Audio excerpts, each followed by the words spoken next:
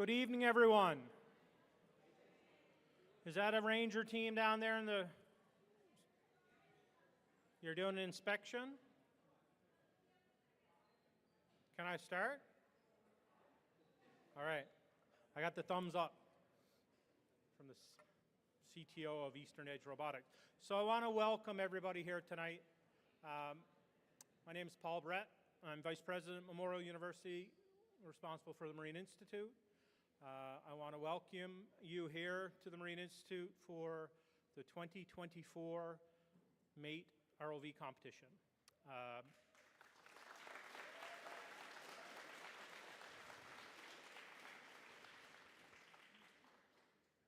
I have some logistics and things to talk to you about schedules and all the things that will happen tonight and tomorrow. I'll talk to you a little bit about our sponsors and things as well. But before I do, we have some special guests here. We have Dr. Neil Bose, President of Memorial University, who wants to bring a few words on behalf of Memorial. And this is a world that he is very, very, very familiar with. So I'm very happy to welcome Dr. Bose here to help us kick off this competition. Neil.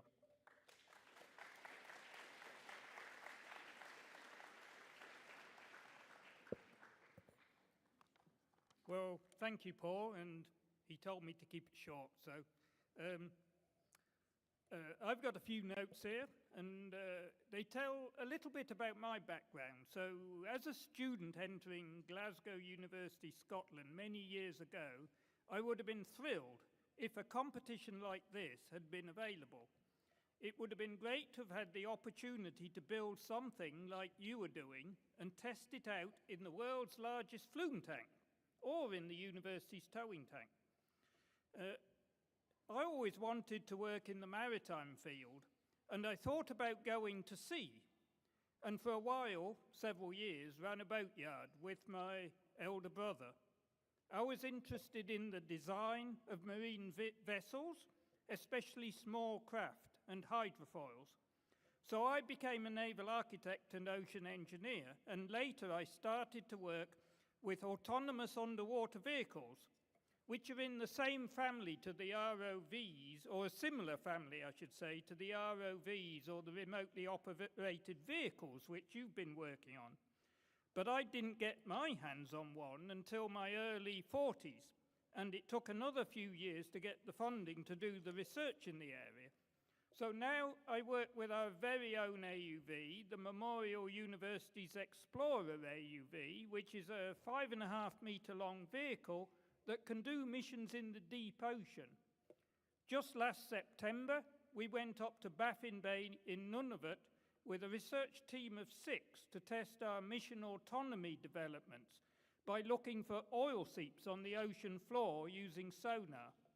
We didn't find the seeps, but the missions worked, and we have had a great time in one of the most spectacular areas in the world. So I can probably relate a bit to what you've been through to get to this competition. Trial and error, success and failure, the need for teamwork, thinking creatively, coming up with innovative solutions. And you might see over the course of the competition that there's more than one way to do things. You might even look at another team and think, well, why didn't we think of that? If something isn't working, come up with a new plan. If you are inspired and interested, you can have a great career working with ROVs. And the Marine Institute's here, ROV program, is the only one of its kind in Canada. As you see through this event, this place is a world-class facility. Maybe this weekend could be just the beginning of a lifelong maritime-related career. You never know. I want to thank the mentors for working with your student. I think it takes a lot of time to get to this stage, and the students wouldn't be as successful without all of you. So to the teams, wishing you all the best. Be proud of what you accomplish, but most of all, have lots of fun doing it. Thank you.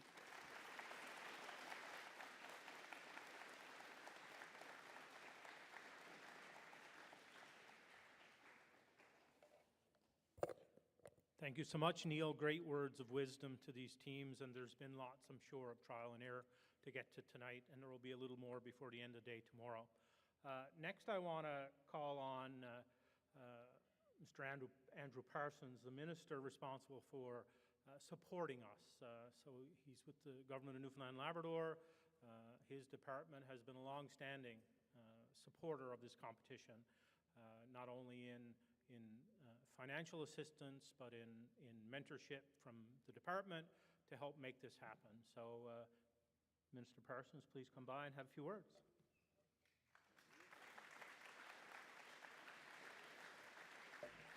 Well, thank you, Doctor, and appreciate having the opportunity to be here. This is absolutely amazing. Unfortunately, I don't have anything half as interesting as Dr. Robert when she was doing the slides, or Dr. Bowes, so the only good thing I can tell you, I'll be quick, is the best thing I can tell you. Just a few notes that I made here. First of all, congratulations to everybody for being here. The students, the schools, it takes a lot to be here. And to everybody who made this happen, whether you're a supporter, teacher, educator, parent, you name it, thank you. This is just getting here. The work you've put into it this far is an amazing, amazing endeavor. Just thinking about all the teams that just went through here, it's amazing just watching them, how excited they were and what they're doing. It just blows the mind. What I would say to you all is that the history of this province was based on the ocean. And the good news, though, is that the future of this province is also based on the ocean, and the skills that you're learning, the technology that you're learning, building, creating, that is what is going to be at the forefront of that. So what you're doing now can help lead you and lead this province to where we need to be. And we are world-class in this province. We have a world-class facility here, Memorial University, Marine Institute, the educators here. And so don't think that there's nothing that you cannot accomplish. And I looked at a screen to the right, and I was looking there. Amazing companies. Some of them are, world leaders. We're looking at Equinors and Exxons, and I think about the subseas. These are all Newfoundlanders and Labradorians, and the stuff that they do isn't just used here. It is used around the world, and these are people that were doing the same thing that you're doing now. Amazing jobs, amazing money, and a chance to go anywhere. You can stay here, you can explore the world, but knowing that you can get it all here is pretty inspiring. And that's why we in the government, we're happy to support this. So all I want to do is wish everyone the best. I hope you have an awesome, amazing day tomorrow. Best of luck to everybody in this competition. And to whoever goes to Tennessee, make sure you represent us proudly, and I hope you have a wonderful time. Again, this blows my mind. I wasn't able to do any of this, so I'm just sort of fascinated by it all. And I'd be remiss if I didn't point out, I might be a little biased. I'm looking at Ron Colley here. I may know a couple of those teachers and students there from that school my son goes to, but I hope everybody has a great time. Cheers.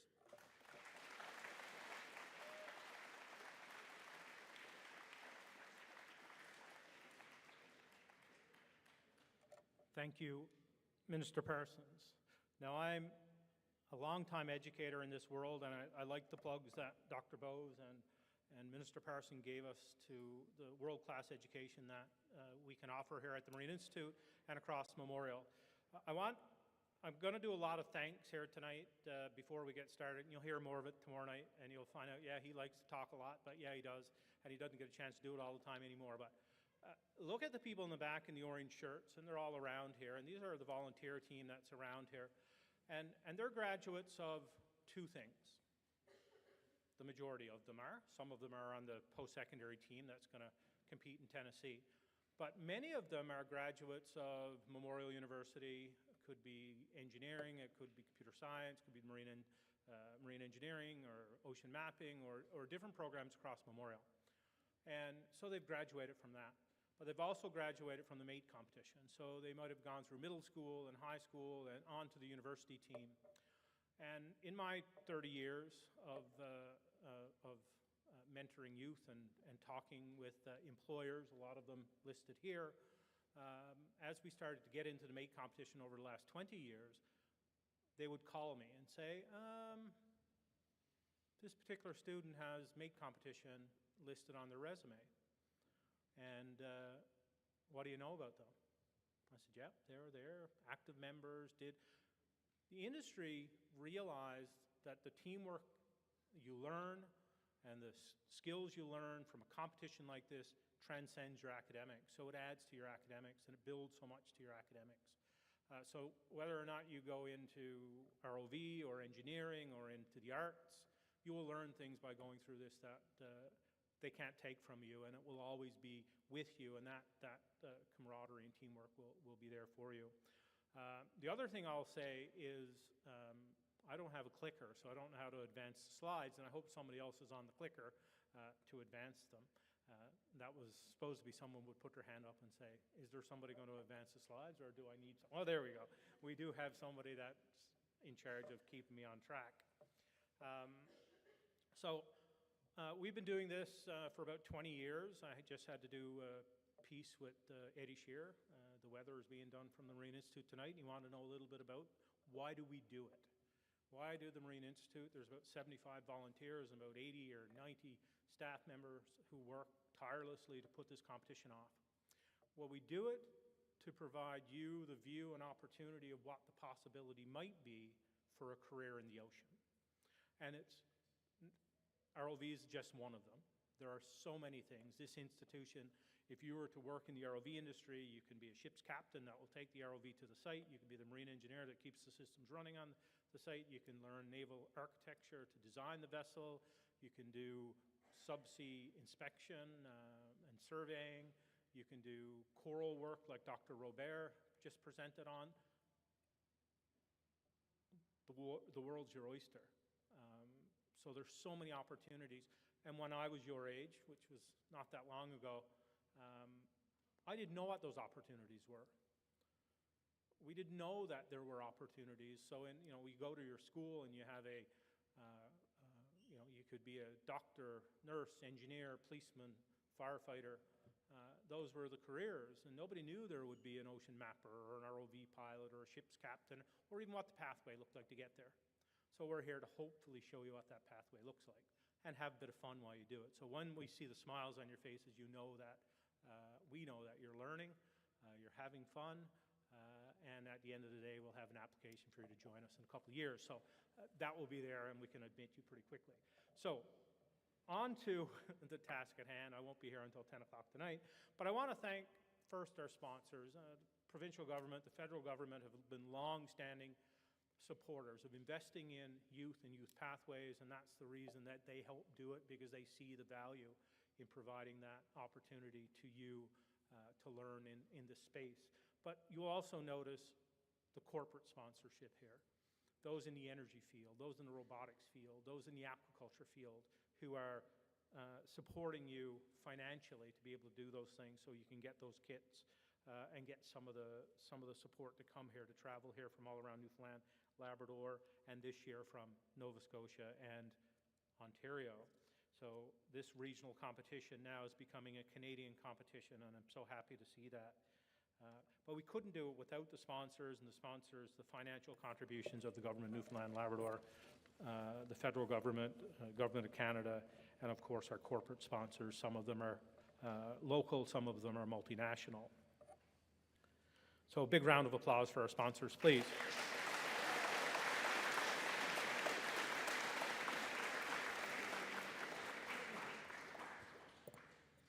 Next is the first phase of your competition. We have 14 teams in the Ranger competition. As you know, first and second place team from Newfoundland Labrador will receive a financial stipend and the possibility of competing at the competition in Tennessee in June. And our national teams have the possibility of competing in that same competition. So the first part of your competition is to make some noise. So your robots can't do it unless you put speakers on them. So I'm going to call out each of your teams. So this is time for you to represent your school, your region of the province or region of the country, and somebody's going to judge who's going to be the loudest. Somebody's going to give you points, but you'll never know when they come because we don't really have points for this, but it's really a chance to be loud. So in no particular order, but actually a particular order, number one is Concord's Robotics from Gander Collegiate. Let me hear you.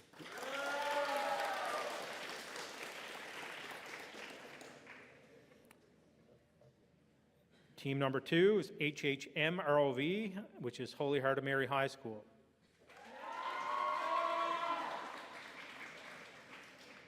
Number 3, already got a shout out from the minister, the Roncalli Cardinals from Roncalli Central High.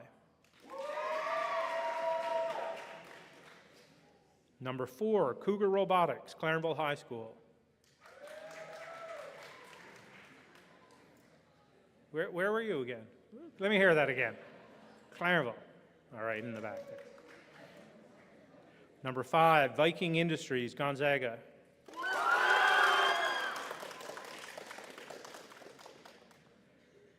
Number 6, OD40, O'Donnell High School.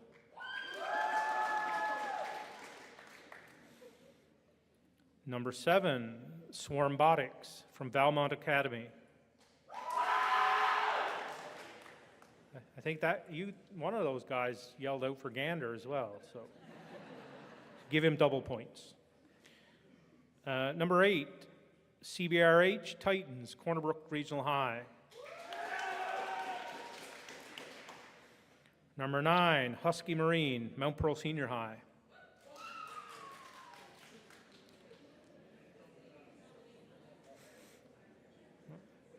Number 10, Shark Tech, Labrador Straits Academy.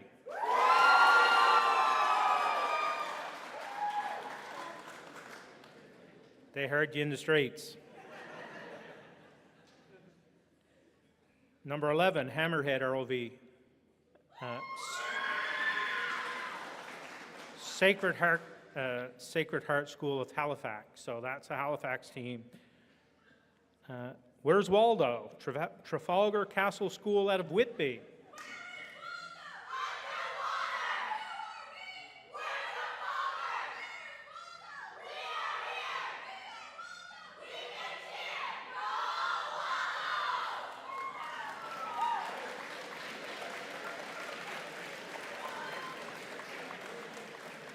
And I'm sure they have heard you in Whitby as well. Number 13, Heritage Collegiate.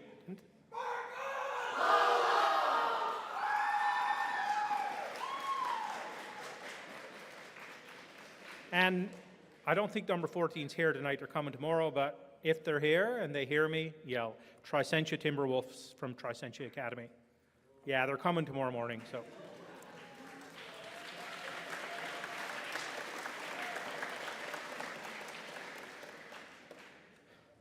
All right, so to each and every one of you, best of luck tonight and tomorrow on the competition. We're going to talk a little bit of logistics, but I have a couple of more thank yous to do first. I need to thank the faculty and staff of Memorial University and the Marine Institute for the work that they've done to help put this off. Now, a lot of them are here as volunteers as well. You'll see them tomorrow. Our staff, the catering staff is here. I just realized I made you all yell. We have exams going on today. I was supposed to say that later. But shh, later we'll be quiet, but they're up on the 3rd floor, and we do have some exams going on tonight. But thank you to the staff, faculty and staff. And now I want to also ask you to thank perhaps some of the most important people, and those are your mentors, and those are the ones that help you get here. Your parents, your school teachers, the ones that help keep this going. And you guys will all move through high school and graduate, and your mentors will build a new team and continue on here. And I've seen some of the mentors here for as long as I've been involved in this competition, and they're so important to it happening. I want you to give them a big round of applause.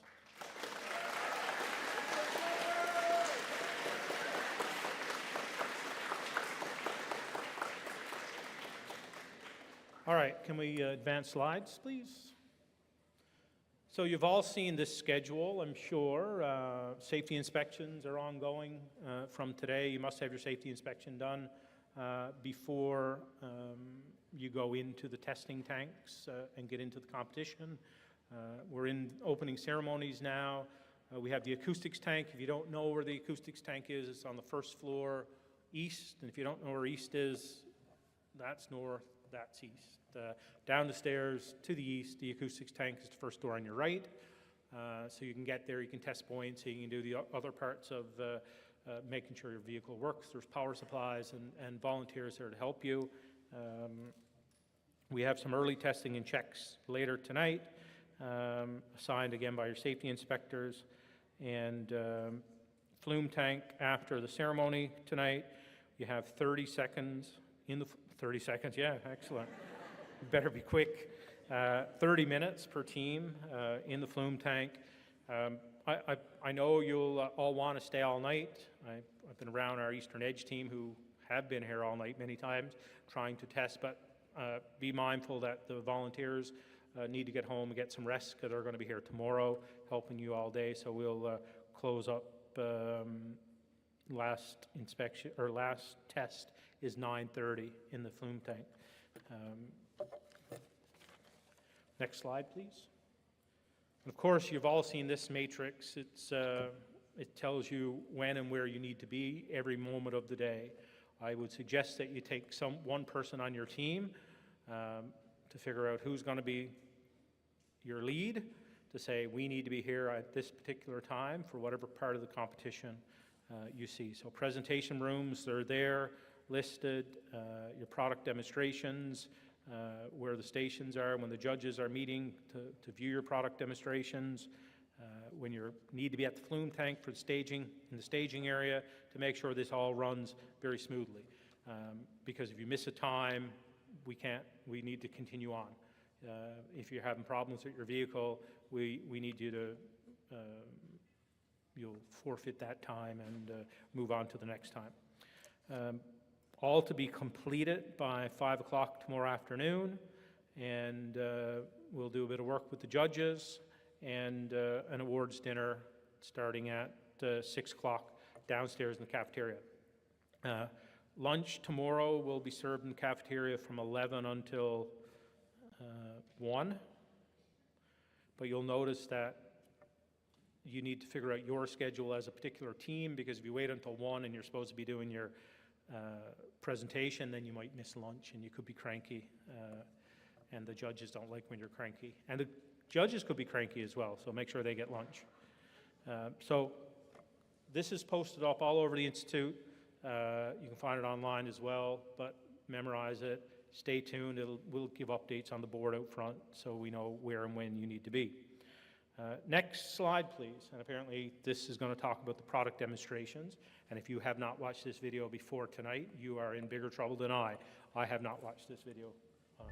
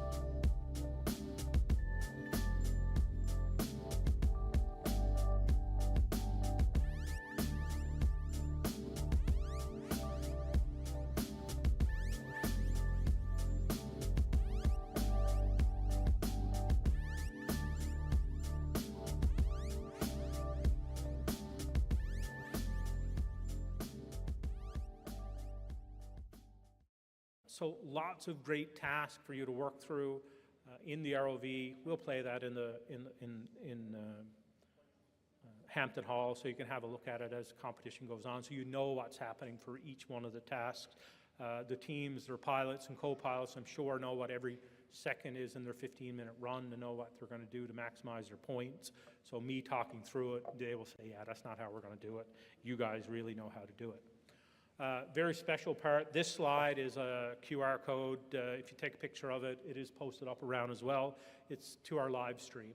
So if you have friends or supporters who are not here tonight and they want to watch you live, this QR code will take you to the live stream where we have some of our volunteers who are doing color commentating on the competition, so you know exactly what's going on, and they give some pretty good feedback on what they're seeing happening, so you can see how your team is doing. It's like watching the hockey game. At least you know what they're at when they're passing to the blue line or something like that. So next part, I'm supposed to have a prop in my hand, and I don't have it, and my friend is going to come with it, is we need to hear from you. So this competition is made possible by a huge network of people all across Newfoundland Labrador, all across the US and all across the world as part of the Marine Technology Society. And the MATE competition loves to hear feedback. How do we get that feedback? It's not by telling me on the way out through the door how this worked for you, but it's doing a survey. And how do we get you to do a survey? We have a prize for you. And this is the MATE 2024 competition patch.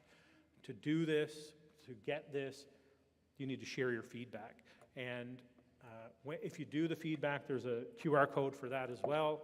You will get a notice that you've done the survey. And this is more than for team members. This is for mentors as well. And you bring it to our desk out here, show us, them, that you've done this, and we'll give you a patch. And then you can collect these for 20 years or however long you're involved in it. But you must do the feedback, and we need it to help improve on the competition. I might be pretty close to the end here. I am. This is my last slide. But the gentleman that just walked over, most of you, the mentors and probably the teams, walk over. You, yeah. Joe Singleton is the regional coordinator for the MATE competition, and there's a couple more, but they've hid away. They don't like the limelight.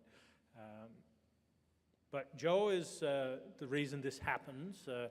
I've worked with him for a long time, and the hours he puts in, I'm tracking him on his step meter. I don't know what he had, 40,000 steps last year on Saturday.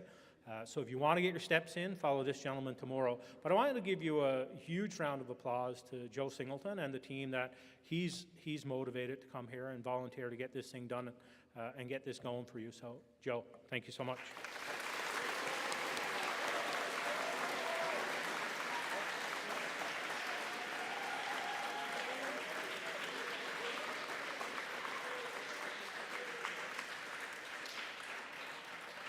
And as a token of my appreciation, Joe, you can have this patch. So anyway, that's it for me. I want you to have a lot of fun tonight, tomorrow. I'm serious. Our recruiters are on site as well. If you want to hear about programming, if you're in grade 10, 11, 12, 6, 7, or 8, or 9, I guess we got them all, and you want to know about career opportunities at Memorial or in the ocean, talk to our recruiters. And it is a special place to come to. Some great tours going on as well. Please sign up for them. You guys are going to be very, very laser focused tomorrow. Some people are going to have some setbacks, but don't worry about the setbacks. You'll learn from those setbacks. If you have fire, don't worry. We learn from the fires. But have some fun. Have some fun today and tonight and tomorrow. And tomorrow night we'll have a chat and celebrate those of you who've all achieved something great. So good luck and good night.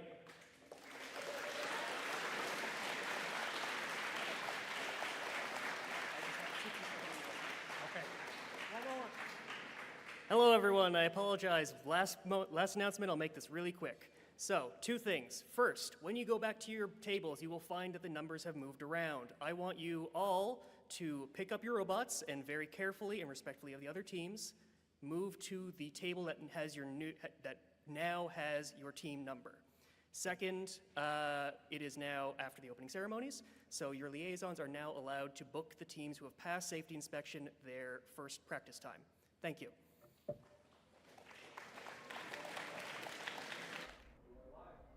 Good morning, everyone, and welcome to the 2024 Newfoundland Labrador Mate Regional ROV competition. Today we have a great day lined up for the Ranger competition, which is the high school students, and we are here to guide you through it, whether you're near or far. We are here to welcome you with open arms.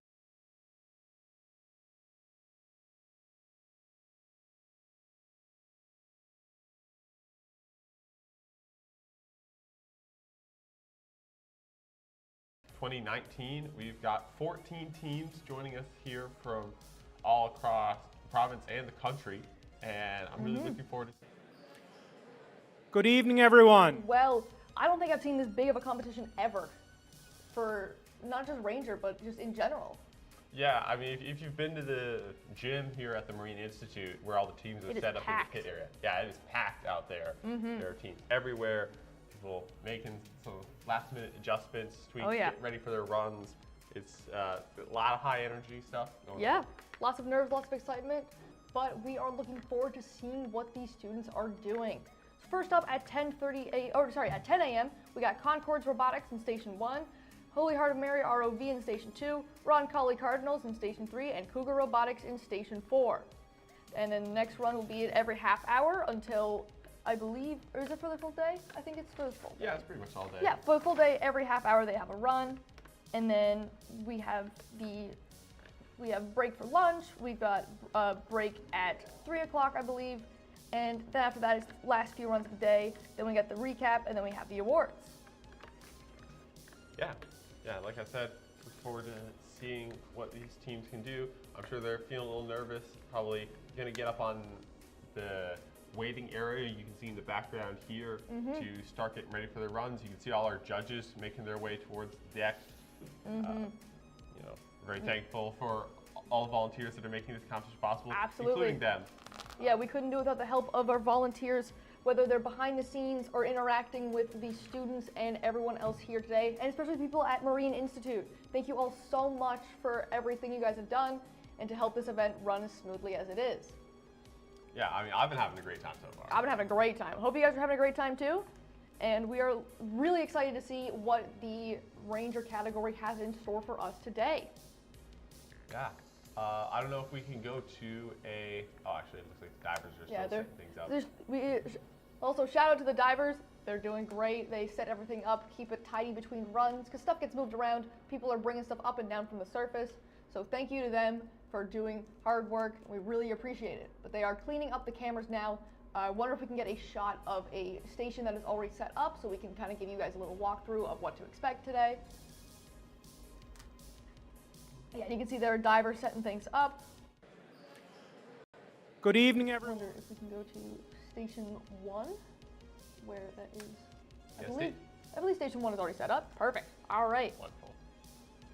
Yeah, all right. So here I can start going through a few of the tasks while we're waiting for teams to get on deck.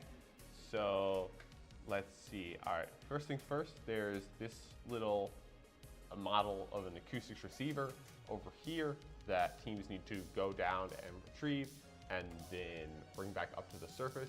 The acoustics receiver is supposed to monitor or take in the sounds of fish in the water, and then you can use that data to figure out how many fish are in the area. And then they can remove that one, and then in this area here, they need to bring down a new receiver to replace the one they removed.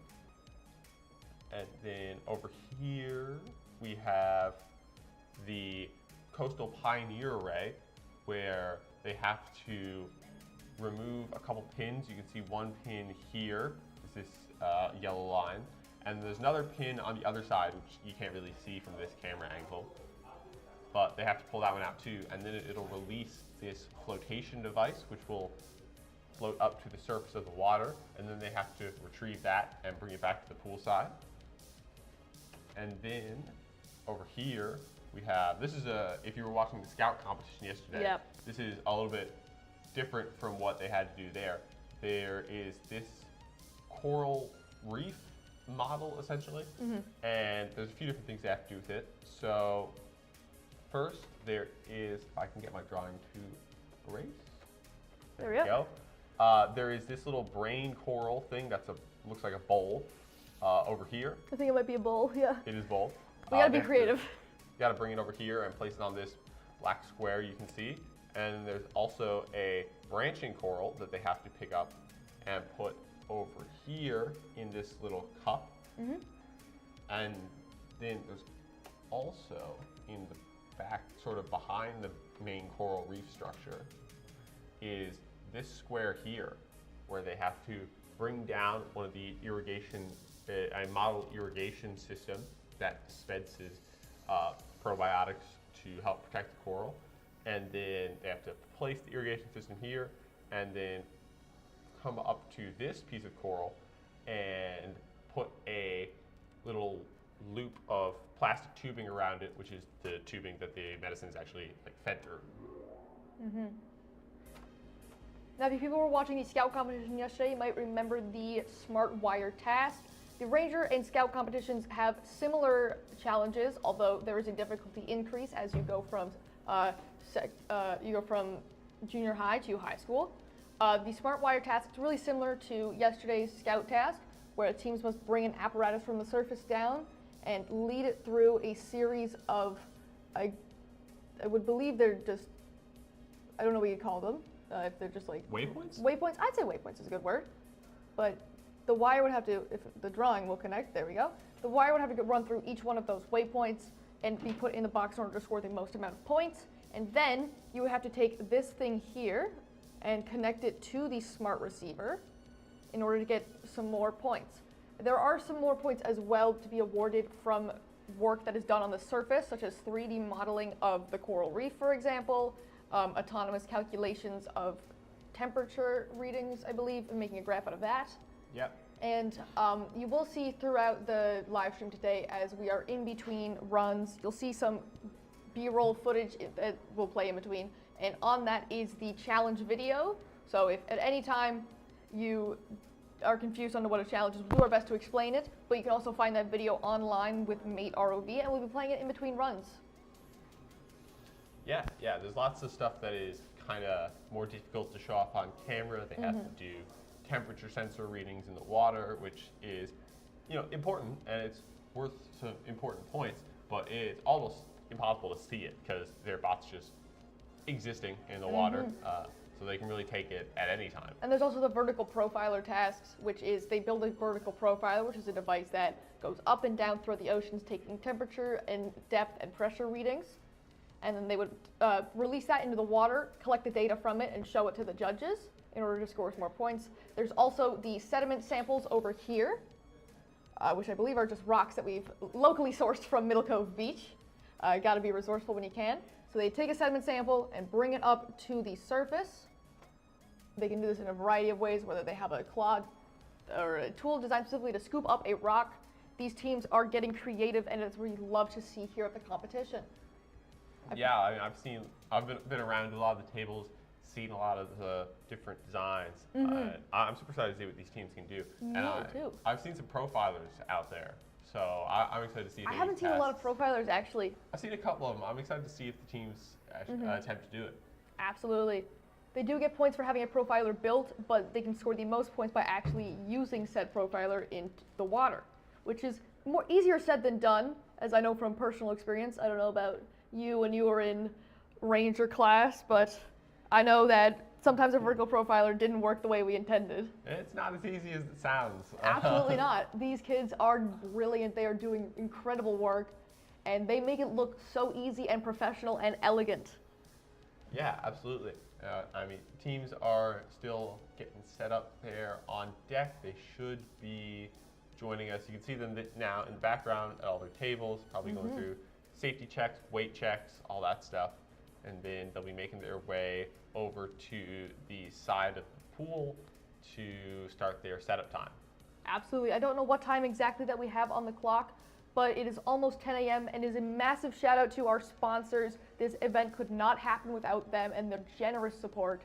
And we thank them so much for allowing us to foster the love for marine sciences in these students, and even ourselves as alumni of the competition, having so much passion and joy for this competition that we are here and helping today. So thank you to them for their generous contributions, and we could not have done it without them, simply enough.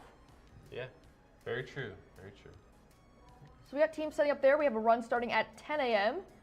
First people on the product demonstration deck are Concords Robotics, HHM ROV, Ron Colley Cardinals, and Cougar Robotics.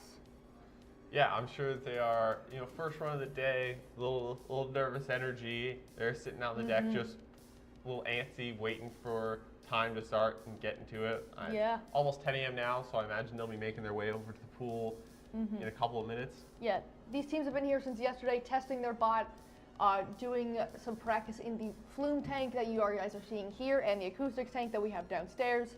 They've been doing lots of testing, making sure their bot is working and in good order. And lots of nerves, lots of excitement, especially first run of the day. But these kids are brilliant, they are talented, and they are strong. They are going to get through this, and they're going to have a great time, we hope, and we're having a great time as well. Yeah, looking like we got. All right, and we will be back shortly with a quick break, a commercial break, if you will.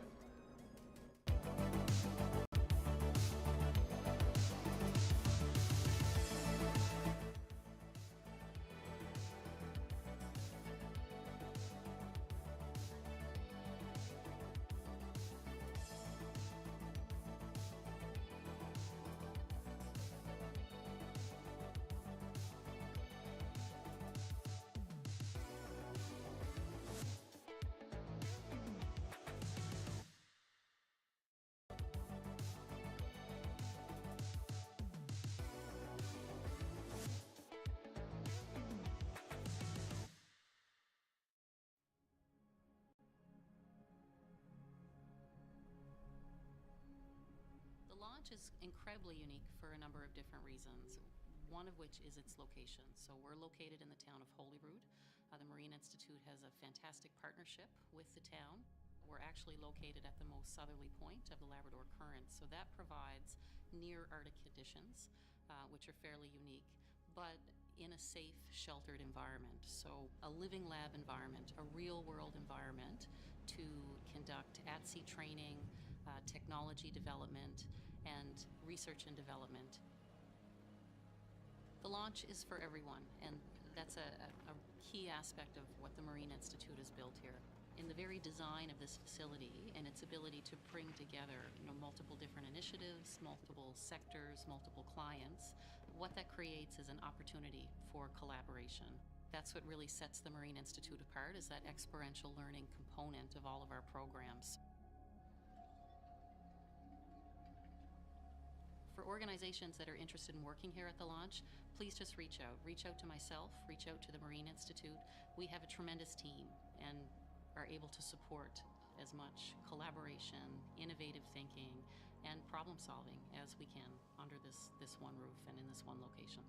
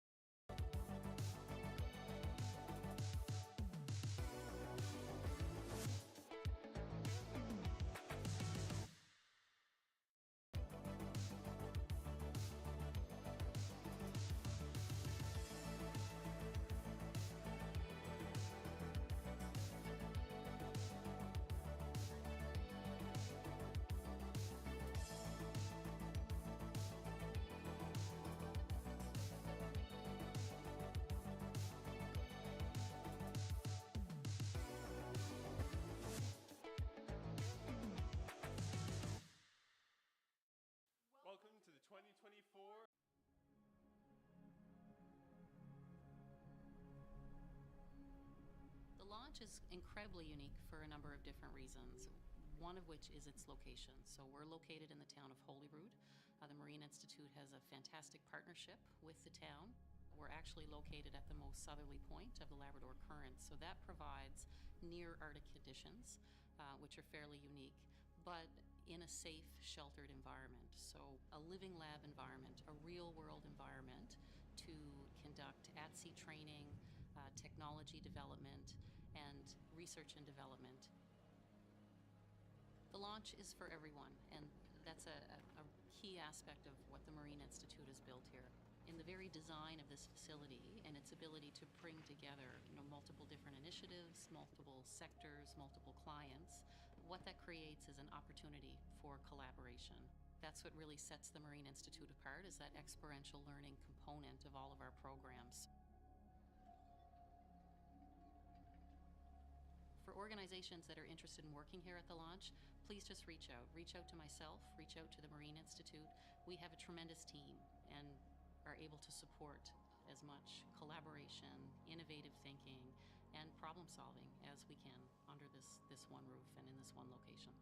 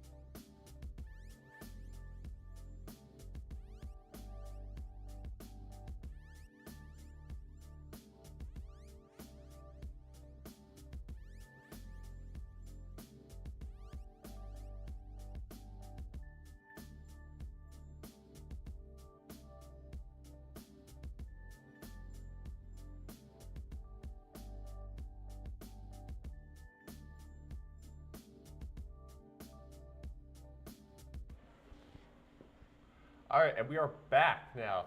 Teams are getting set up on the side of the deck here for their first run of the day. When you get on deck, you have 5 minutes to get everything set up. That's get your bot ready to put in the water, get your wires plugged in, get hooked up to the television. See in the back. Here you can see we have Concord Robotics at Station 1 from Gander and their ROV, the JPOW-1. This is the team with 11 members, and they've got two tools on their ROV. You can even see some pictures of their bot on the table right there. Absolutely. And something to know about Concourse Robotics is that this is their first year competing. We've got a few teams here that's their first year competing, which is awesome. We love to see it. We love to have more new faces and new groups here at the mate competition, because you often see like a few schools have, or like the pillars, they always come back every year. But it's so nice and refreshing to see new faces and see new people passionate about marine robotics. Up next to them, we have Holy Heart as HAM ROV. This is their second year competing as well. Their ROV name is Neptune. They've got 136 hours, give or take, working on the bot and 15 team members. Based on the fact they're putting their bot in the water soon, they are probably almost ready to start. The 5 minutes might be up. We will have to check. Usually we'll have a timer for you, but we just gotta work that out for a little bit. So sorry about that there, folks, but hopefully it should be back up for the next run. Yeah, so they're allowed to put the bot in the water, but they can't let go of it until after the 5 minutes is up. So that's the Roncalli Cardinals there. The ROV named Triton. Number of members is 5, and they have 2 claws, which is really interesting. They got one, I believe, horizontal, one vertical, which is very helpful because oftentimes you will need range of motions. You can either turn it or not, and they're counting down now, I believe, and they have made touchdown to the water. They got 15 minutes left.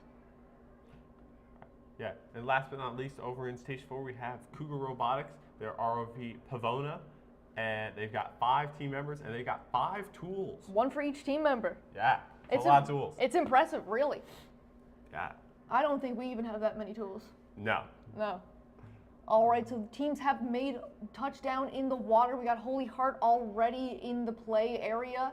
They've brought down the new acoustic sensor and are going to pick up the old one, I'm assuming. We've got Cougar Robotics going in to do the pin on the coastal array, I believe. Yeah. You can see Holy Heart has placed the acoustic receiver, but they have 1 foot of it. Oh, that's not a very good drawing. They have 1 foot of it that is not quite in the area, so they're going to have to give it a little push to get it in there if they want to get those points. You can see them trying to do just that. It appears to be, they're trying to bump into the side of it there. Concord Robotics going down, having a look around, seeing what's on the go. Yeah. We got pilot POV for some of the stations here. Concord looks to be like they are bumping into the coastal array. Maybe they're going to go for the pins, maybe not. Yeah, you can see their claw here on the front. We saw it yesterday in person. It is giant. It is massive. Like it puts a giant lobster to shame, people. It is incredible. Highly recommend if you guys are in the building, going into the gym, checking out the bots. They are all works of art. They are all beasts. It's incredible. Yeah, absolutely. This is some super impressive stuff. I'm sure that thing's got some serious grip strength. Absolutely, probably more than me, and I go rock climbing. All right, so we've got Roncalli down there as well, and Cougar Robotics looks like they're both going for similar tasks. Roncalli appears to maybe go for a push the pin out approach, and that is exactly what they are doing there. We've seen a few push the pin out approaches from Scout yesterday as well, but Roncalli seems to have got that down to a science. They are going directly for it. And when it comes to this type of stuff, you want to know, you don't want to just dive in not knowing what you got to do. You want to have a good attack plan, right? You got to recognize what tasks you can realistically do, what tasks that you don't think you can do, because those 15 minutes, folks, they can go by like 30 seconds. Yeah, absolutely. Yeah, you can see Cougar Robotics also trying to pull the pins out. I think they may have been caught up in the string of the flotation device there. Yeah, that string seems to be floating around a lot. It's because if you were watching Scout yesterday, that string on the flotation That string device, caused some issues. Yeah. It was a bit of a tangly situation there. Absolutely. Concord, once again, looking like they're getting that pin lined up. The pin grip area is significantly smaller than it was yesterday for Scout, but that is where the difficulty increase comes in for this stuff. Yeah, you can also see, I think, yesterday during the Scout competition, you had the option to either pull the pin out or push it in. Yeah, but I think that's been changed now for Ranger to make it harder. So they can only pull the pin out. They can't push it in anymore. Looks like, see that they're laser focused. This stuff takes a lot of focus, hand-eye coordination. It is insane what they're doing. And I believe they are bumping into it. I'm not sure if they have gotten a good grip on that yet. They're trying to push it in. Yeah, see, they can't push it in, unfortunately. Yeah, you see that they're right on top of it, though. They are very close. If they just get back up and try to, because they have the pin straight up, hopefully they can grab a hold of that since the little bar of it is vertical, and then they can just pull that out and keep going. Yeah, not barely any room for them to grab onto. It's very tough. It might be a bit tougher, especially where they got that big claw, but I'm sure that big claw is going to come in to be a big advantage somewhere else. I'll go on top of it. All right. Here's see as what Roncalli and or Cougar Robotics are doing. You can see up here. I'm gonna have a look at what they're doing. Oh, they got it? They are making some progress. Oh, they're making big progress here, people. They got to get it over the lip of that black yeah, one. I think it's turning a little bit. It's causing a little bit of issues. Hopefully they can get that figured out. It appears to be that most people are going for the task, the flotation device pin release. Roncalli and Holy Heart looking to line it up. Holy Heart getting a bit of a lean on it. I'm not sure if that's intentional or not. Yeah, it looks like Cougar Robotics might have the old acoustic sensor. I believe they do, yeah. They're headed back up to the surface, scoring themselves some points. Very nice. Great work as always. Not Cougar Robotics, but the team next to them. Yeah. They seem to be a bit tied up in the string there. Roncalli, hopefully they can get that managed. Once again, that string does cause problems. I believe that's the square that you guys are seeing up there is the area of deployment. So Scout didn't have one yesterday, which means they could have deployed the bot anywhere in the water that they liked, but these teams can only interact with the bot in a certain area. Yeah, this square, the red square you see here is supposed to simulate a hole in some ice, yeah. Deploying it through an ice sheet, or potentially a moon pool in the bottom of a ship. So it's just to make the competition a little more realistic. Yeah, because the point of these competitions, as fun as they are and as nice as to see all the creativity, it is to show the practical applications of these technologies. It is to show that what these ROVs are used for in real life, how they are used to go down and help coral reefs, how they are used to go down and work on some wires, move stuff around, replace machinery. These machines go where humans cannot, and it is so cool to see how these teams make these machines. Cougar Robotics placing down the new acoustics receiver perfectly. I believe their claw rotates as well. Very well done. Incredible job, guys. It looked like the receiver just turned as it was being laid down. Wow. So I don't know if their claw turns or not, but if so, that is incredible, guys. Yeah, I mean, you can see here, like, a lot of teams have had trouble knocking this thing over. Absolutely. And then having trouble picking it back up, but they laid it down perfectly. Laid down like there was no trouble at all to them. Wonder what their next move is here.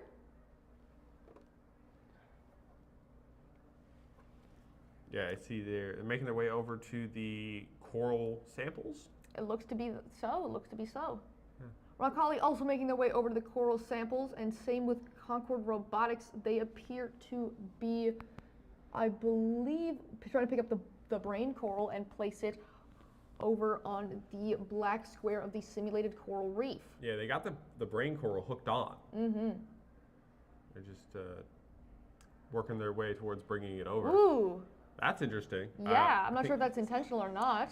I can't go up either. Trying to maybe get a bit more range of motion on that. Yeah, that's interesting. You can see the laughter about it. And folks, this stuff happens. I'll tell a quick little story. Last year, I'm a Gonzaga ROV alumni. So last year during the competition, our bot was underwater. The enclosure for all of our electronics fell apart underwater. And if you thought that was game over, you were wrong. We did our best, and we ended up getting third, I believe, last year. So it's just to show that just because something goes wrong on the bot, it is not game over. These teams have their marketing presentation and their poster board, which is 2 other massive point categories. So it's not just what's in the water that counts, it's also what's on land, people. Yeah, and even if things go wrong in the first one of the day, they have 3 runs in total. Absolutely. So they got a lot of chances to learn from their experiences in the pool and improve in next runs. Roncalli has moved the brain coral from its original spot. You can see it started over here, but is now over here. Where they want to place the brain coral is on this square here. So if they can get that done, then they are golden. See them there up on deck.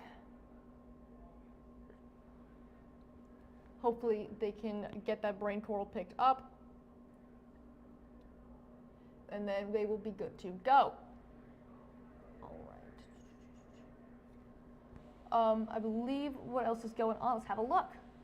Oh, you can see Holy Heart here. Holy has Heart doing a smart wire task. Yeah, the smart repeater trying to route it through those waypoints. Very tricky. It's very tricky. It's a very tough task, especially they appear to be going a bit low to the ground, and that can happen when you're picking up something underwater. Your bot could have perfect buoyancy beforehand, but then when you pick something up, it's a bit off balance, which is very tricky, and these people have to work around it very fast. And the wire not behaving as intended underwater because the wire floats, and it's not going to behave and lay down as neatly as you'd want it to. So the fact that these teams are working their best to work around this and do their best to route the wire is very impressive. And hopefully that task goes well for them. Yeah, anytime you've got a wire or a rope or anything like that on a prop, it's super easy to get tangled up in it. It could get sucked up in one of your motors and cause tons of problems. So yeah, it's always difficult to try. Absolutely. We got 5 minutes left on the clock here, folks, for the first run of the day of the Ranger competition. These teams have been performing great. Holy Heart Mary seems to be a little bit stuck there now. Yeah, could be experiencing a little bit of tangles in that line. Hopefully it's not motor troubles.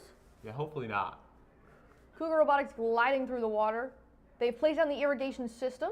Yeah, they also placed down the brain coral and the Look branching at that. coral. So they took the branching coral from this little post here, placed it over here, took the brain coral from its little position right here. The finger tracking on this drawing is not very good. I'm terribly sorry. I promise I'm a better artist. The brain coral goes there, and they are placing the irrigation system around this piece of branch coral. Now, in order to get the points, I believe, or get the most points, the irrigation device has to be placed back in that square that it was just in.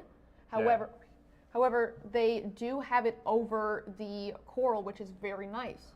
Yeah, they did that super, super fast. Though. Absolutely.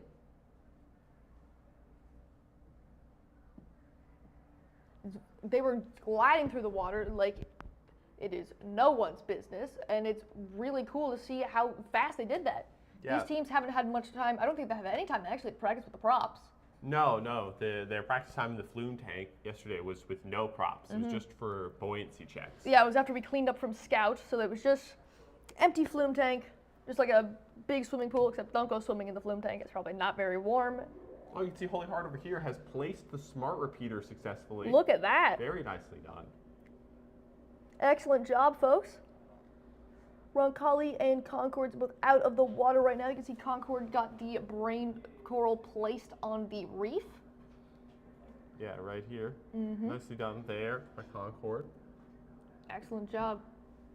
And we can see one of the teams. I'm not quite You can see sure. the Roncalli Cardinals, I do believe, taking the bot up out of the water.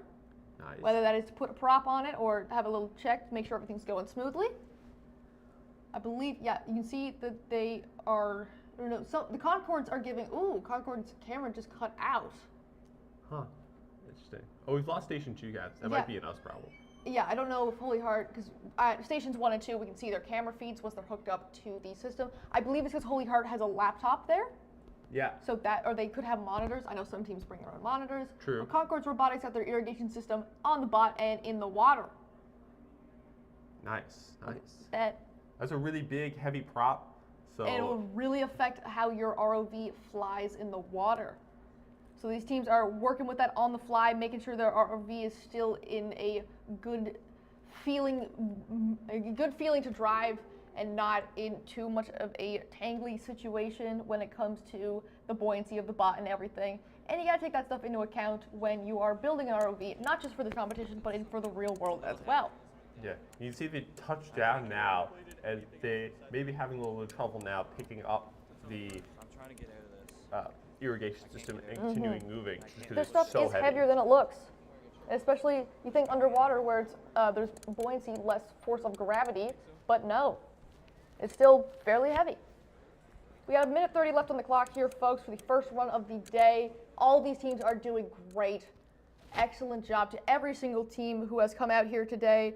And massive thank you to everyone who is watching and supporting, whether you are here in the Marine Institute, whether it be in the flume tank or the live stream viewing room, or just hanging around somewhere. We thank you so much. And whether you are across the country, across the province, thank you so much. Your support means the world, not just to us, but to these students as well. Yeah, I just saw Holy Heart pick up the old acoustic receiver and start bringing it back up to the surface. Excellent. And Cougar Robotics has also placed their smart repeater over here, which is good to see. It's tough to see on the camera angle if they've routed the wire properly, but They have? well, I can't. Or it's it tough is hard to see, yeah. But the judges will make the official ruling on that. We have the stats up again for the HHM ROV team. I like how they had the team hours. That was on their poster board. Most of the stats you'll see here were on their poster board. The team hours. I wonder what the team hours are for Eastern Edge. Probably a lot. Probably a lot. Yeah. Yeah, but you can see that just goes to show how Dedicated these teams are. Yeah, how hard they've worked to build this bot. Yeah, you can see them pulling Neptune out of the water right now to I think it's a retrieve bit caught up the in the receiver. it's a bit caught up in the box. But 5 seconds left. 3, 2, 1, and congratulations to every single team. That is the first run in the books. Yeah, it was a great way to start the day right there. Right, we start the day. Now it's time for them to head back to the gymnasium, to the pit area, and whether they want to get some practice in for their marketing presentations or do some last-minute fixes to their bot, because, you know, both of these things are bound to come, their marketing presentation and just making sure their bot is in good working order. But that is the first run of the day. Yeah, absolutely. Now they've got 5 minutes to talk to their judges, get their scores tallied up, Tidy up. sign off on the score sheets, and, you know, get cleared out so the next group of teams can come in. Yeah, at 10:30 a.m. we've got Husky Marine in Station 1, OD4D in Station 2, Swarmbotics in Station 3, and the CBRH Titans in Station 4. Yeah, another great round of competitors coming up in a few minutes, and I'm excited to see what they can do. So Absolutely. We'll be back with you in a couple minutes to see the next group. Absolutely. See you then.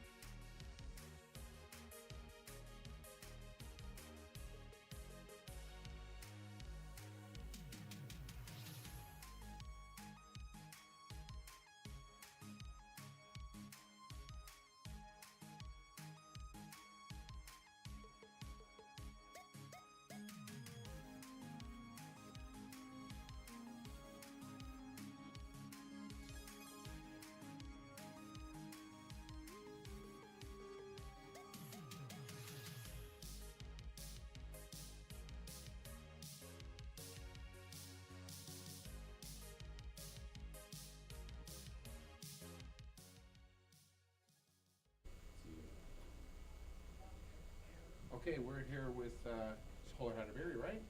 Yeah, you want to tell everybody your first names? My name is Wafa. My name is Preju. Allison. Ben. Sophia. Frank. Okay, so this is your second year in the competition. I think, was everybody here last year? No, we got some new members. So tell me about your bot. What did you improve from last year? What did you find last year probably didn't work so well that you changed for this year? So last year our code didn't work. We used a Blue Robotics pie hat, which fried before the competition. So this year, to reduce errors and the chances of it failing, we customized our code. We now run it all off the pie, so we have greater flexibility with the code. We're also able to reduce the max thruster voltage, meaning the thrusters aren't able to pull too much current from the power supply, blowing the fuse, which helps with reliability. Yeah, for sure. So when you start a task, you know, you get the video, I'm sure people are familiar with this, but you get to see the tasks that you're going to have to take on when you go do your runs. Anything that you wanted to take on first that you designed this for, or? We didn't really make any like specially designed tools yet, or not yet, but this year. But we just we found that most of them could be done like with the stuff we already have. Okay. So we didn't get to making any custom things. We thought about it, but I just don't think we got around to it. Okay, so was there anything that was a big challenge out there this time? The handling on it is a bit weird. It keeps pulling, I think, with the tether, so we might have to work on that in between our runs. But overall, it was good. Yeah. So how did you find the tasks? Were the tasks any particular one that was really challenging? We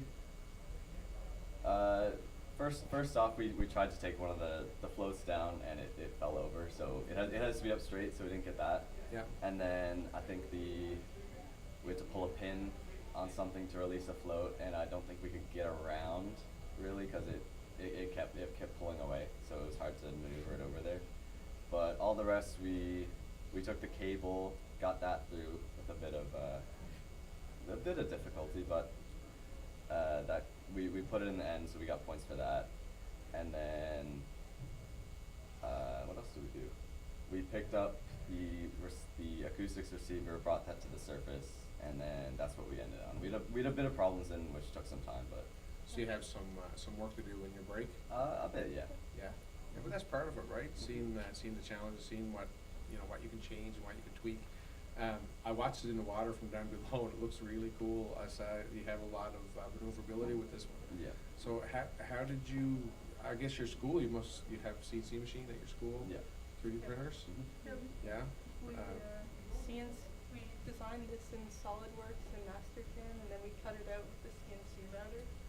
We custom designed these tube mounts so you can easily pull the Velcro straps and get your tube out and get to your electronics. Yeah, we custom built this cloth, which worked quite well this run. Like, we didn't miss with our claw at all. Awesome, awesome, and that's some things I guess that you learned from last year. Yeah, it gets a little easier every year, but that's the importance of coming back. Yeah, so what in particular do you think you're going to change on it for the next one? Like you said, it was kind of. Yeah, I think we're not completely sure, but we think it's with the tether, so we might have to like straighten it out and maybe change some of the stuff back here. But overall, I don't think we have too much to I don't think there's really much we can change. Just a bit of that, and then we should be good. On the coding end, on one of our files, there was a float division by 0, so we must have one small error that I have to go in and hit one number to fix. So you got some coding to do after? Just a bit. That's awesome. Less than last year. All right, yeah, well, good luck on your next run. Thank you. And, yeah, I'm looking forward to seeing this thing in the water again. Yeah, and coming back again next year, right? All right. Perfect. Thank you for coming and thank you for being interviewed. Thank you. All right, and we are back. It is the second run of the day. Up on deck now, we've got OD40, Swarmbotics, and CBRH Titans. Mount Pearl was supposed to do this, but they opted out because, you know, sometimes that happens. Sometimes you got to fix stuff with your bot. And there are 3 runs, and the way the scoring works, people, is that it is the highest scoring run of the day. They don't add up the scores. It's just whichever one is the highest out of all 3 of your runs. So if you need to, you can say, hey, I can't do this run right now. We have an issue that we need to fix. And then you can go fix that issue and do even better in the next run instead of stressing about it during your current run. We got OD40 up. ROV is called ICE. They have 10 members, and they also have their time statistics on their board with 75 hours spent working on the bot. Yeah, I mean, OD is one of the most consistent teams we see every year. Absolutely. They're here every year. It's great to see them back again for the 2024 I like their hard hats. competition. Yeah, you know, they're always very safe on deck. Very safe. Safety's a priority. We got Swarmbotics from Valmont Academy out in Kings Point. ROV is called Hive Dive. They got 4 members, and this is their first time competing. We love to see new teams, love to see new faces. So it's awesome to have them visit us at the Marine Institute, and we are so glad to have them. Yeah, and I gotta say, if you get the chance to head out to the gym, they have a very nice marketing display. Oh, their posters, it's like all nice. bee themed, like it's super It's cool. great. looking. Go have a look at it. All the Yeah. posters are great. They're Yeah, all the so posters creative. are great. We got Corner Brook Regional High with the CBRH Titans. The ROV is called the Titan ROV. They got 9 members, and this is also their first time competing. So welcome, Corner Brook. A big welcome here from the Marine Institute and from Mate ROV, from Eastern Edge, all of us here. Welcome, and we hope you guys are having a great time. Your first competition. You guys put a lot of hard work in, a lot of effort, and we hope that pays off in the way you want it to.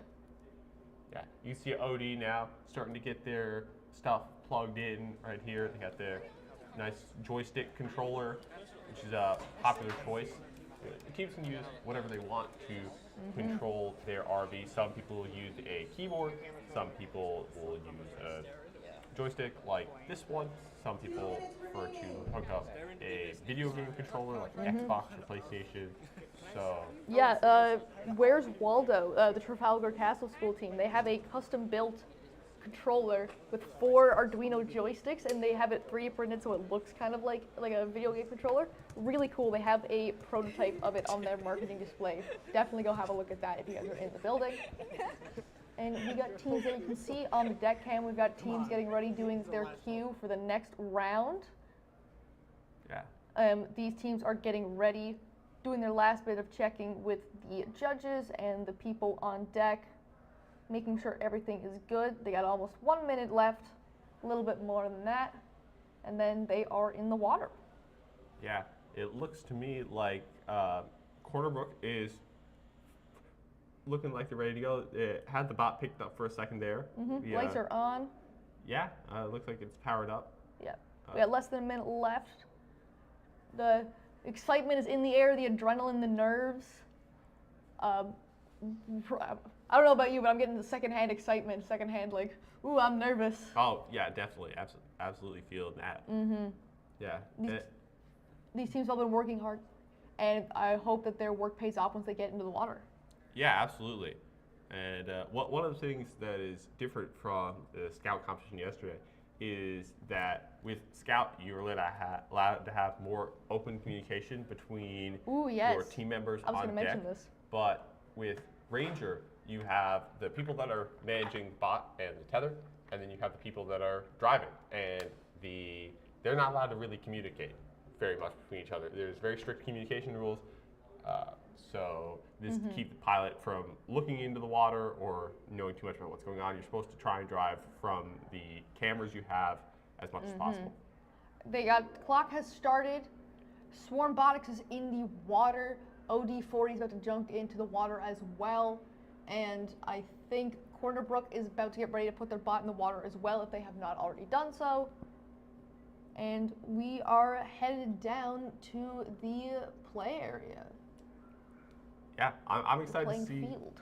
You know, I mean, obviously we've seen OD at the competition for years. We know what they can do. I'm excited to see what these new teams can do. Absolutely. It's their first time putting a bot in the water at the flume tank. So. Marine Institute is a big building, lots of water, lots of tanks. I mean, it wouldn't be called the Marine Institute if there wasn't a little bit of water in here. True. But flume tank is a gorgeous space. It's incredible that we just have this here in Newfoundland. It's awesome to see. OD40 taking the bot back up out of the water. Could potentially be have some difficulties. Maybe they forgot something. Always possible in the stress of the competition. Absolutely. You see they're on deck camera there now. Pilot waiting patiently. Talking to the judges as well. Yeah. It's always important to have open communication with the judges. Let them know what you're doing. Let them know what your plans are, so that you can make it as easy as possible for them to give you points. Putting their bot back in the water now. Hopefully all is good. Good to see. Good to see. Maybe they should have talked to the judges, asked them a question or two. How do I get there? If I could try to click it again. And it looks like the bot is making its way down now. Got the camera feed Got it. from That is funny OD. how fast it is. Yeah, you can see one of their tools moving around in the front there. And they are making their way down. It's gonna be the last. I don't know if any of the teams have entered the camera view of the field that they will be in. Okay, you see OD just pulled their bot back out of the water.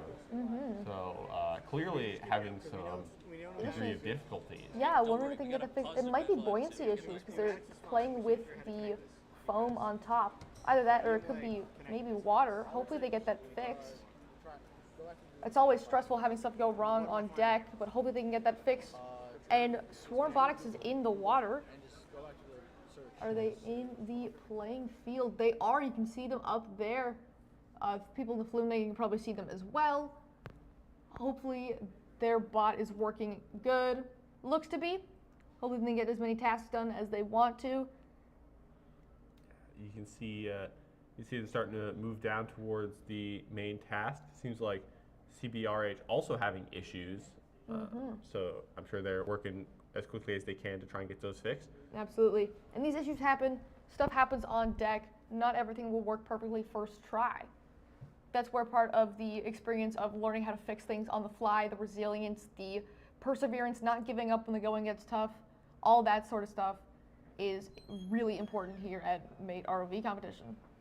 Yeah, you see their deck crew working as quickly as they can right now to try and get whatever is going wrong fixed up again, so they can get in the water and get to driving. Yeah, absolutely, doing some emergency bot surgery. Swarmbotics in the water, moving around, getting a feel, trying to decide on what they're going to do, what their main focus of attack is. Yeah, you might not realize, but no school has access to this tank in advance, or a tank of this size at their school. So the first time getting in the flume tank, especially if you're a new team, it can be a little jarring. It's totally different from driving in, like a shallower tank that you may have available at a school. I mean, when we did waterproofing last year at Gonzaga, we used a recycling bin, and we just filled it full of water and stuck the bot in there. Went, all right, it works. And then we put it in the flume tank, because it's 4 meters of water. You got to deal with the pressure exerting on the bot itself, on the stuff inside the bot, and that can affect some of the wiring and the way the bot behaves. But we put it in the flume tank, and then it didn't work as intended. Yeah, and I mean, even managing like the tether, it's so, you have to let out so much more tether to go anywhere. It's much more difficult to work with. You see OD's bot sitting on the side of the pool. All of their team currently looking at the computer, trying to resolve their issues, potentially a software issue, if they're working on the computer to try and fix it. See, or maybe a connection issue, they're having trouble connecting to the bot, that's always possible. Absolutely. 10 minutes left on the clock here. Swarmbotics is still moving around in the water, getting a feel. I wonder what that thing is there at the front of their bot. During an intermission, I might go out and see what that is. I'm curious. Yeah. I'm not sure if it's a propeller, if it's a weight or something.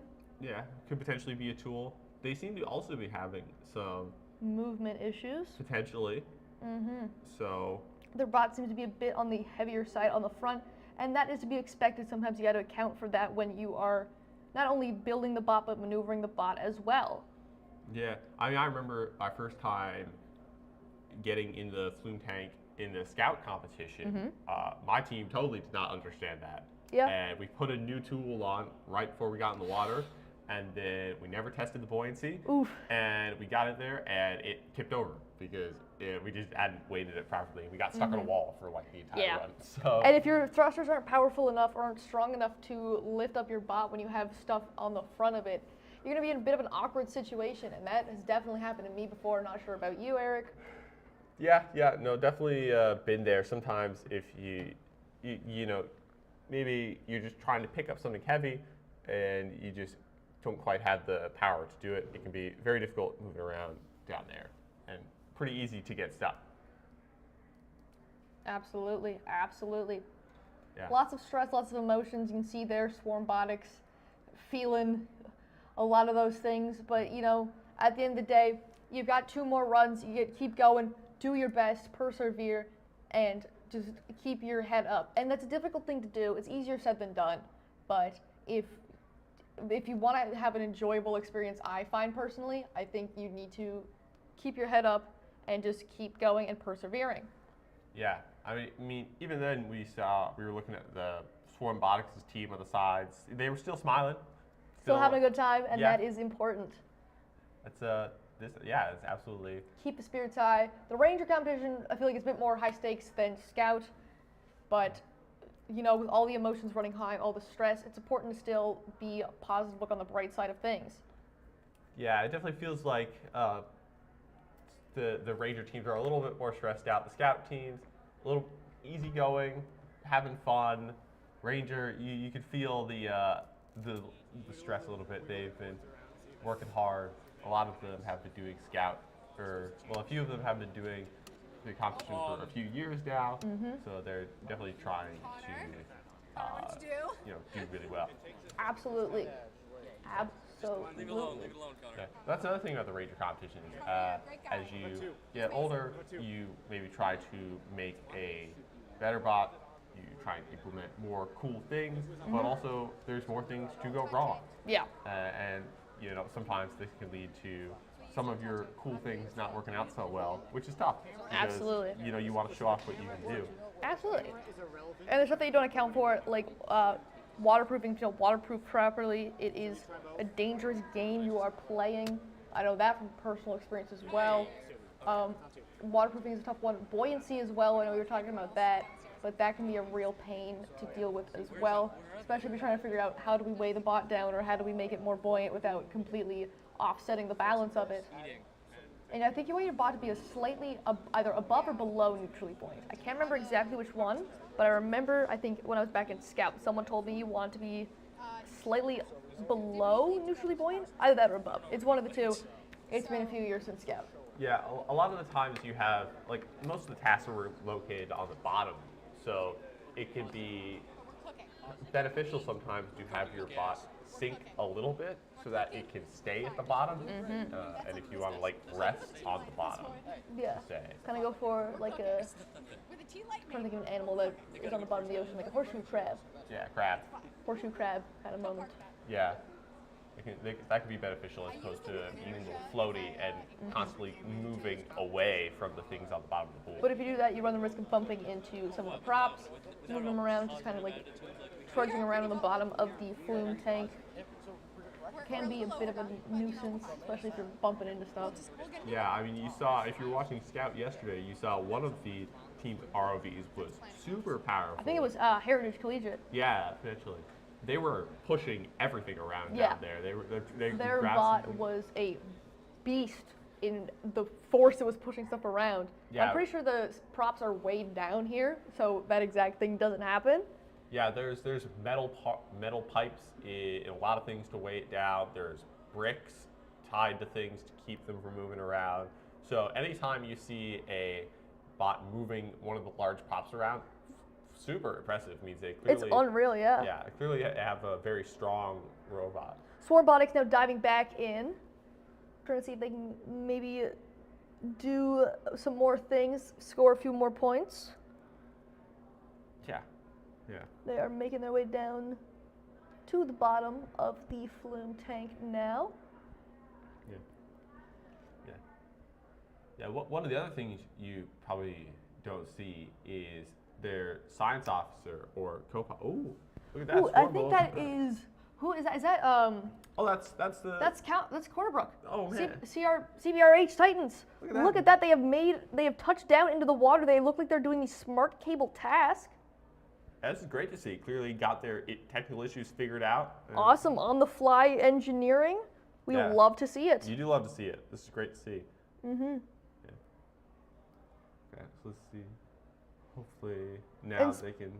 And speaking of engineering, a lot of the students, they have their career aspirations on their posters, and there's a lot of engineers, a lot of marine engineers and ocean naval engineers, which this is a great place to be ocean naval engineers. They got the co-op program at MUN, and they got programs here at MI. They are excellent. This is a great place to live if you want to be a marine-related engineer. Yeah, absolutely. Lots of great experiences and lessons you can learn, and you can, if you love competing in the mate competition, you can continue doing that here. Absolutely. Plugging Eastern Edge. That is the team we are on. You do not need to be an engineer. In fact, I am not an engineer. I'm a chemistry major, and I'm here on the team doing a bunch of engineering stuff. Yeah, absolutely. And doing a great job. Thank you. Yeah, any post-secondary institution in the province, like College of North Atlantic, Marine Institute, or MUN, you can come by. We're always accepting new people. We're always having a great time. Yeah, absolutely. You can keep going with the mate program, get to see more cool stuff, do more cool stuff, learn lots. And even help out with the regional competition here. Yeah, volunteer here, give back to the community. Be on the other side of things, which is a really fun experience, and I'm having a great time. Yeah, it's always great, I get to do commentary this year. I feel very fortunate to get to do that, see all the teams. It's been super great. I got to be a helper for the teams last year, so I got to spend a little more one-on-one time with teams and get to know them more personally. That was also super great. So it's great to get to be involved in the competition from the other side. Absolutely.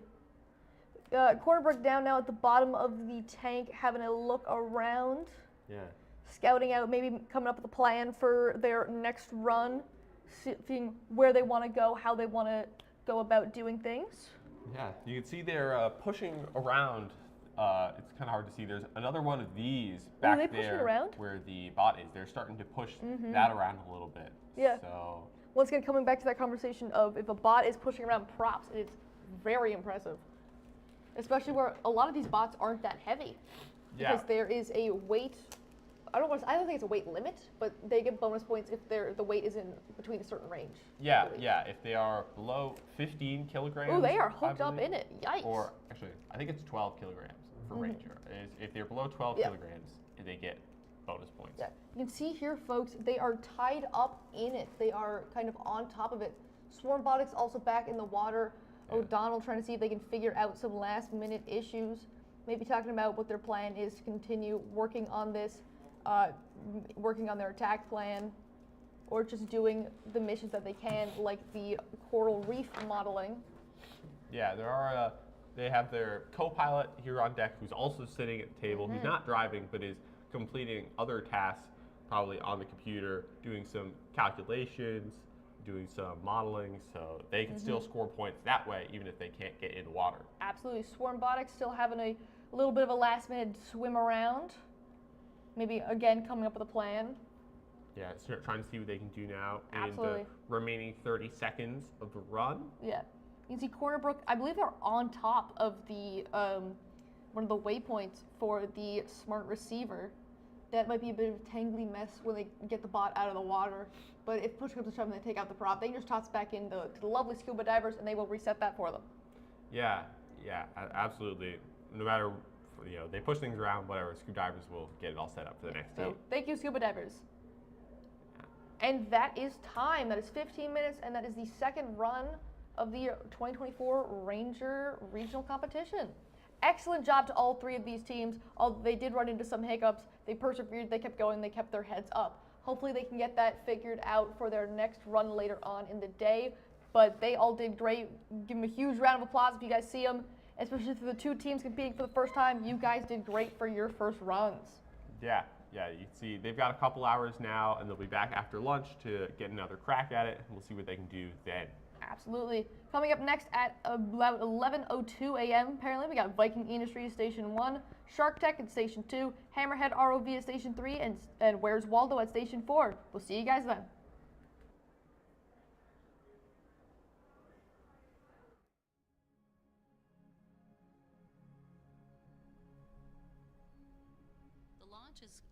incredibly unique for a number of different reasons, one of which is its location. So we're located... Look at it later. What? What? Where? In the meeting room. We'll get it later. Okay. I think we're muted right now. Do you want to mute? Yeah. Do you want to I'll mute? tact here. Do you want to mute your mic?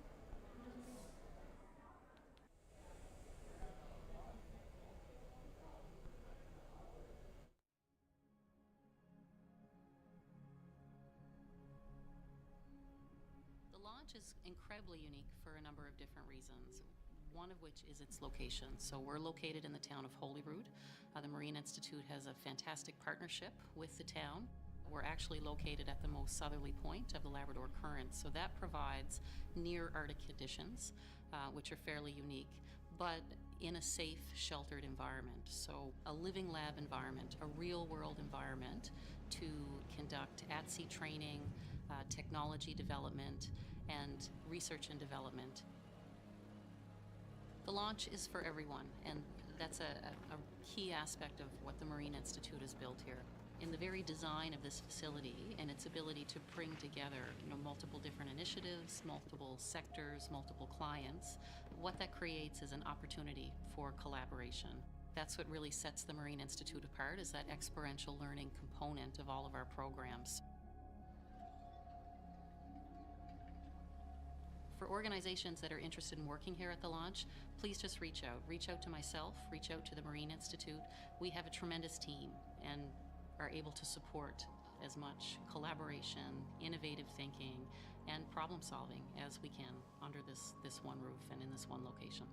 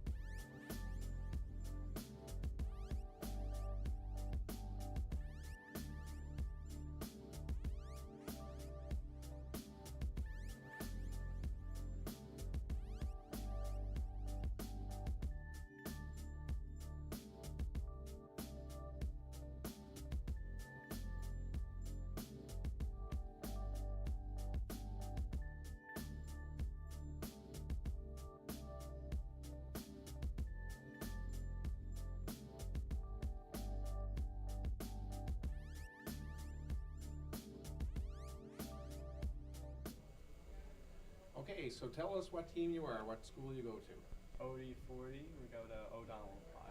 O'Donnell High, that's in where? Mount Pearl. Mount Pearl. Mount Pearl, Newfoundland, right? Yep. So, we had a little chat before the camera turned on, and a little bit excited about that last run. Let's talk about what went well. Our pneumatics, yeah, that our worked. pneumatics Our all pneumatics is with our claw, so we found out that worked. We found out our thing didn't sink, It didn't which sink. was a positive. We found out it powered up, which we were having some trouble with beforehand, so Yeah. that's good. Yep. Our We had camera to fully works, which is switch nice. We actually put the valve on this time. We did. Yeah. On our test run, we forgot to put the closing plug valve on. Oh, okay. So that was a fun, fun cleanup. Not good. So you made a good point. You said about not sinking. So for people who there might be people watching this who don't understand that these things really shouldn't sink when you put them in the water, right? Yes. Can you explain a little bit about that? How should they sit in the water for not They're being supposed to powered? have like enough buoyancy where they're under the surface, but they're not like sinking to the ground. Where it gives us enough, because we have motors which controls them, so then it can move. So it gives us enough wiggle room to go up and down and then move around. So we're not attempting to float to the top, but we're also not sinking to the bottom. We need to find that like sweet spot. So you want to choose your position in the water column based on, you want to position yourself. Yeah. Now, I see something that's not good. I can see water inside. Yeah. Yeah, we found that one. So did that cause you any issues? We pulled it up immediately. Not really? We didn't have it in the water for too long just because we just wanted to make sure it floated and everything worked. Okay. So then once we knew that everything worked, we pulled it out and tried to fix everything on land that we could fix while we knew that it was flooding, so we could fix that for round 2. Okay, that's good. So you immediately recognized that you had issues and got it out of the water? And the hole it looked pretty small, so it hopefully shouldn't be much issue to patch up. Well, that's good. That's good. That saves, because water in there is not a good idea. No. Yeah. Right? We figured that out. So, what are you going to do now when you go back on your break? We're going to try to patch that hole and fix our program, make sure that works. Yeah? Yeah. Okay. So we can move. What's the procedure for patching the hole? Flex seal. Flex seal? At the moment, Like flex you can? seal. Put flex tape over it. Flex tape, yeah. So Power fill. the infomercials they're true to real? Oh, yeah. Like They're that very works? true. Yeah? You hope they're true? They You are don't know true. yet? Can Yeah, we'll hope. confirm. We'll have our fingers crossed.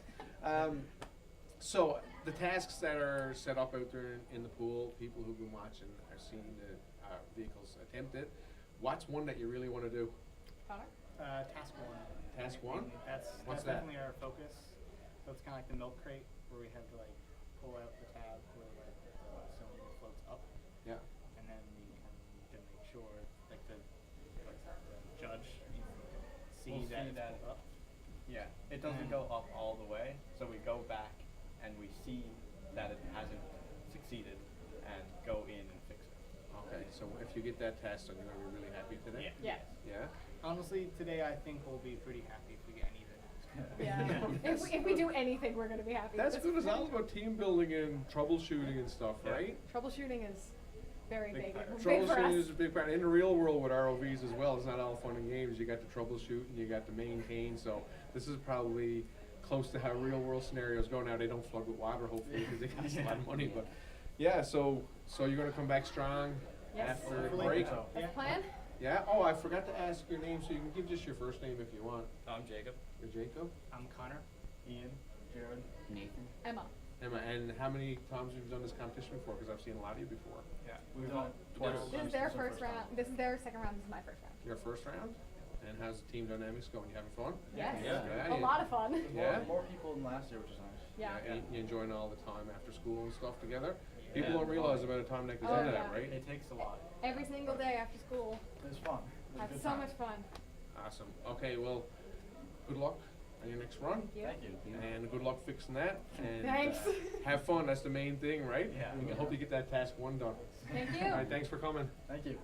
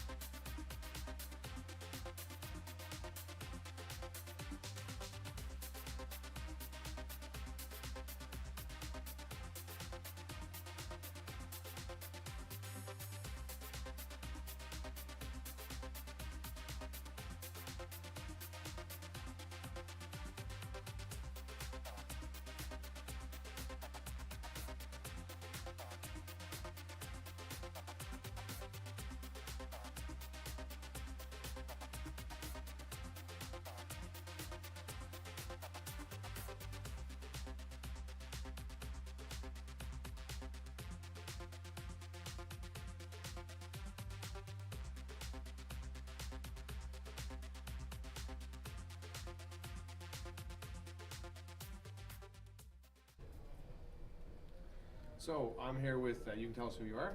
Logan Bowers from Belmont Academy. Belmont Academy, where's that? Out towards Green Bay. Towards Green Bay. Kings Point, is it? Yes. I saw on the sheet, yeah. So your team is not here? No, What's the deal? they went to bring the bot down and fix repairs. We have to fix a motor, fix a camera, get the rest of our stuff fixed up. We're going to try to extend our tether a little bit. Okay, so you had some issues then in the first run? Couldn't quite reach a few of the tasks, so we need to extend the tether out. One of our cameras, something went wrong, couldn't quite see it, and one of the upwards and downwards motors is shot. So we're going to try to fix that up. Typical kind of stuff that you see go wrong. Yeah. So is this your first time at Yes, competition? it is. For the whole team? Oh or? yeah, everyone. Awesome, so this is first year. Oh yeah. So I guess you put a lot of hours into building this vehicle. Oh yeah. So you get to know it pretty well. A lot of long nights, yeah. And then you come in and you see in the real world scenario when you're trying to run the tasks that it's hard to get stuff, especially your first time here, right? So what's your approach for repairing your tether? Approach, we're going to try to get another length of tether and either fuse them or get an even longer one and just replace it completely. Okay. So how do you waterproof a tether? Solder, some heat shrink, hot glue, silicone, stuff like that to make sure no water gets in, we don't cut it short. Awesome. Any tasks that you're going to try to do next time? There is the task where you drop the, it's like a PVC thing, you drop it into the big square box. Go try to go for that one, go try to pick up a pebble and release the pin. Okay. To let the buoy out. So is there anything, so working on this bot and seeing the tasks, is there anything that you would love to have on it? Yeah. I would have probably liked to have a longer tether. For longer tether? Any special tools? Probably a hook, honestly. A hook? Honestly, we might be able to do that in between. We don't know. Yeah, hooks. You can find an old coat hanger or something around there and make a hook, right? Yeah, so your team, how many members are on your team? Only 4 of us. 4? Plus the mentor, yeah. Okay, so when did you start? We started, I want to say, later January, early February. Yeah, because it's good for teams who are thinking about coming and joining this competition because I don't think they sometimes realize just how much work it is, right? And you really got to come back next year, right? So well, I'm going to the university. Oh, you're going to university? Yeah. Well, you could join the university team in that case. Maybe, yeah. So any advice for upcoming teams, say if they want to start the competition next year? Totally. Make sure that you do testing before you come here. Make sure you read through all the rules. Make sure you have everything straightened away so you're not like we did and we had to change stuff on the fly. Way better to be able to do it at home. Yes, exactly. And I don't think people realize when you come here just that there is some I can't say strict, but there is strict rules that you need to follow. People look at your vehicle and check it for safety and things like that. But yeah, there's parameters that you need to follow. But that's a learning experience too, and that's all fun part of it. Did you have fun with the whole process? Totally. Great time. Yeah? So you think you're going to join the university team maybe?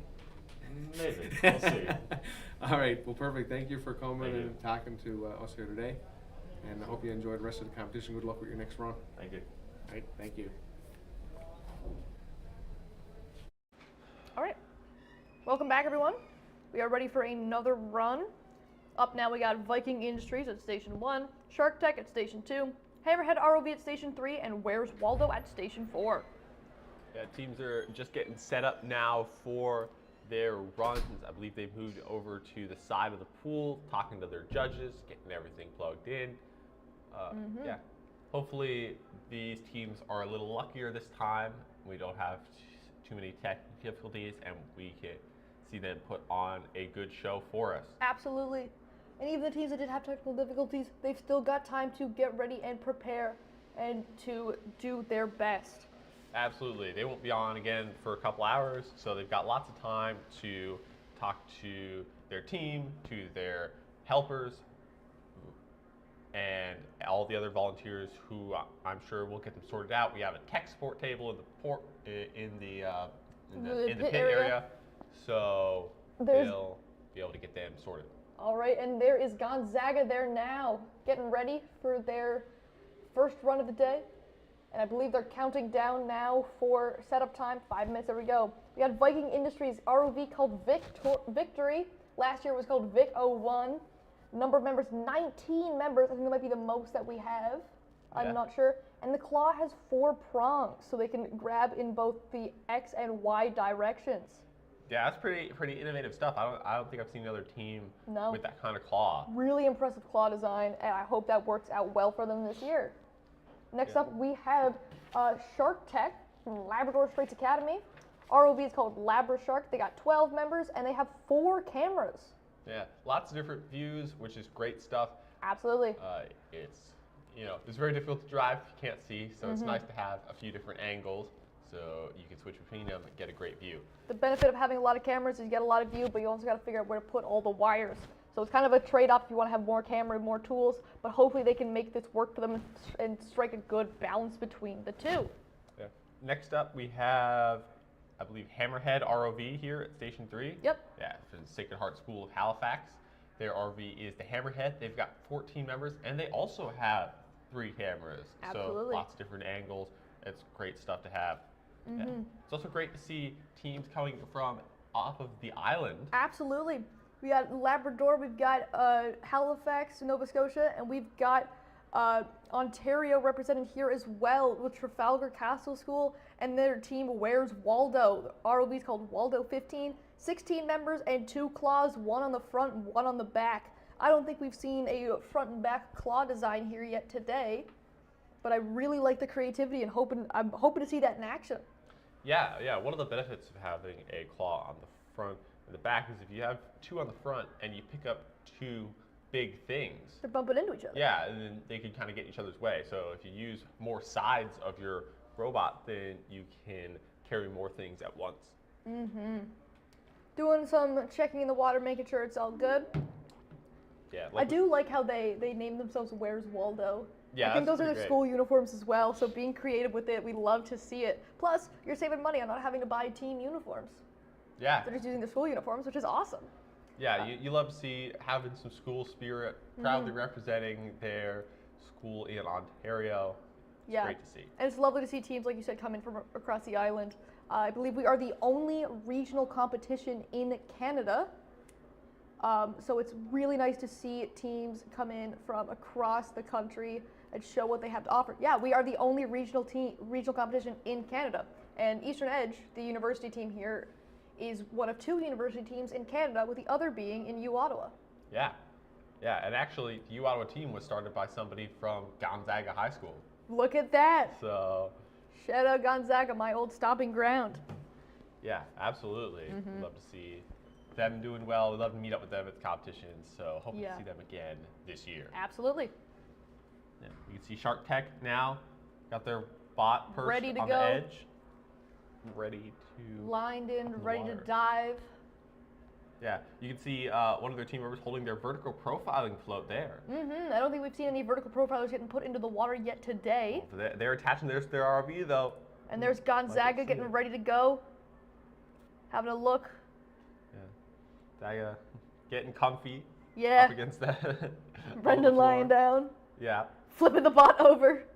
Yeah. Their feet on the bottom of the bot, I believe, are printed to TPU. Yeah, flexible plastic. It's a flexible plastic filament, yeah. Yeah. So it's kind of squishy depending on how much, when you're printing it, how much you decide to fill it in, with more infill making it more rigid and less infill making it squishier. Yeah. So I'll have to ask them about what type of infill they used. And funny enough, that tether, I remember making that tether. Yeah, you helped make the tether? I helped make that tether. Yeah, when you were still at Gonzaga. Back in my day. Yeah. No, in my first year of university. Their box as well for their, they covered up the camera. Okay, well I guess they don't want us to see. Yeah, they don't want us to see their setup, but their box, they made that themselves as well, custom made out of wood. Yeah, that's pretty nice to see. A lot of teams opt to buy one, so it's cool to see them being resourceful, making their own. And I think all the boxes they had at Gonzaga just had too many drill holes in them, if I remember correctly. Yeah, and so you use them too many times. Yeah, try to reuse them as much as you can. And that's the name of the game. If you can reuse as many parts as you can, go for it. That's what we're doing with the claw here at Eastern Edge. I based it off of the design that you made last year, making some minor changes and some major changes to alleviate a lot of the issues with it. Yeah, absolutely. And we have lift off, or should I say lift down into the water. Yeah, it can always be, it's a little awkward, like it doesn't seem like it's that far to reach to put the thing in the water, but the thing can be heavy, it's kind of awkward, so. Absolutely. Yeah, they got 15 minutes on the clock. Hammerhead ROV in the water currently. Looks like they're just placing it, maybe seeing if they can put any things. It looks like they might be a little bit tangled up. Yeah, it looks like they've got one of the props with a rope on it. I think something fell off there. Ooh, that's interesting. What is that? It's a good catch. There are, if you have something fall off your bot, there are debris penalties. Yes. It's not very severe, but if you lose something and the scuba diver has to go pick it up, you do have debris penalties. Yeah, they got the smart receiver there. I think something fell off. It kind of looks like a thruster, actually. Yeah, maybe a thruster guard. Yikes. Where's Waldo diving in at the bottom? They got their coral irrigation system on the floor, moving it around. Yeah, try to get it over. Got to take it from there to the designated spot. You can see their tether managers working diligently, trying to communicate with the pilot as much as they're allowed to. Yeah. But I remember, I think it was their first time at the competition last year. They're an all-girls school from Ontario. I'm not too sure exactly where. My apologies.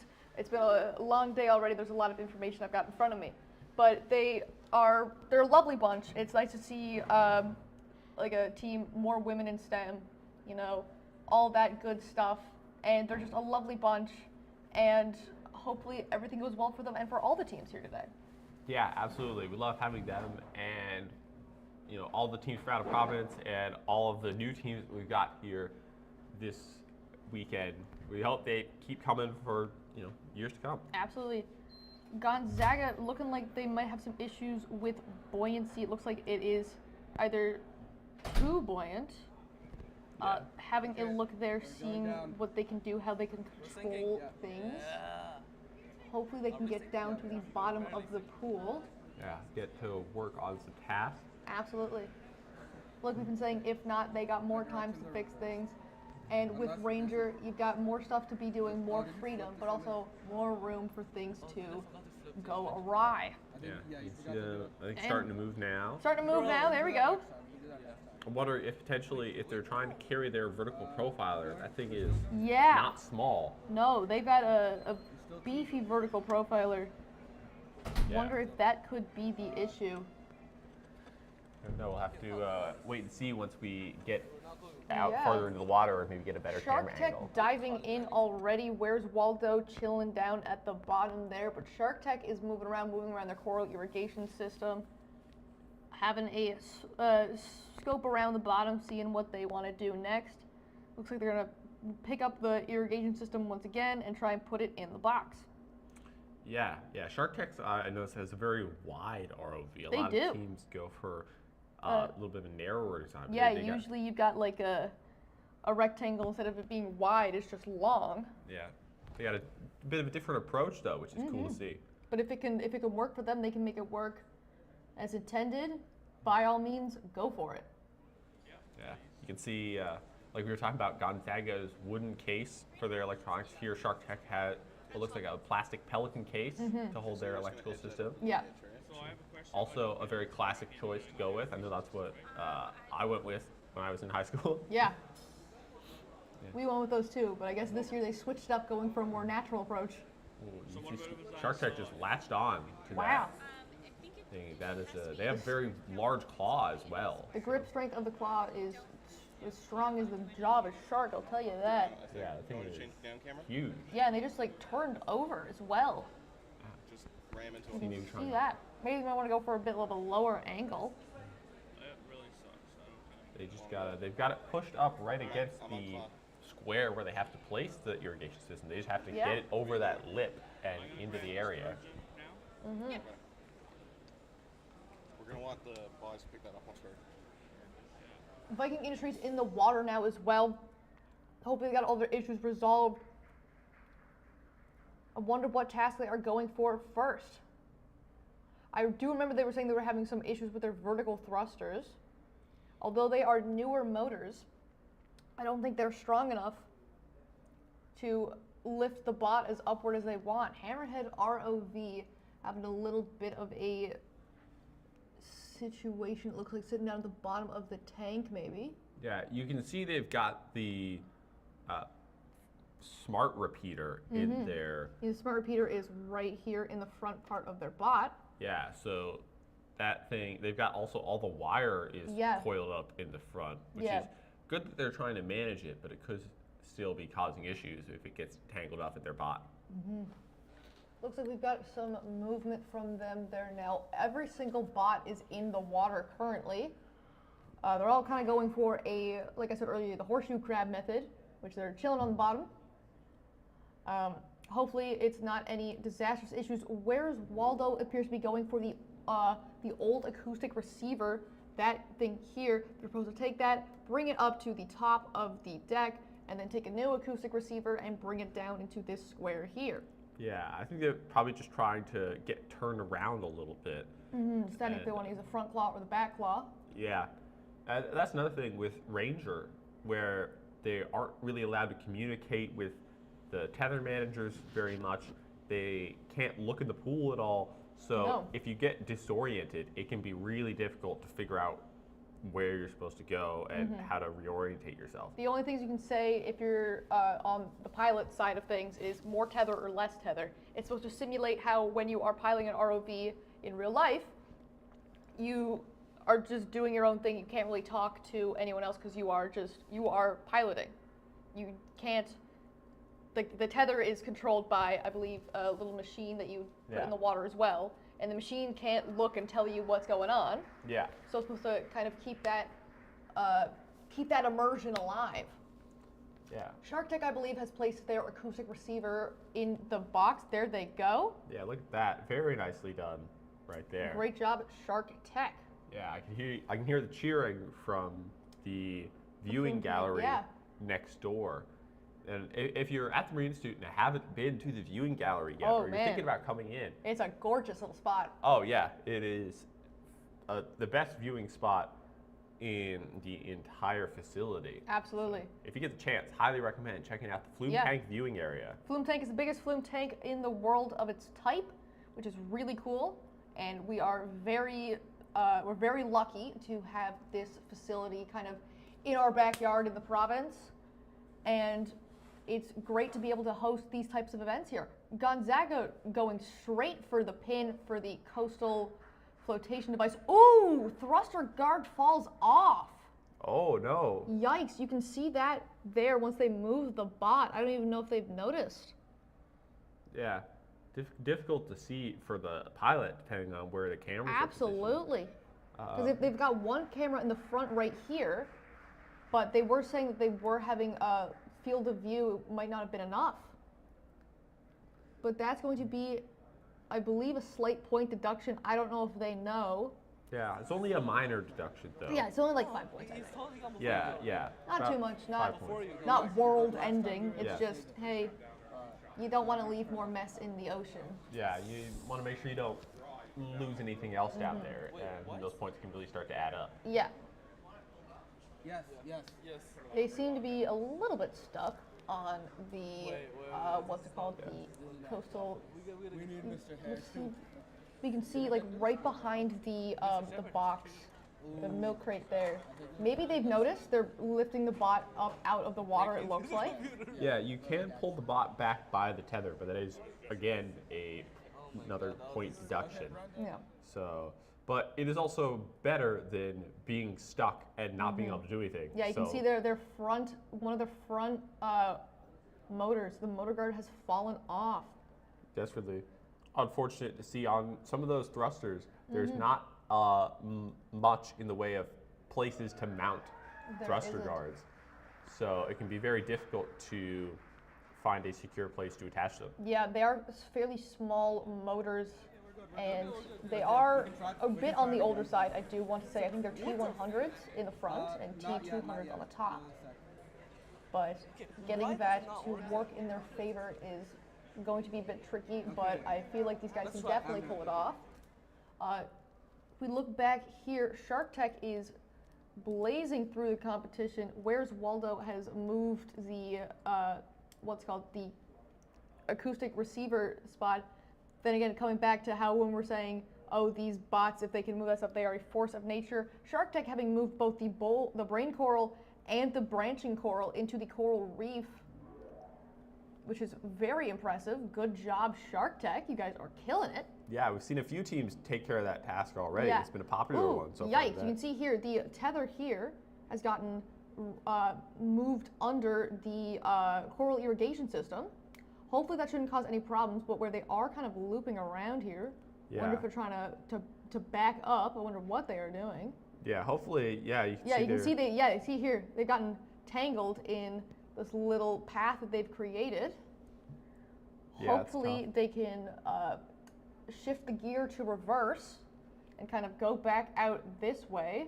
Yeah, you can see their tether manager moving around back there, trying to give them some more slack and help them get unstuck. I wonder if because you can see here, they are starting to get a little bit stuck under the coral reef. Yeah, that's unfortunate there. That is unfortunate. Hopefully, and they've gotten unstuck. Look at that. Okay, yeah, I just need to... They're living up to their name. They're agile like a shark. Exactly. I just need to get back around that corner and get back to it. 4 minutes left on the clock here, folks. I believe after this, we've got 2 more teams up. We got Heritage Collegiate Robotics and Tricentra Timberwolves after these 4 teams are competing right now. Gonzaga eyeing up the flotation device there. Knowing these guys, they're planning out their next move, planning out their plan of attack. Where's Waldo? Still in the water on the bottom.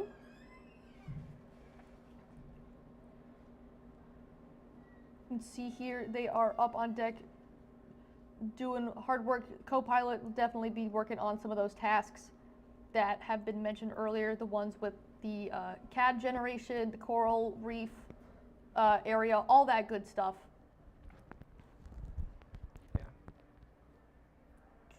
You see Shark Tech has moved way up there. Shark Tech is still wrapped up here. Yeah, Their that's unfortunate. tether is under the valve of the irrigation system, because if you're watching yesterday, the scout teams just had to take the plastic loop and put it over the coral. These guys have to turn a valve in order to activate the irrigation systems. Yeah, and it looks like where it's caught underneath the little valve, that's going to cause some issues unless they decide to pick it up and move it around to hopefully alleviate those issues that they're facing. Yeah, it's a difficult place to be stuck, and it's probably, I would imagine, very difficult for the pilot to figure out what exactly is going on. Stuck in a rock in a hard place. Yeah, especially with that limited communication, makes it really difficult for, even though the tether people can see what's happening, they can't tell the pilot. Yeah, where's Waldo? I'd like to have a quick little look at them if we can. At their bot. They're still moving around down there. They might be having some buoyancy issues or some motor issues. And like we've been saying with Ranger, there's more possibilities, but also more possibilities for things to not work as intended. Hopefully these teams can figure it out, be resilient, work on the fly, work with what they can, and improve for the next few runs. And like we've been saying, the bot runs is not the only thing that matters here today. They've got their marketing displays and their presentations. That is where they're going to get a majority of their points as well. So if they don't perform as intended in the pool, it is not the end of the world. They can still do very well and even place. Yeah, absolutely. There's obviously we've got the marketing displays like Scout had yesterday, which if you are at the Marine Institute, you can see in the gymnasium pit area. And then there's also specific to the Ranger competition, there is the engineering presentation that Caitlin mentioned, where teams will go in front of a panel of volunteers and tell them about their team and their ROV and their design philosophy and all the great work they did this year. And they can earn points for that too. 1 minute left on the clock. Viking Industries going straight for the brain coral, trying to do some coral reef restoration quickly. Pull it up. A bit of a buzzer beater moment if we can. Hopefully that'll work out for them. They are moving through the water.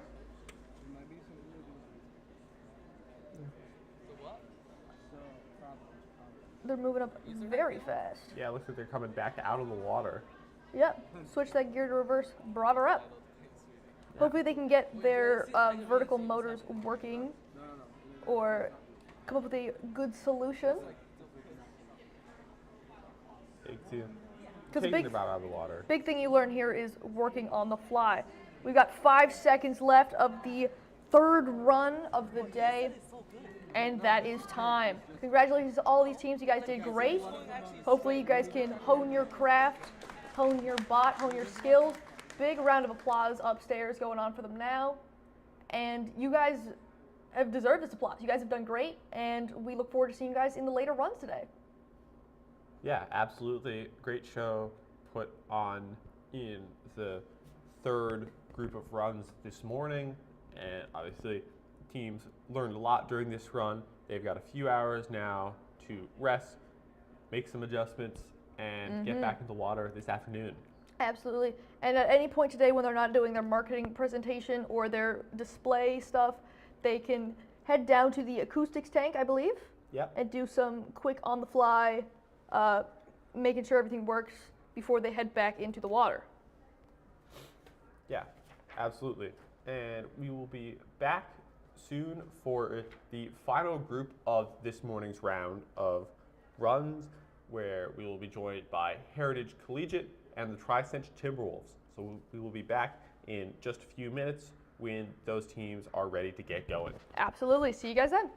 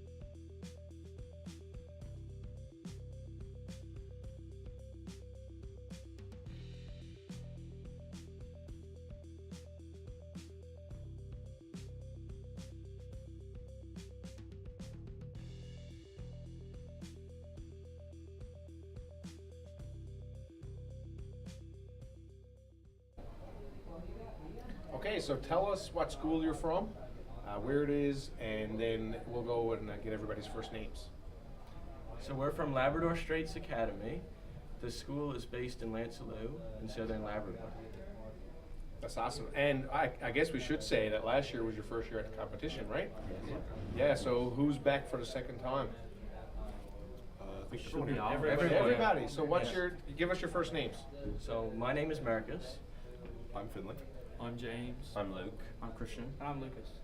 So actually, last year was a bit of a big deal for you, wasn't it? Yeah. Yeah, last year you ended up placing second and going internationals. Not bad for first year in the competition. So I guess that means you put a lot of work into this. We did. We've been at it since the beginning of the year. Okay, so what kind of improvements did you decide to make from last year's Everything. vehicle? Everything. Everything. There's nothing on the robot that we used last year besides the same cameras. So just the cameras, you started fresh. Yeah. Even bigger and different motors. We used last year we used hydraulics. We used pneumatics this year. Last year we had 2 cameras. Now we got 4. And we got more motors. We had 3 motors last year, and now we got 4. So what did you learn? Some of the kind of shortcomings last year and try to improve on it? It was very difficult to use the cloud because it had a lot of delay. The pneumatics cut down on that a lot. So pneumatics is instant, I guess. Yeah. Just got to make sure compressor is charged. Yeah. So how was internationals? Because that sounds pretty exciting. Yeah, it was awesome. It was a big learning experience too. Yeah? Because you get to see all these different teams that, like, we were a first year team, so we didn't have a lot, but we go to this international competition and we see ROVs that are 100 times, 200 times more advanced than ours could ever be.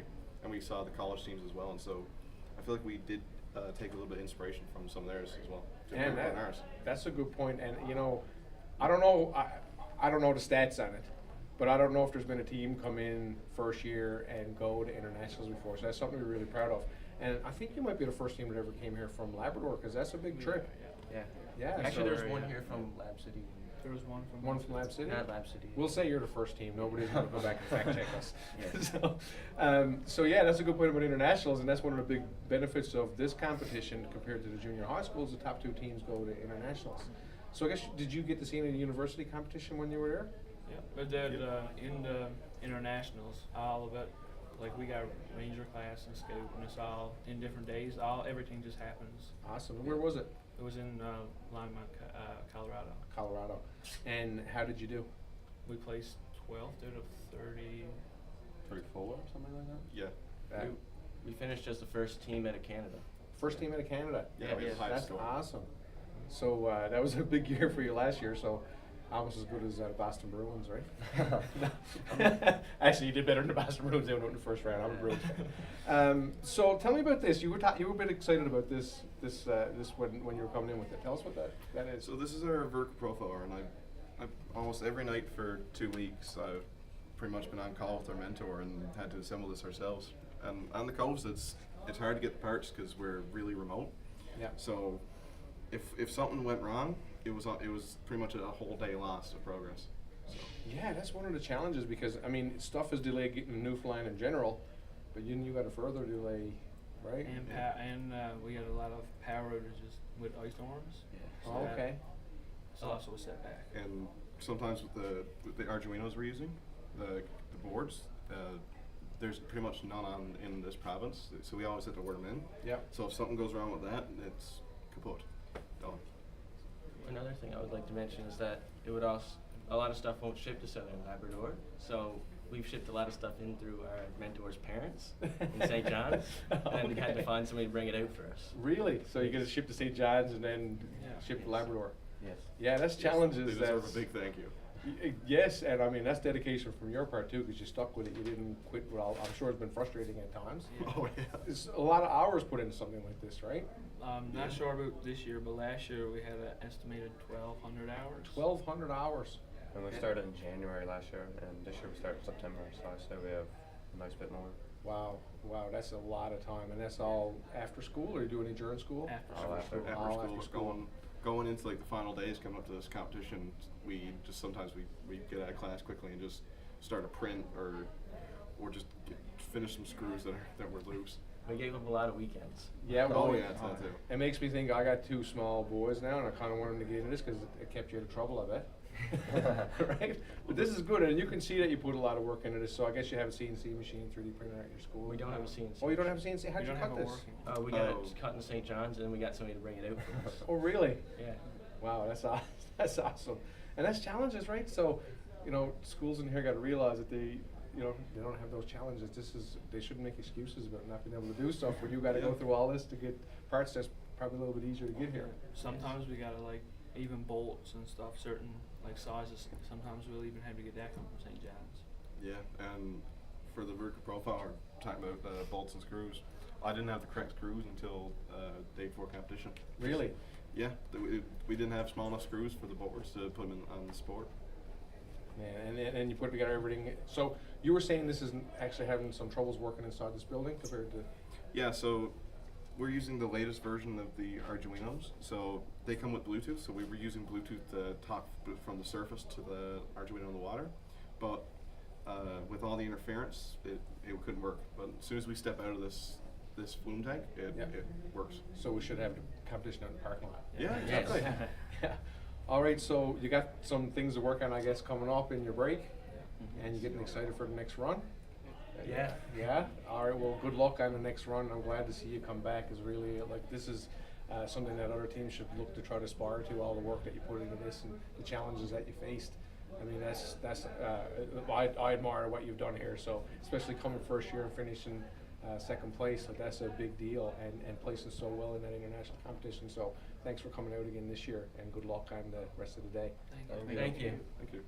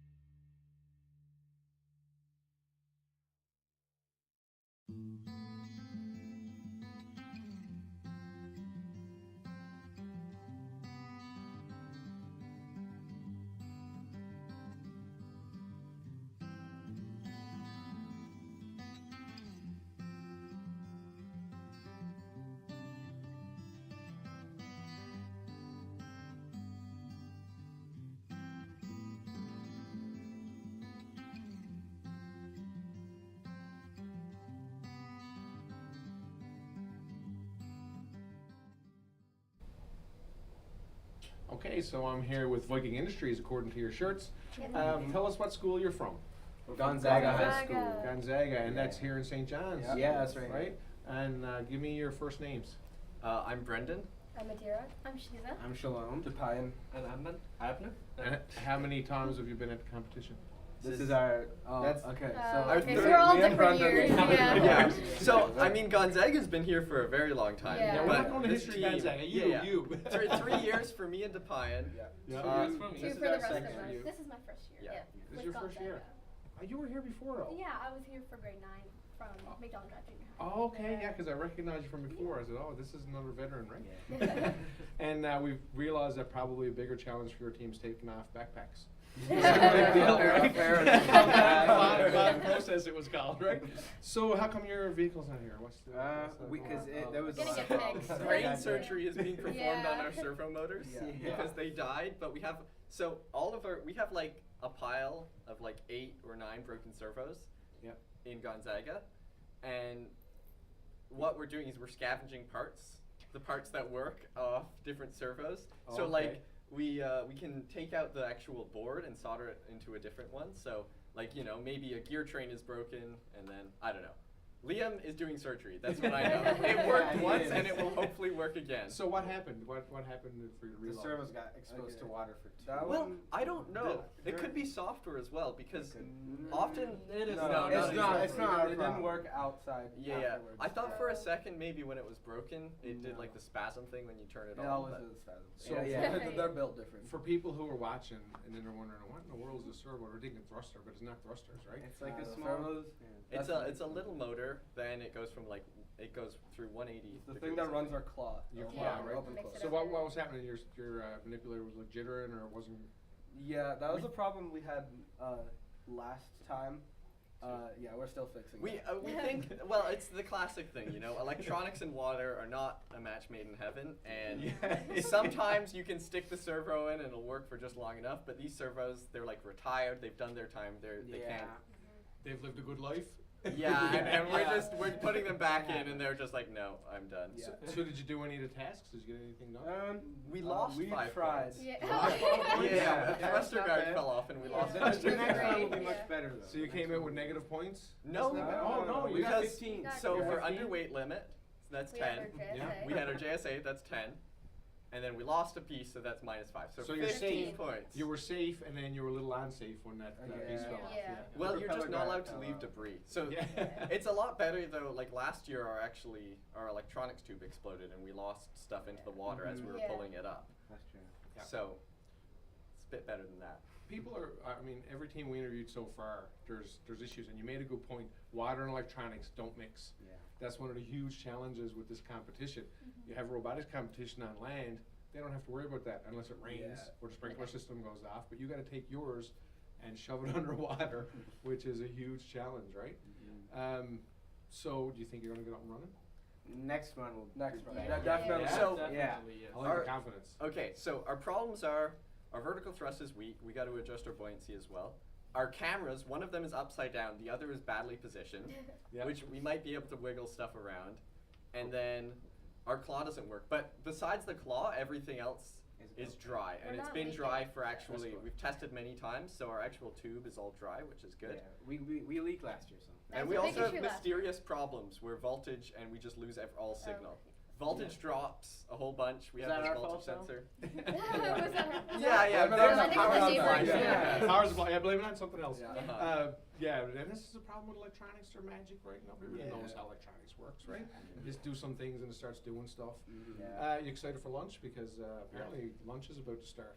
Yes, I might, yeah. You gotta give yourself some time to eat lunch, take a break. We also gotta get time to fix the robot. All right, well, good luck with Fix Next. I'm sure you're itching to get down there and work with the team. Yeah. Thanks for taking time to be No interviewed. problem. And good luck in the rest of the competition. Yeah, Thank you. thank you. Thank Have you. some lunch. Okay. Okay. Thank you. Thank you. All right, folks, and we are back. We've had a run. They just finished an interview with Gonzaga Viking Industries, and now we currently in Station 3, we have Heritage Collegiate with their bot Polo, and in Station 4, we got the Tricentia Timberwolves with their bot Wolfbite. Yeah, joining in a few minutes late to this round, we've got some cool stuff happening from both teams. I got to work with the Tri-Central Timberwolves. I was helping them out a bit last year.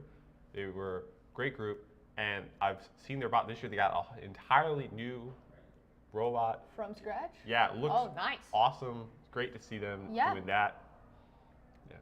They're Heritage Collegiate currently working on the pin of the Coastal Pioneer. Array, yeah. Everything here's got names. There's a million names, a million spreadsheets open here. Trying to keep track of everything.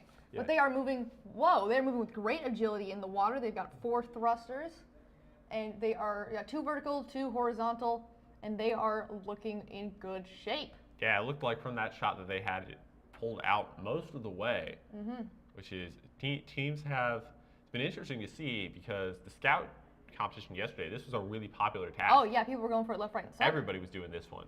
But here with Ranger, people are having a lot more trouble with it, probably because of the smaller grabbing surface. Tri-Central Timberwolves down at the bottom of the pool, trying to eye up if they, I think they're going to go for the old acoustics receiver.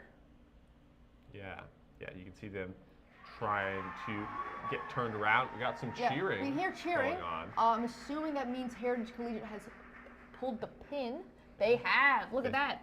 And the float is up part way. They got to do the second pin. They're now on the bottom. Unfortunately, these teams aren't at the stations where we have the pilot perspective enabled.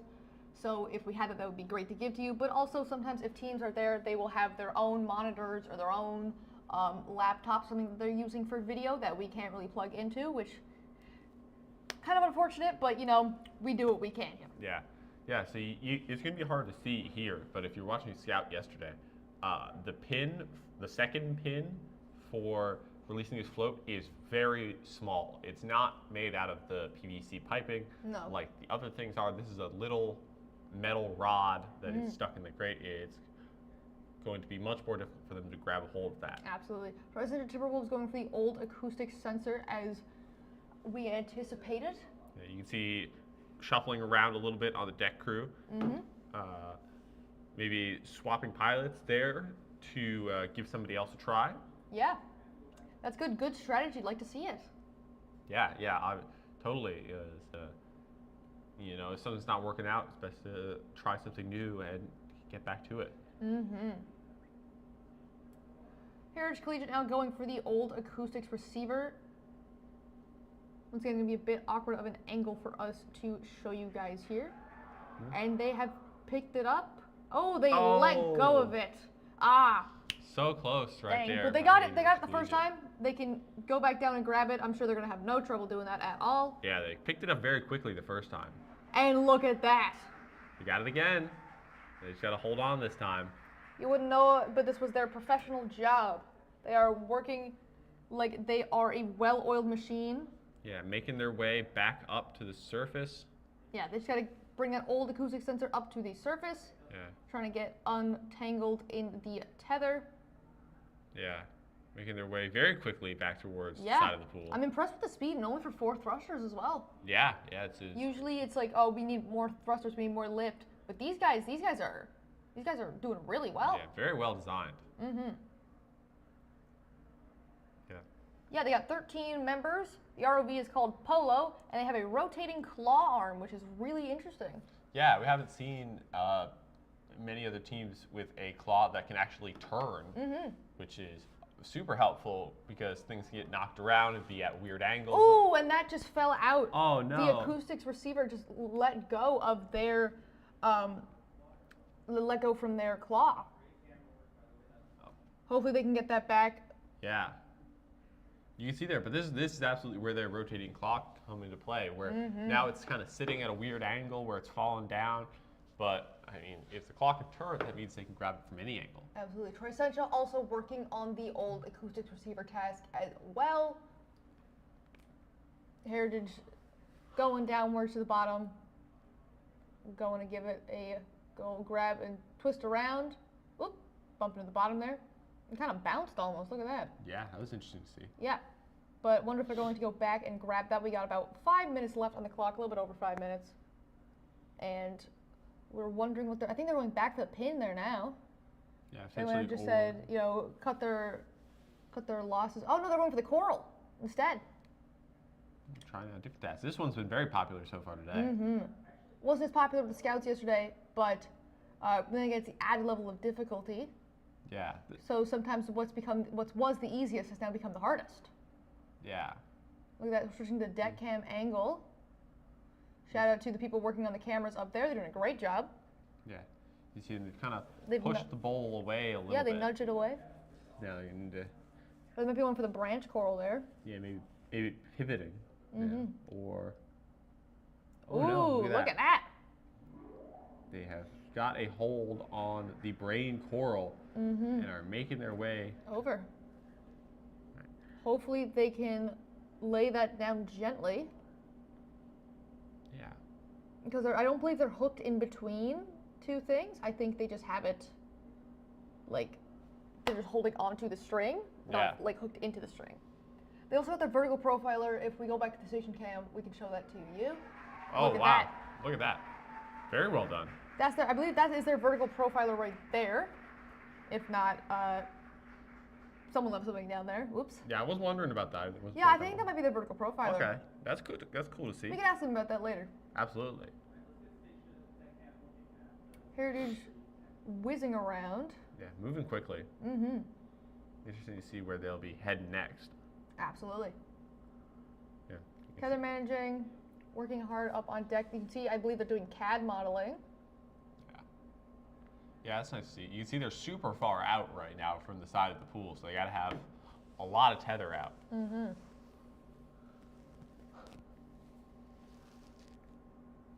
There's a lot of hard work that goes into building and making these bots, not only for the physical bot, but the teams that work on the presentation, teams that work on like social media, for example, teams that work on the marketing display. There's a lot of things that when you consider robotics, you don't just see, I think that is a vertical profiler. Yeah, they went and picked it up. Oh, nice. But you don't see, when you think of robotics, you don't think of marketing, you don't think of business. But these teams, they act as a business. They have a CEO, COO, head of finance, head of like manufacturing, electrical, software. Everything is organized in teams, and these teams act as a company. And then they pitch their robot. Think of Shark Tank or Dragon's Den, and they go do. That's when their presentation is. So it's not just the physical bot.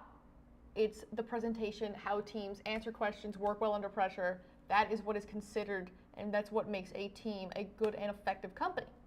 Yeah, you can see Heritage trying to maneuver their way through that little red square and pick up the new acoustic receiver to bring down. Mm-hmm. I believe they got a good hold on that there now, and they're making their way down south. Yeah, we've seen the teams do this very well so far today, so I'm excited to see what they can do. Tristan just moving around. I believe they might have some buoyancy or weight issue.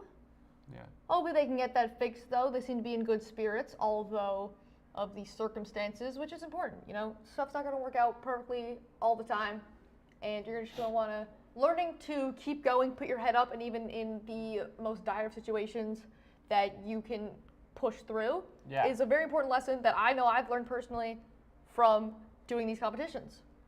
Yeah, absolutely. You see Heritage has let go of the new acoustic receiver. It is right up against the designated area. They just need to They need to put those little legs in the square, and they are good to go.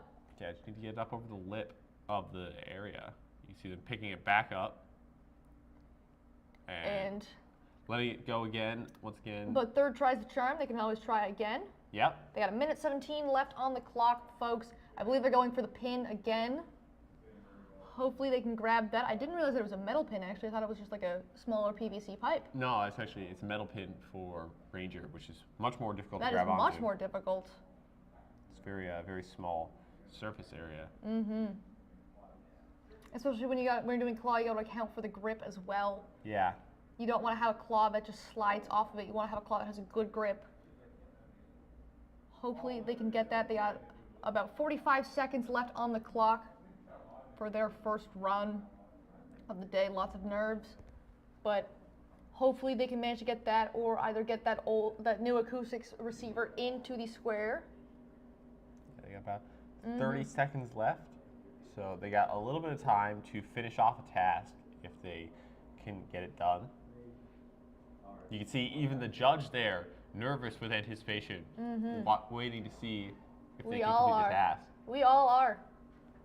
We can feel it down here in the live stream department. We got 10 seconds left on the clock for the last run of the first section of ROV demos that we have for you today. And that is time. So congratulations to Heritage Collegiate and to the Tri-Central Timberwolves for a good first run. They now have 5 minutes to tidy up, get their bot out of the water, deliberate with the judges. And yeah, they did great. All the teams this morning did excellent. They should all be very proud of themselves because we sure are down here. But yeah, you guys have all done great. Your bots look excellent. Hopefully if you have any issues with the bot, you can get that worked out in time for your next run. And speaking of the next runs, when do they start? The next runs of the day will be at 1 p.m. about. If you're watching Scout yesterday, you would have seen that there were great improvements between the first run and the second run, and the second runs and the third runs. So hopefully that pattern stays the same here. Yeah, I'm absolutely. I'm really excited to see what improvements they can make in the afternoon. Yeah, we will be taking intermission now while teams get some lunch, rest a little, get things work out ready. Some problems. Yeah, and then we'll be back soon for the next round of runs at 1 p.m. Absolutely. Take care, and we'll see you then.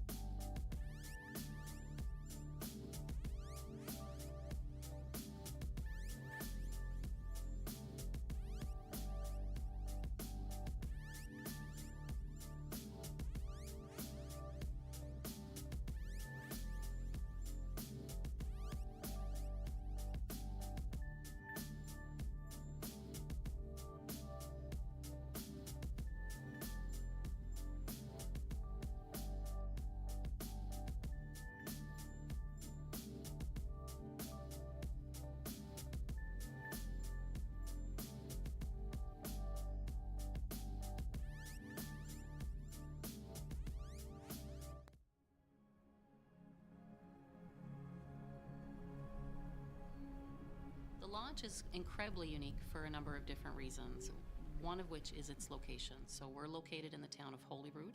The Marine Institute has a fantastic partnership with the town. We're actually located at the most southerly point of the Labrador Current, so that provides near Arctic conditions, which are fairly unique, but in a safe, sheltered environment. So a living lab environment, a real-world environment to conduct at-sea training, technology development, and research and development. The launch is for everyone, and that's a key aspect of what the Marine Institute has built here. In the very design of this facility and its ability to bring together multiple different initiatives, multiple sectors, multiple clients, what that creates is an opportunity for collaboration. That's what really sets the Marine Institute apart, is that experiential learning component of all of our programs. for organizations that are interested in working here at the launch, please just reach out. Reach out to myself, reach out to the Marine Institute. We have a tremendous team and are able to support as much collaboration, innovative thinking, and problem solving as we can under this one roof and in this one location.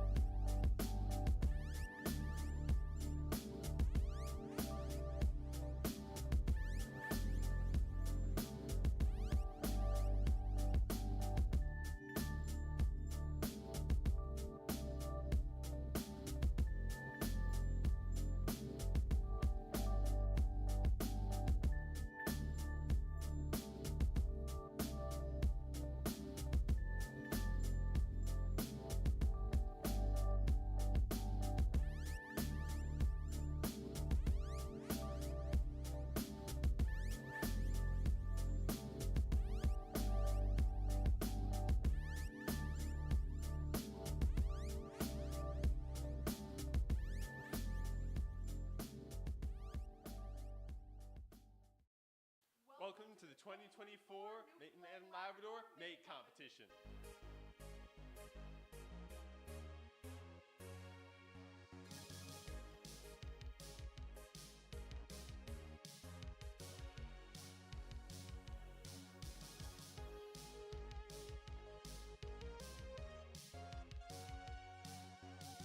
Welcome to the registration desk. Yeah, this is where teams check in when they first arrive at the competition. Once everybody's checked in, they're free to head over to the pit area. To the pit area. So here we are at the marketing displays. Every single team here at the competition makes a marketing display. Kind of goes over their abstract, what their team's about, what their mission is. You got company evaluations, safety, design rationale, competition themes, and of course, a bunch of different pictures explaining the robot, the design process. You've also got their sponsors there as well. A huge shout out to the sponsors. And yeah, some of them aren't set up right now, but there will be more to come later, and we're looking forward to seeing all of them.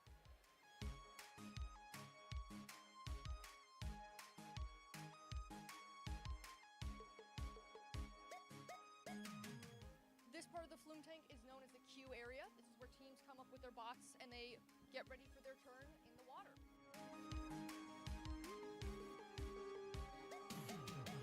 Here we are in the main lobby of the Marine Institute where...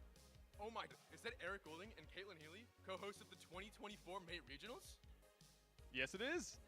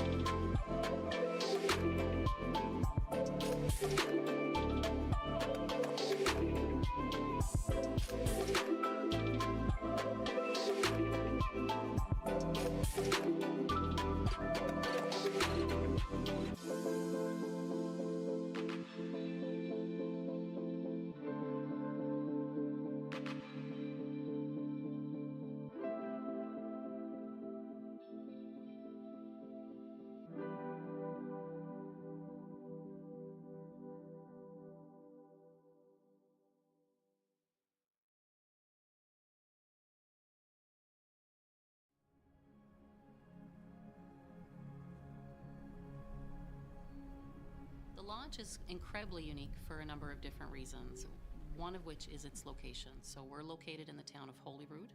The Marine Institute has a fantastic partnership with the town. We're actually located at the most southerly point of the Labrador Current, so that provides near Arctic conditions, which are fairly unique, but in a safe, sheltered environment. So a living lab environment, a real-world environment to conduct at-sea training, technology development, and research and development. The launch is for everyone, and that's a key aspect of what the Marine Institute has built here. In the very design of this facility and its ability to bring together, multiple different initiatives, multiple sectors, multiple clients, what that creates is an opportunity for collaboration. That's what really sets the Marine Institute apart, is that experiential learning component of all of our programs. For organizations that are interested in working here at the launch, please just reach out. Reach out to myself, reach out to the Marine Institute. We have a tremendous team and are able to support as much collaboration, innovative thinking, and problem solving as we can under this one roof and in this one location.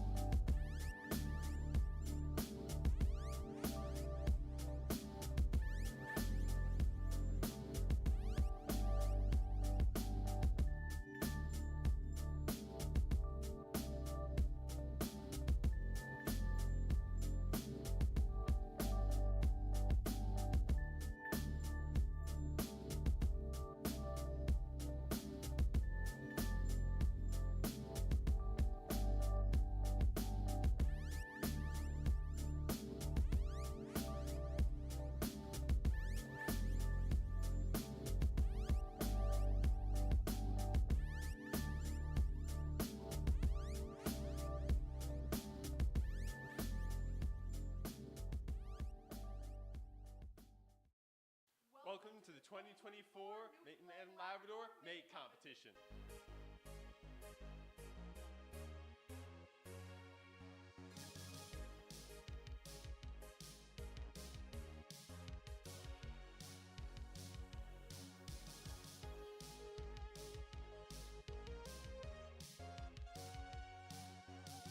Welcome to the registration desk. Yeah, this is where teams check in when they first arrive at the competition. And once everybody's checked in, they're free to head over to the pit area. To the pit area. So here we are at the marketing displays. Every single team here at the competition makes a marketing display. Kind of goes over their abstract, what their team's about, what their mission is.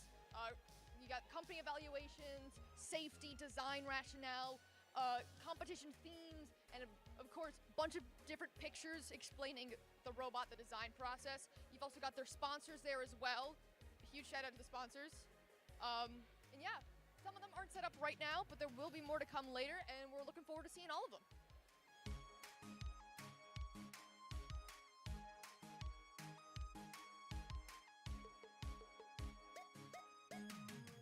This part of the flume tank is known as the Q area. This is where teams come up with their bots and they get ready for their turn in the water.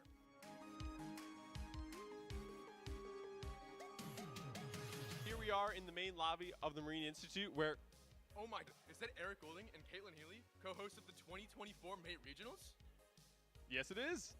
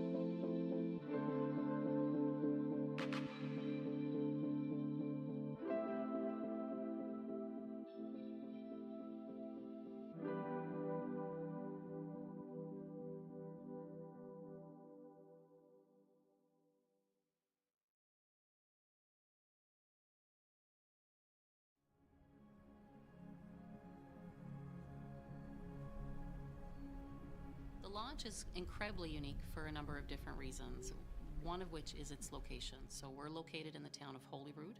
The Marine Institute has a fantastic partnership with the town.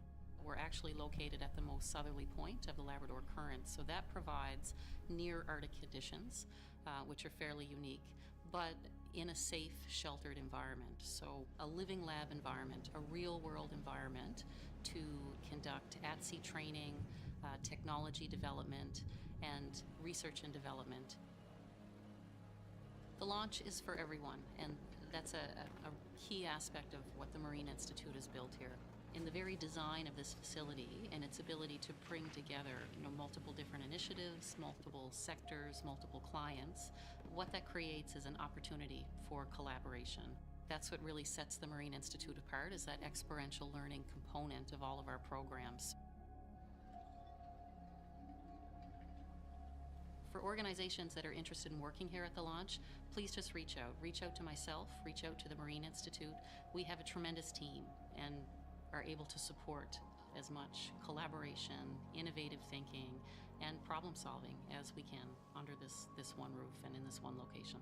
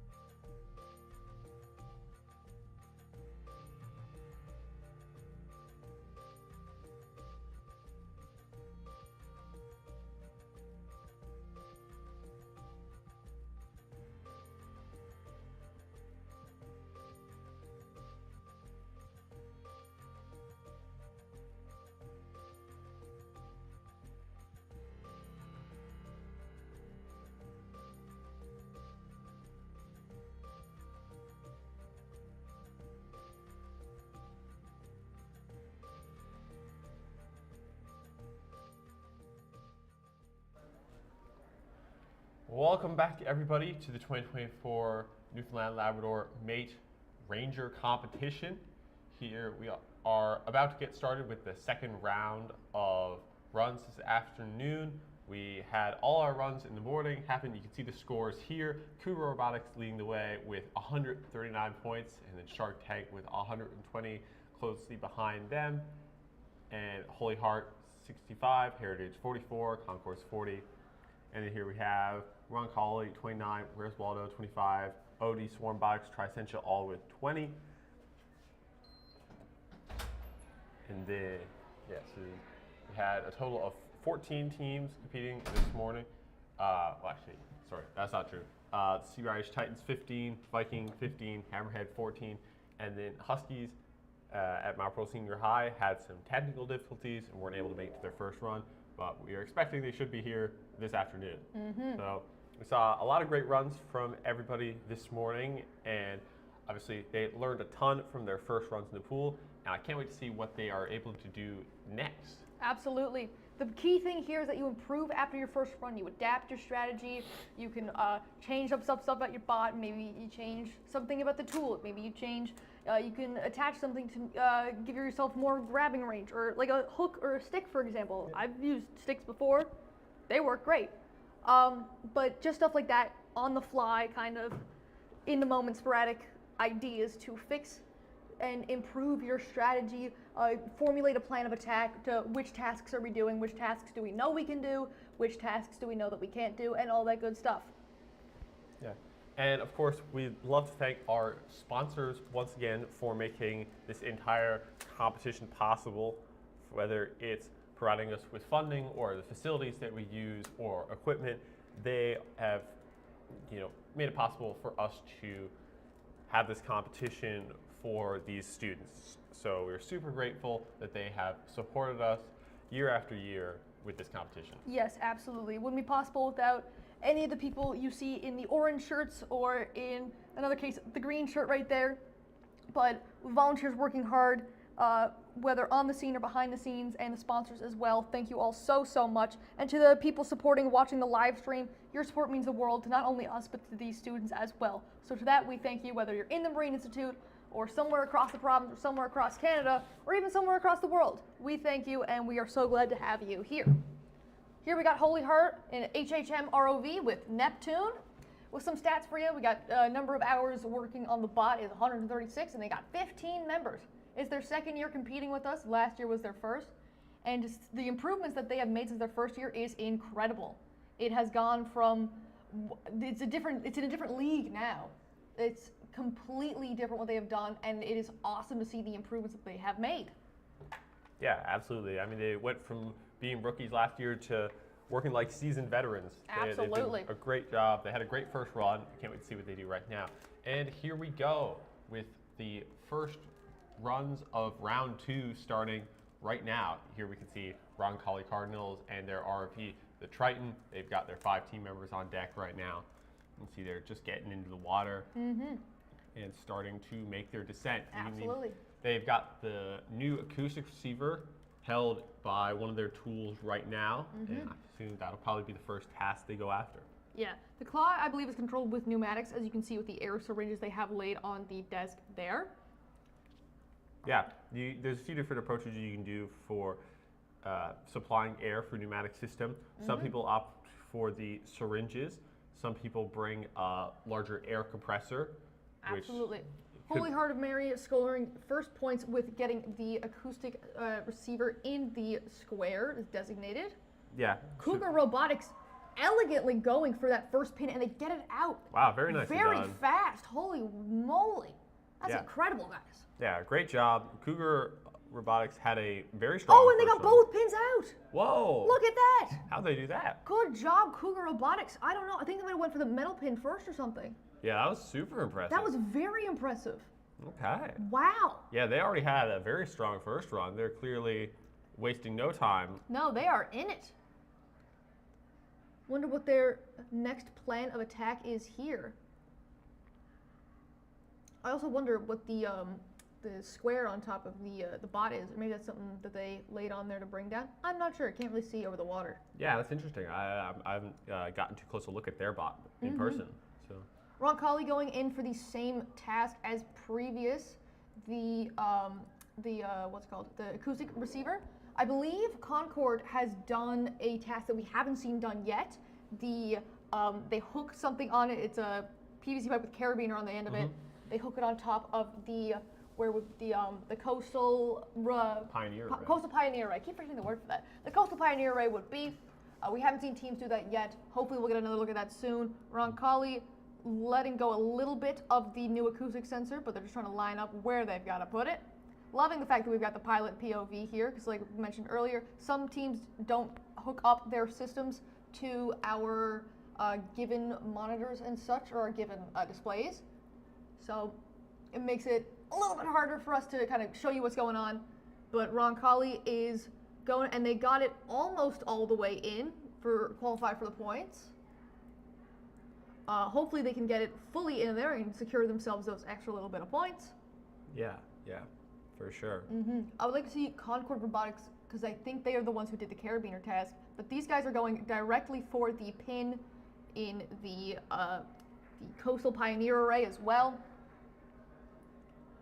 Concord Robotics also going for the acoustic receiver as well. This would be a very popular task here today. Yeah. Right now we see over here on Station 4, it is Concord Robotics. Yeah.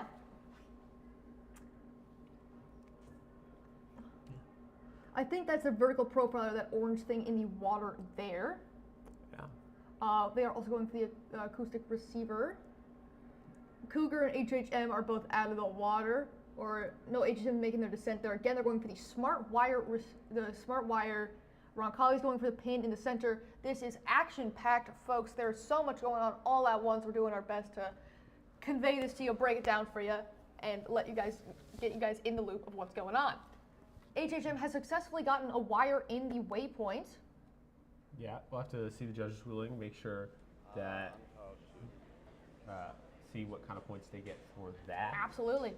You can see they're a little bit hung up on the elevated waypoint right now. It's a bit tricky. Yeah. But if they can get that figured out, they will be as good as gold. You can see the pilot laser focused, which is the focus that is needed. It's a tough job piloting. You got a lot of pressure, a lot of eyes on you, a lot of eyes on your movements, but it's a lot of hard work, and to be working on something and see your hard work pay off in the completion of a task is an incredible and rewarding feeling. We're hearing cheering, so I'm assuming that I just seen Roncalli attempting, I believe, some part of the Coastal Pioneer Array task. You can see they got some string out, it looks like. Yeah, potentially that lower pin. It's hard to tell. They're now pushing the top pin. Yeah, they're going for a bit more of a push approach, which we haven't really seen that much of today. We did see a lot of it yesterday with the scout class. Yeah, teams are definitely having some trouble, though, with that top pin compared to yesterday. It's a bit of a nuisance. We got 10 minutes left on the clock, folks. Lots of time left. It's anyone's game here, really. It's anyone's game. This is all lots of hard work, diligently focused. We got Roncalli's POV backing up, maybe readjusting their angle. Yeah, I really like seeing the pilot POV. It really gives you I also love the pilot perspective POV. of what they're working with. Because from our perspective, it might be like, oh, yeah, it's so easy just like to move a little to the left, but you can tell that they don't really have the same field of view or same perspective, and so it's a lot harder. HHM still a bit hung up on the vertical part of the smart cable. Yeah. Like we were saying earlier, if people were here for that, the fact that you can move the Is that part of that first come off, or did they just drop it? I think they opted to drop it. Yeah, because I just saw an air bubble come out. I just want to make sure that it didn't fall apart on them. Oops. No, I think they're just trying to. They're moving it back. How kind of them. Yeah, making the job easier for the divers. Yeah. Yeah. Concords is bringing down the new acoustics receiver. I really like Concord's triangular design. Yeah, it's very, very. Oftentimes you see rectangles, but not very often do you see you see triangles. Yeah, Concord opting for something a little bit different. Obviously, it's working for them. Absolutely. And we'd love to see all the creativity, we'd love to see all the passion, and everything here at the competition is one of the most rewarding things that we can do here. Let's see what is going on here. What is Absolutely. You can see Cougar Robotics down in the bottom currently looks like working on one of the coral samples, trying to... Must be about the branching coral, having a little bit of an argument, a little bit of a disagreement, but you know, everyone doesn't get along all the time. Yeah, just trying to get out of there without knocking the coral back out. They've got it in there. I think it might be in there, yeah. It's a bit hard to tell, like we've been saying. Yeah, they just need to let go of it successfully, which can be surprisingly easier said than done. Yeah, especially when you're trying to make a tool that can grab onto something securely, but then you don't want it to be too secure that it's not going to come out.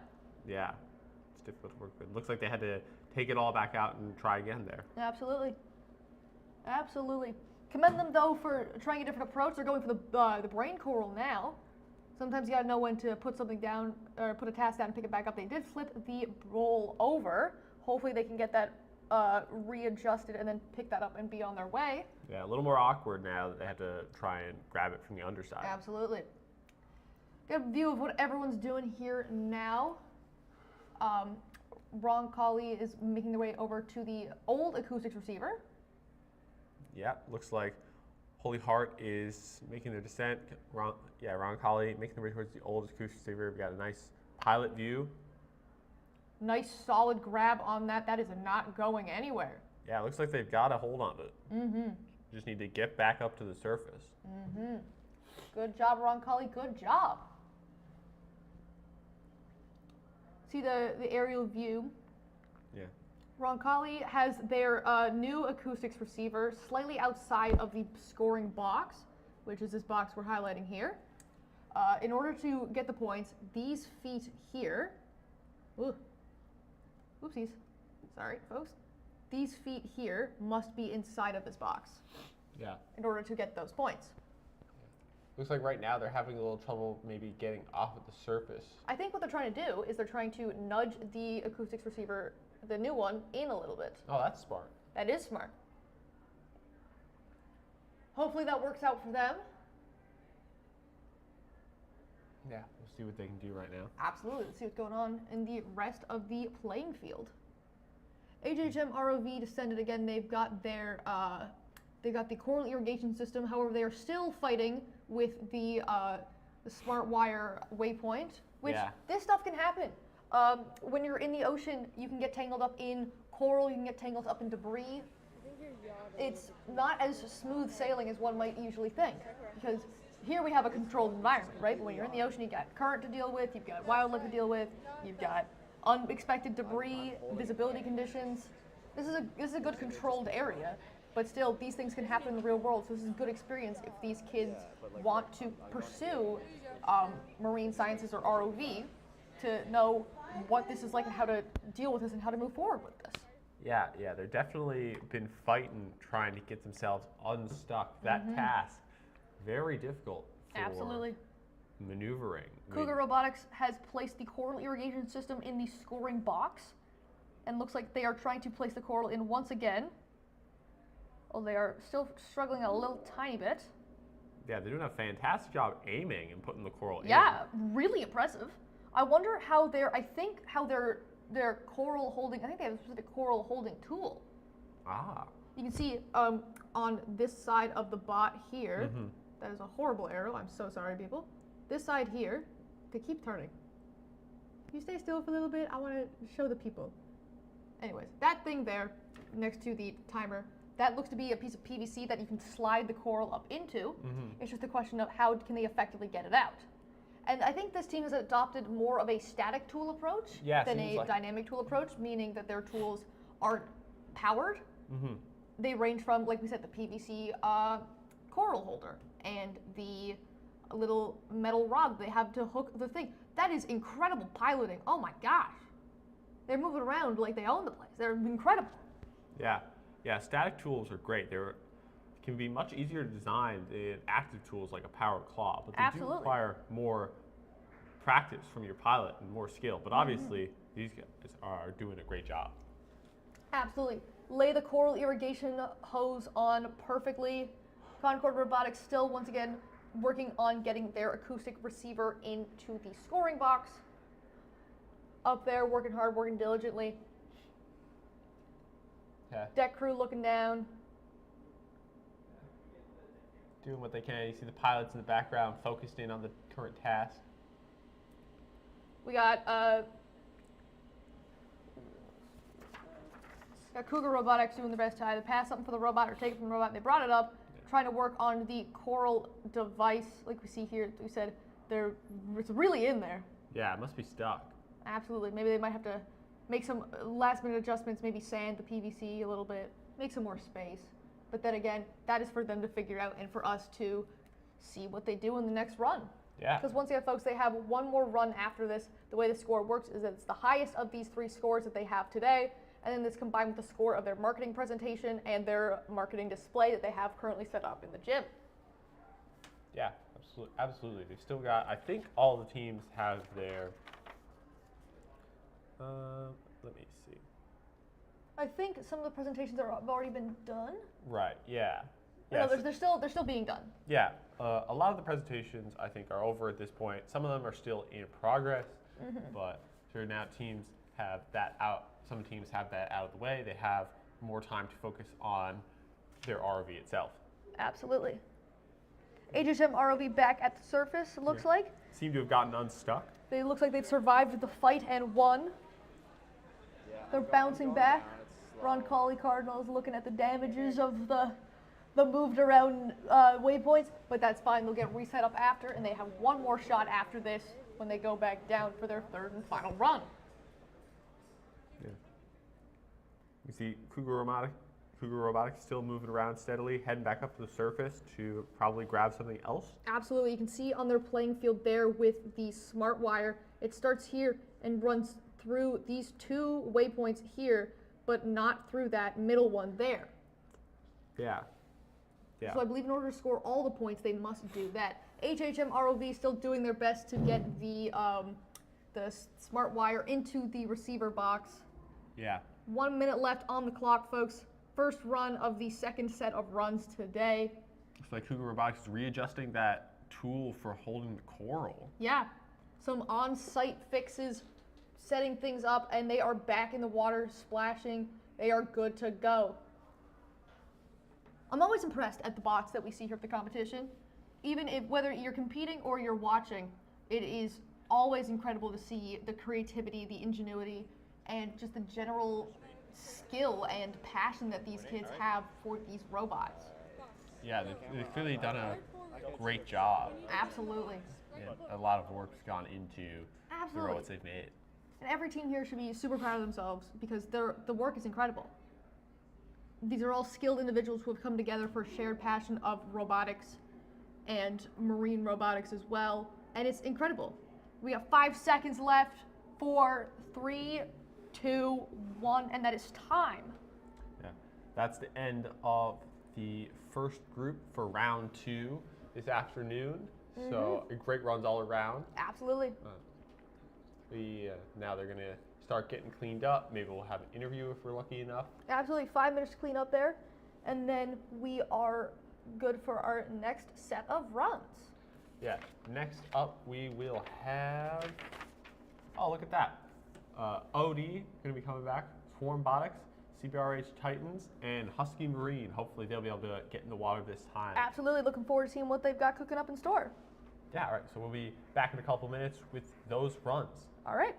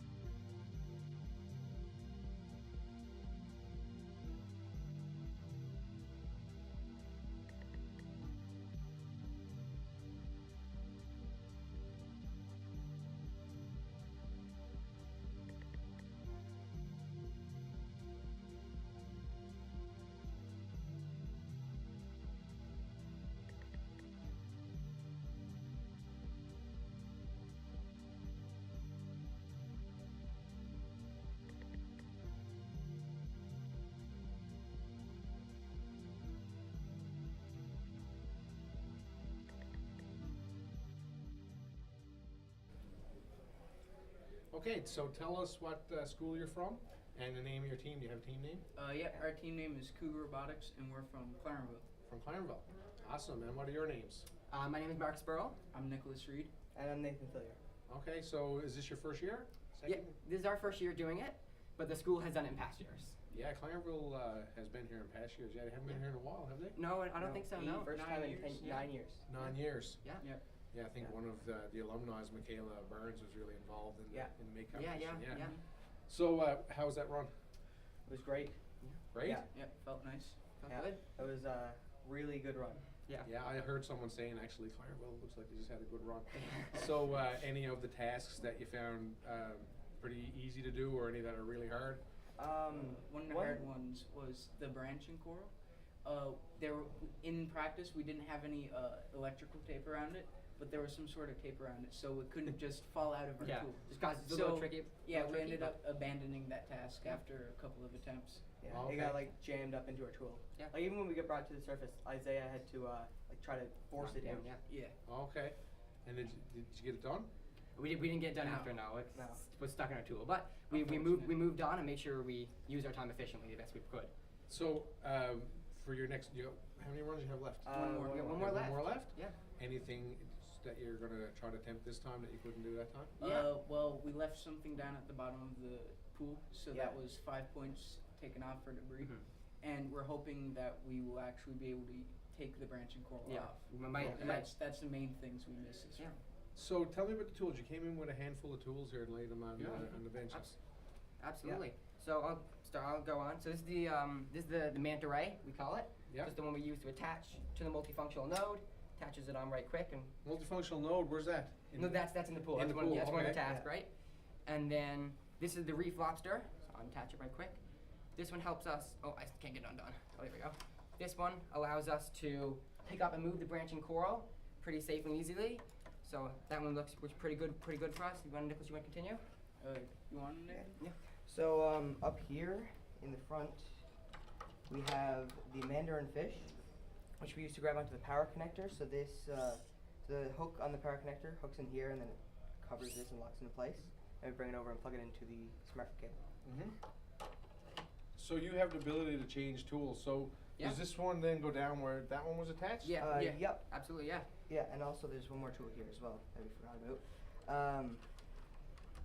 That's a bit tight. Oh, yes. There you go. This is a temperature sensor that we use for measuring the temperature of the water down by the smart cable. Okay, that's awesome. So you look at the temperature then with the camera? Yeah, yeah. It's got, I think it's around your thruster. Yeah. That's not good? No, it's not great. Thanks for pointing that out, actually. No, that's good. I don't know if I'm allowed. That is good to know. Yeah. So do you have anything that you need to do with this now when you go downstairs, or are you all good to go and you're just going to get hyped up and come back up again? Well, we got to untangle that cord from the I think, we might try to make this opening a little bit bigger so that the branch doesn't get stuck again. Yep. But after that, I think, consistently doing it another time, getting more used to the pool, certainly the way to go. Yes, definitely. Tell me about this box. This is cool. Yeah, so this is our control box. Nathan, you've done a lot of that. So it's pretty simple. It's just, inside is just a bunch of switches everywhere. Like a lot of the teams this year and in previous years use computers and like joysticks and all that stuff. We don't have any of that. This is all completely hardwired from the power supply into the switches and then straight to the thrusters and motors. Okay. So this just sends 12 volts straight to these thrusters, right and left. And people need to realize how much more difficult it is to control. You don't have proportional controls. You can't No, control we don't. your speed. We You're have on on and we have off. Okay. I got the signal. All right. So, with that said, it's time for a break. Anyway, good luck. Thank you so much. Thank you so much. Thanks for coming up here. All right, thank you, and good luck on your next run. Perfect. Thank you so much. Thanks for having us.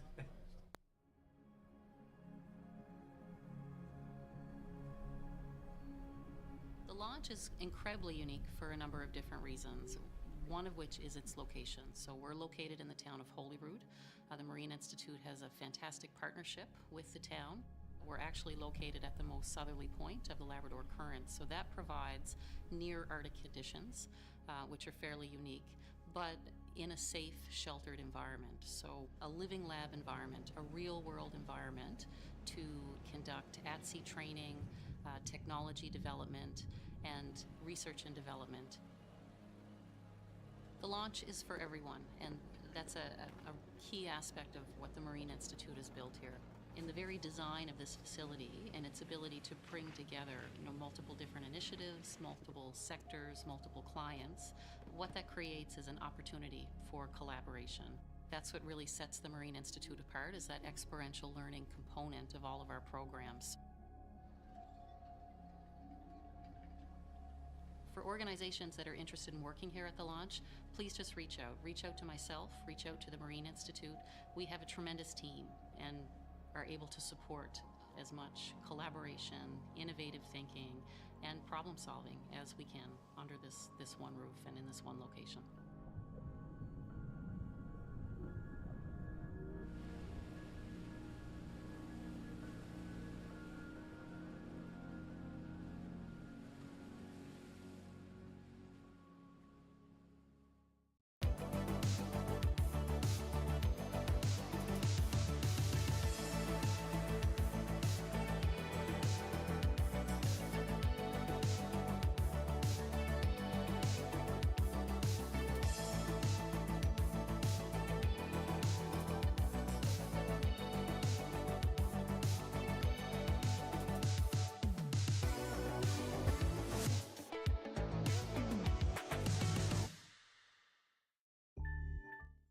Titans.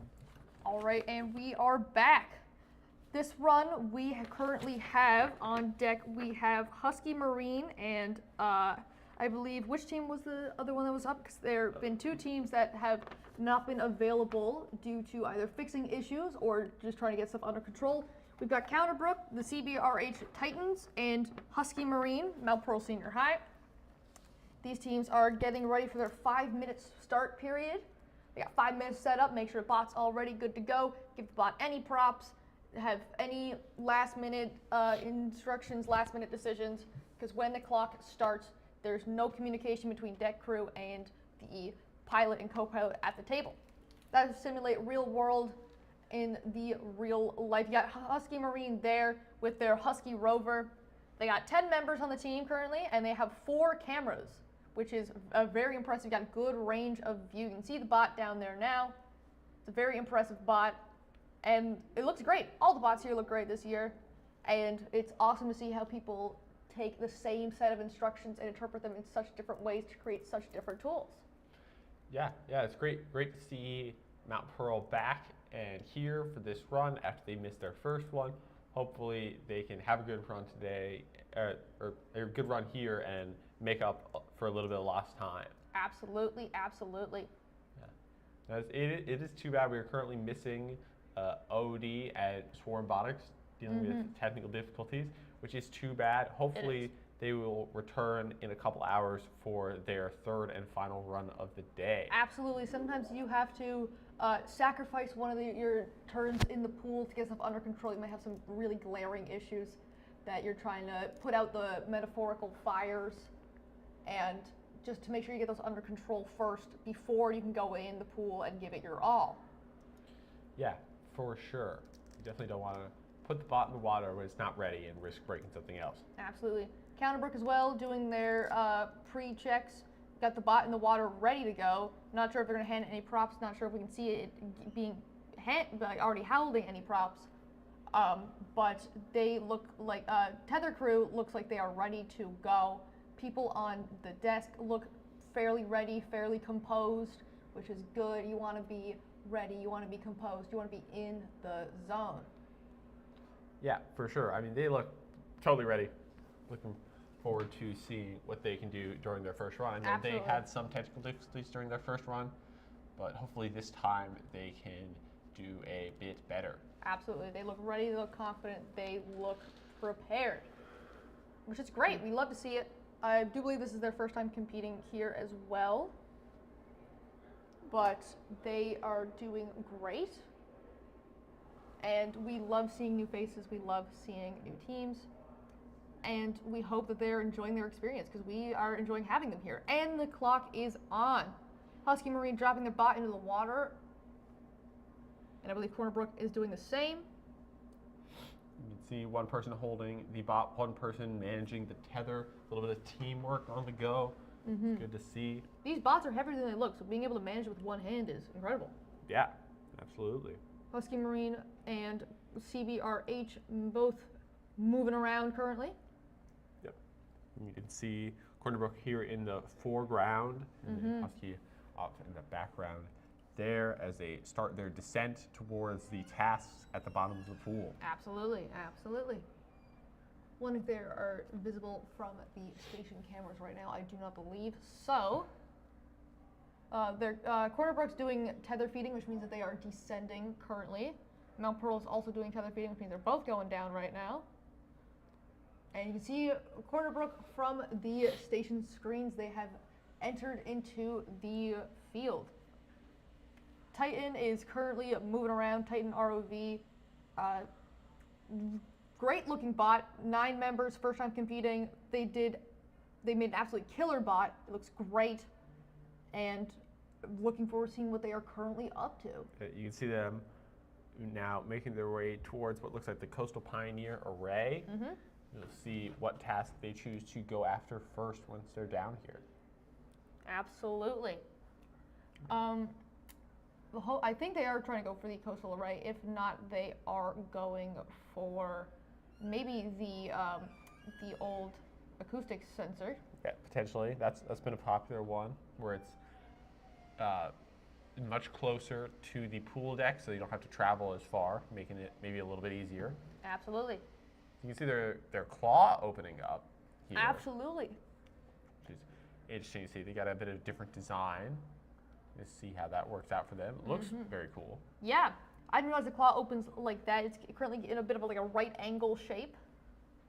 Yeah, very, very different. Probably a little bit adaptable. Grab onto a wide variety of things. Yeah, would love to see that in action. Husky Marine also in the water there now. You can see them in the same frame as the Titans. Yeah, directly behind them right now. Yeah, chilling out together in the pool, having a little play date, if you will. Yeah, you know, hanging out. Hanging out, being buds. Yeah. That's what it's all about. The competition's about having fun, make friends. Yes. And have a great time. Love, being friendly with the other teams. Absolutely, having a good time, being a great sport. Yeah. Let's see, Husky on deck. Their deck crew leaned over, looking in the water, focused on what is going on down below. Absolutely. You see there. You can get a glimpse of their setup. They got 4 screens for each of their 4 cameras. One of them looks to be not active right there right now, but hopefully they can fix that later on. Yeah, for sure. But having a few different views is super beneficial, so you can see more of your surroundings. Absolutely. Cornerbrook is currently moving around. Same with Mount Pearl, doing a little bit of a spin around. Yeah, trying to get themselves reorientated. Because both teams are kind of approaching each other's playing field. Yeah, they've both kind of drifted towards each other right now, trying to make their way back. Trying to untangle themselves, and they've done so successfully. They're spinning around, not sure what they are currently up to, not sure what their plan is. I think they're going for the Coastal Array, or they're going for the rocks, maybe. Who knows? Maybe. We haven't seen anybody successfully complete this task Yeah, yet. we haven't seen anyone go for the rocks. I think we saw one person go for the rocks yesterday at Scout. Yeah, you can see them closing their claw, trying to pick one up. But it might be too low for them. The claw might not be on an angle. Yeah, very, very awkward shape to grab, very irregular. Yeah. And you don't know if you're going to get a heavy one or a lighter one. Yeah, making it very difficult to complete this task. Husky Marine remaining stationary currently. Not sure if they are discussing something or whatnot. Hopefully no technical issues rearing their heads right now. Absolutely, absolutely. You can see Cornerbrook backing up a little bit. Looking to get that old acoustic sensor, I do believe. Yeah, they're turning around right now to face it. We need to go a little bit further. Or maybe they're going to spin around. Hopefully, don't get the tether caught in the sensor. Yeah, that would be unfortunate. That would be quite unfortunate. Actually, it'd be a big hassle to get undone. Yeah, that tether always difficult to work with. That's why the tether manager's job is incredibly important. 10 minutes left here on the clock. Loads of time left. Hopefully, iron out any issues, get everything working smooth, and get smooth sailing on the go. Yeah, we'll have to see what these teams can do. They still got a ton of time left. See what they will do with their remaining 9.5 minutes. Absolutely. See, Cornerbrook's come up a little bit from the floor of the pool. Husky Marine looks to be moving in the background. Yeah, almost directly behind Cornerbrook right now. Absolutely. They're doing tether managing, given a bit less tether pulling up. Looks like they are going up to the surface, maybe. Yeah. Yeah, it's super important to be bringing the tether in as you go up. If you have too much tether out, it can start to weigh down your ROV and cause a ton of problems. Mm-hmm. Mm-hmm.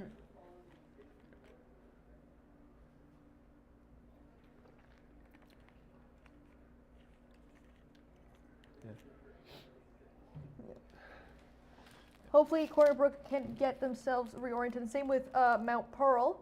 They both look to be moving around now. Yeah. You know, even now that they've sort of drifted towards each other into sort of the dead space between the two setups, it can be difficult to get yourselves orientated in this spot because everything looks the same. You've got identical things on both sides of you, and you're trying to figure out what direction you have to go.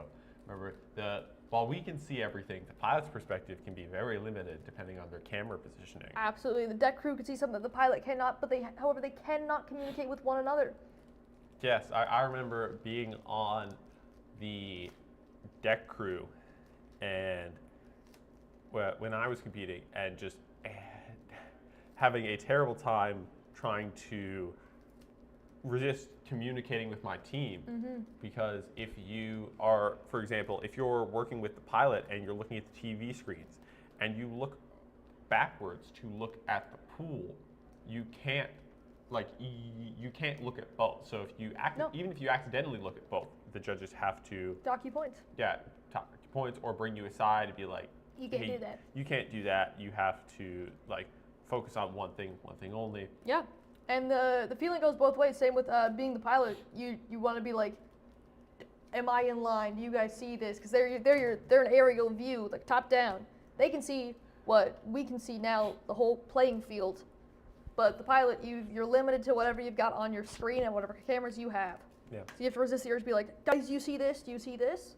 Because if not, like if you do that, it's a penalty.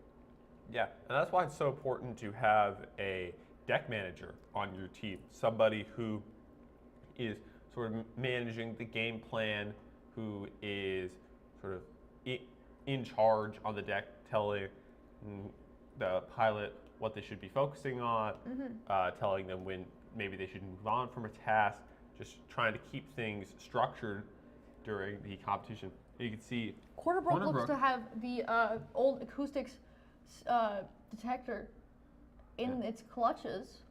Hopefully they can bring that back up to the surface and score themselves some points for this run. Yeah, they need to start making their way back up now that they have the acoustic sensor held. They're slowly moving their way over, slowly but surely. Yeah, potentially trying to get themselves positioned below the red square before they actually make their ascent. Because unlike Scout, these guys can only interact with their robot and only bring it up in the red square to simulate, like, for example, a hole in the ice. Yeah. So if you're ice fishing, you can't just start throwing your line at a chunk of ice. You have to cut a hole and interact with it through the hole. So that's what that simulates here. Yeah, and it may look easy, but it can be surprisingly difficult depending on your camera placement. If you can't see the hole, like you need to have a camera that can see the hole you're aiming for. Yeah. If you can't see it, letting go of the acoustics detector. Mount Pearl having a little bit of a disagreement with the smart wire waypoints. Yeah, looking to be a little bit caught up in the waypoint right there. Second waypoint disagreement we've had today with the bots. I started to think the bots aren't a fan of the waypoints, but we'll have to when we do interviews, I still have to ask the bots what they think about the waypoints. Absolutely. This is that smart connector mission is seeming to be a very high risk, high reward task. Mount Pearl doing 360s, showing off. Trying to get themselves unstuck. see. Showing the turning capabilities of their bot. It turns very well. Yes, absolutely. It's very smooth drive right there. They just need to get themselves sort of unstuck and back into the mission area. Absolutely. You can see Cornerbrook starting to surface right now, potentially heading back up to the side of the pool to collect themselves and formulate a plan before they get back down there. Absolutely. I do like Cornerbrook's claw design. Yeah, it's very interesting.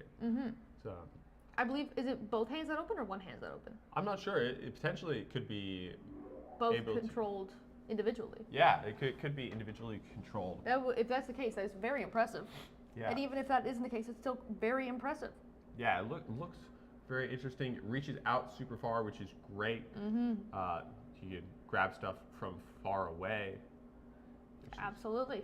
Super helpful, especially if there is some structure attached to the thing you're trying to grab. You want to be able to get around that structure. Absolutely. You don't want any obstructions when you're trying to grab something, trying to interact with something. Your field of view is limited to however many cameras you have, and if you want to have more cameras, you got to sacrifice because you've only got a certain amount of space in the enclosure. Yeah. Enclosure space is surprisingly little. We were talking to Gonzaga yesterday. They were telling us all about how you don't realize how little space you actually have until you go put everything in there. Yeah, we asked them a lesson that they had learned, and they said that electronics are a lot bigger than you think, which is very true. I'm not the one who's designing the enclosure for Eastern Edge, but I know I've heard people talking about it, and it's tricky getting everything to fit, but I think it's working out pretty good here, our enclosure. Yeah, we are doing it all right, and obviously these teams have managed to put everything in their enclosures as well, which is, like we said, a very difficult task. You're trying to cram loads into a little tiny space, and you're trying to manage. You want more tools, more active tools. You want more motors. Do you want more cameras? You have to balance all that out, making sure your bot isn't too heavy, making sure your bot still works smoothly as intended. And that's a tough thing to balance, tough thing to have to plan out if you want to sacrifice more visibility for more power or more power for more tools. Yeah, you can see now Cornerbrook has moved over towards the smart waypoints, trying to potentially route their wire, maybe? Yes, I don't know. I don't know if they have the smart connector currently with them. It's not very easy to tell here. Yeah, this is not the easiest to see what exactly is going on. It's potential that they have it attached somewhere other than the front of their ROV. They have a very large ROV, which means they can potentially have a lot of space for tools. Absolutely. They can put it in a wide variety of spots. They could even put it, I forget, it was a scout team yesterday who, it might have been MBJH actually. They were trying to get the flotation device, and they just put it in their frame. Like they went up under it, put it in the frame, and brought it to the deck. And that's what they could do here as well. Yeah, very resourceful, using everything they have. Absolutely. We got a minute left on the clock here now, folks. Wondering if these teams can get some stuff done in the last minute for themselves. Yeah, absolutely. Still 50 Still just seconds cruising left. around. They have time to score a few last points before their run is over for the. And once this run is over, they will have a couple hours to rest and make any final changes To they would rest, like. recover, repair, and keep going. Putting Yeah. their heads up and keep walking. Yeah, and then they'll have Keep their swimming. final run of the day in a few hours from now. Absolutely. We got less than 30 seconds left on the clock here, folks. Both bots have done great. They seem to have a few issues, but hopefully these guys can get them ironed out because both these bots look incredibly promising. Hopefully they can get them fixed and they can show us what these bots are truly capable of and truly meant to do. All right, 3, 2, 1, and that is round 2. Yeah, that is the second group of runs for round 2. Solid run from both teams. Absolutely. Hopefully these guys can recover and make any necessary repairs, make a plan of attack, strategize, and just generally find a plan to perform how they want to achieve the success that they want to achieve. Yeah, I mean, with the score just being the best of the 3 runs, you don't need to have 3 good runs. You just need to have one good run. And I've had the experience. I can't speak for yourself, Eric, but I know I've had runs that are like 2 horrible runs. Like I had to sacrifice a run, really bad run, and then you basically just clutch up at the end, and you make sure that you get as many points as you can. Do the tasks you know you can do. Don't waste time on the tasks that you know are impossible for you. But up next at 2 o'clock, we've got Shark Tech with the Labrador Straits Academy, Hammerhead ROV from Sacred Heart School of Halifax, Where's Waldo from Trafalgar Castle School, and Viking Industries from Gonzaga High School. Yeah, we'll be back in a few minutes with the run from those teams.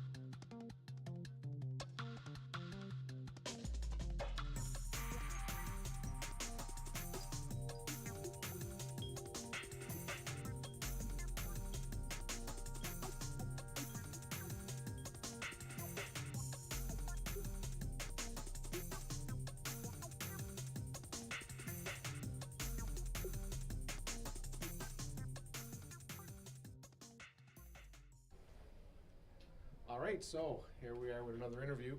First, before we start, I got to give a shout out to a long-time supporter of the live stream, Adam Courage. He's watching, sending me texts saying we're doing a good job on interviews. So, anyway, what team are you? That's what? Cornerbrook Regional High Titans. Cornerbrook Regional High Titans. Our producer Christian over there. I think this is his old team, right? Yeah. How'd that run go? Bad. Yeah. So our camera is tilted too far down, and we can't see anything. So you're looking just straight down. Yeah, and it's a little bit larger than because we have no frame of reference for the past ROVs, so it's too large and it's very sluggish. So it was hard to get anything done, really. Okay, so that was your second run? Yeah, second. How'd first run go? Worse. Yeah, that's good. You're improving. Yeah, actually, so we are at the same points. Yeah, I don't know why but someone did I think at the first time they gave us. Well, I'm not gonna say that. Oh, we're complaining about the judging? That's fine, okay. We'll talk to him after. No, that's okay. Yeah.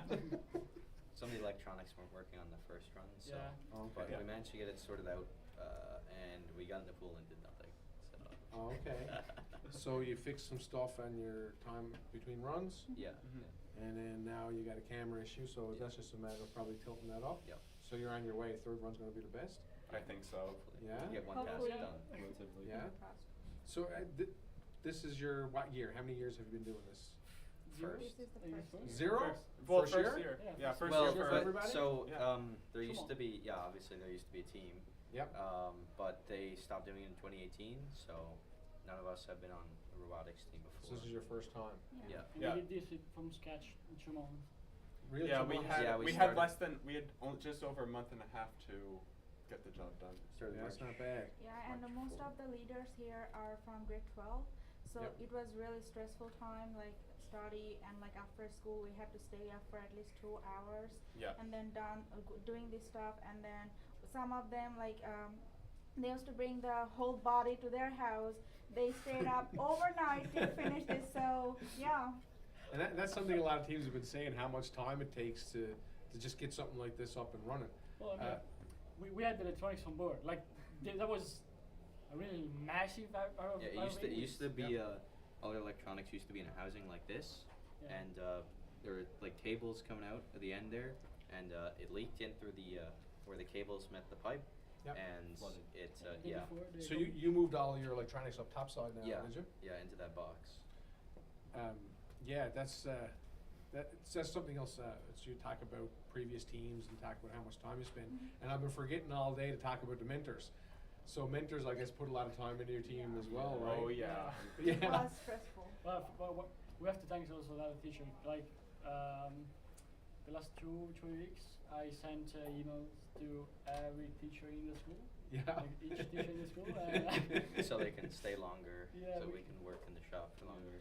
Yeah, I mean that's a big thing for the teachers to do, and like I said, I forgot to do it all day, but the team from Labrador wanted to remind me at the end, like our mentors are putting a ton of time into this as well, and these teams don't exist without good mentors in your schools, right? And you can't stay after school, you can't order stuff, so it takes a big dedication from your teachers. Absolutely, they put a lot of work into this as well. Yeah, and they're rooting for you too. I see them down below and up on the top when you're doing your runs, and they're really rooting for you. So you brought in some stuff. You wanted to talk about tools. I know you were excited about this. What is that? Not so much anymore. Okay, let's talk about what it should do.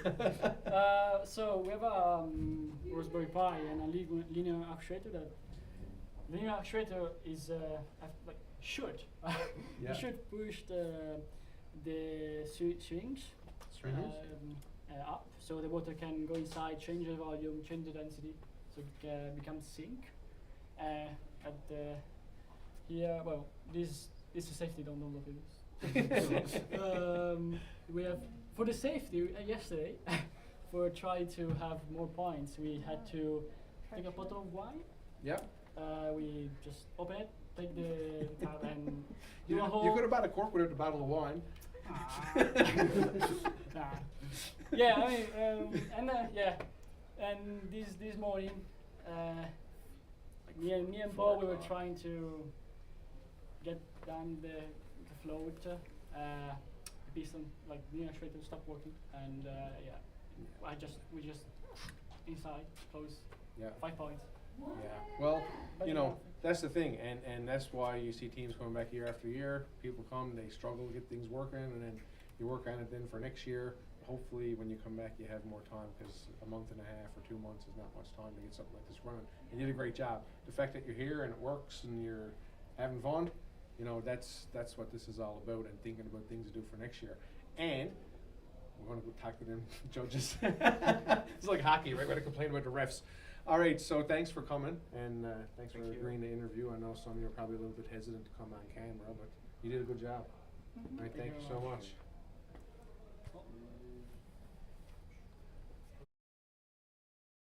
We're back. We are in the third run of this section. In Station 1, we've got Shark Tech.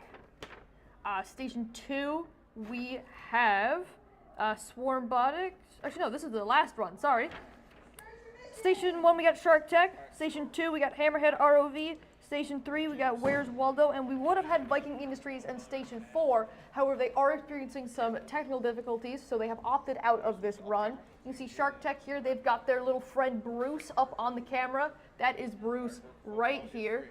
We love Bruce, and we think he's awesome. It was really cool that they brought a little shark with them. Little label name tag they made for him was really cute. But yeah, they are diving in. The clock has started. Tether feeding is on the go. And these guys are ready to go. We can see here that these folks are in the water in the play area, and they are cruising along. Hammerhead ROV working away diligently at the bottom of the tank now. Same with Where's Waldo. You can see here the 4 different playing areas. Yeah, you can see Hammerhead ROV is sort of in the middle. Maybe me. Oh, okay. Our correction. Gonzaga is here. They've persevered through the technical difficulties. Look at them go. Awesome job, guys. Yeah, thought they weren't going to make it, but they have managed to get here on time, which is great to see. We love to see it. Good job, Zaga. All right, yeah, you can see them right there. Doing some last-minute workings. Yeah, our bad. They got the... Yeah, our bad. We were told something else, but, you know, they push through, they keep going, and we appreciate them for it. Yeah. See, Shark Tag has brought down what I think is the... irrigation system? Yeah, the irrigation system. Forgetting for a second there. That's all good. Yeah, starting to take it from where it is currently to this square here. So you got to move it a few more feet.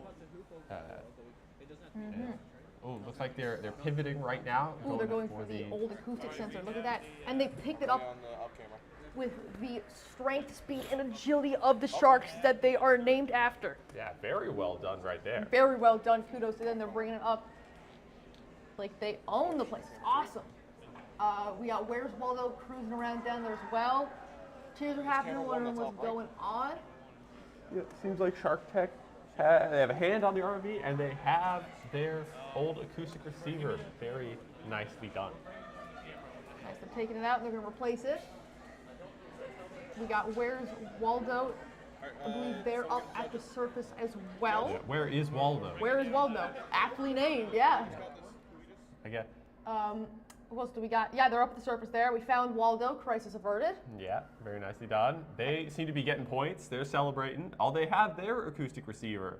Oh, we love to see it. Congratulations, guys. We love it. Smiles everywhere, high fives going around. It's awesome. The positivity is contagious. We got Hammerhead ROV down at the bottom as well. Yeah, Waldo hopping back in the water, going to score some more points. You hear some more cheering, lots of stuff going on. Yeah, this is a very action-packed segment. Shark Tech moving around as well down at the bottom. Laser focused as well. Whereas Waldo seems to be switching out their items. They got a little container there. I wonder what's in there. I wonder if that's their, I wonder if that's any tools that belong to them. Yeah, got all the goodies in there. Absolutely. We'll have to ask them about what's in there later. We can go to the screen of the 4 different areas. Thank you. All right, we got Shark Tech up in the top left. We got Hammerhead ROV in the top right. The two different sharks up on the top. We got Where's Waldo on the bottom left and Viking Industries on the bottom right. Yeah, it looks like Shark Tech has successfully placed their new acoustic receiver in the designated area. So that's very nicely And they're working on getting that plastic PVC pin out. And they've got it. Look at that. Very and it nicely shoots done. all the way up. They got to get that metal rod out there now. Yeah, the secondary pin, much more difficult to remove. See what they do here now. Shark Tech looking to head back up to the surface potentially, or just maneuvering around, trying to avoid getting tangled up in that rope. Absolutely. You can see their vertical profiler there. That is their vertical profiler there, I do believe. Yes, yes it is. We haven't seen, I don't know if we've seen any teams successfully complete a vertical profile yet, but we'll see what theirs can do. Yeah, looking like they're going for the coral samples as well. They got the brain coral and the branching coral as well. Hammerhead ROV chilling out at the bottom. I believe they are going for the acoustic sensor as well. Shark Tank just picked up their bowl. Look at and that. are in the process of putting it down. Excellent job, guys. They just need to let go, and they will be. Good as gold. And they do. Look at that, fellas. Look at that. Very nicely done on their part. Absolutely. Hammerhead ROV moving around, trying to see what they can get done here. Lots of excitement, lots of nerves. Yeah, you can see that they look to be making their way back towards the old acoustic receiver. You can see their pilot and co-pilot and deck crew up here working away diligently from the pool Ooh, are they side. going for the rocks? Oh my, we haven't seen anybody We haven't do seen, this if yet. anyone could pick up those rocks, we're going to be very happy. Yeah, very difficult task. Wondering if they will manage to get that done. Shark Tech moving over, getting their branching coral sample on the go. You can see Hammerhead's pilot crew directing traffic right now, figuring out what they are going to do. Showing excellent leadership, excellent resilience. Yeah. You see now. Hammerhead, it looks like they're still going for the rocks. Where's Waldo? Back in the water. We found him. No need to worry. Yeah. Wondering if they've got the acoustic receiver, old one removed. Yeah. They look like they're going for the irrigation system there. Yeah, they've got their irrigation system down there. They just need to bring it over to the designated area. Hopefully they can get that done in time. We got about 8 minutes left on the clock, a little bit more than that. Yeah. But that is loads of time, over halfway left, and they have more than enough time to get all that done, score as many points as they can. Yeah. You see Waldo sitting down, potentially eyeing up a different task. Looking like it's either going for the coastal pioneer array or the rocks. They can get their sediment sample brought up to the surface. Gonzaga over there deciding what to do, potentially brainstorming up ideas while they work on extra problems that they are facing up there. They've had a bit of a major electrical setback.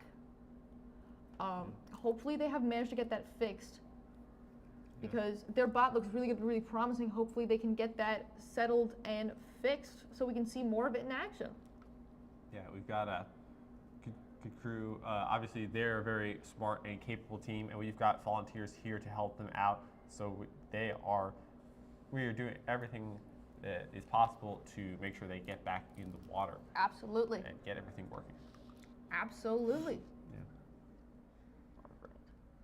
Yeah. Hammerhead ROV moving around. Same with Where's Waldo. Shark Tech seems to have surfaced and is back up at deck, maybe grabbing something else to bring down.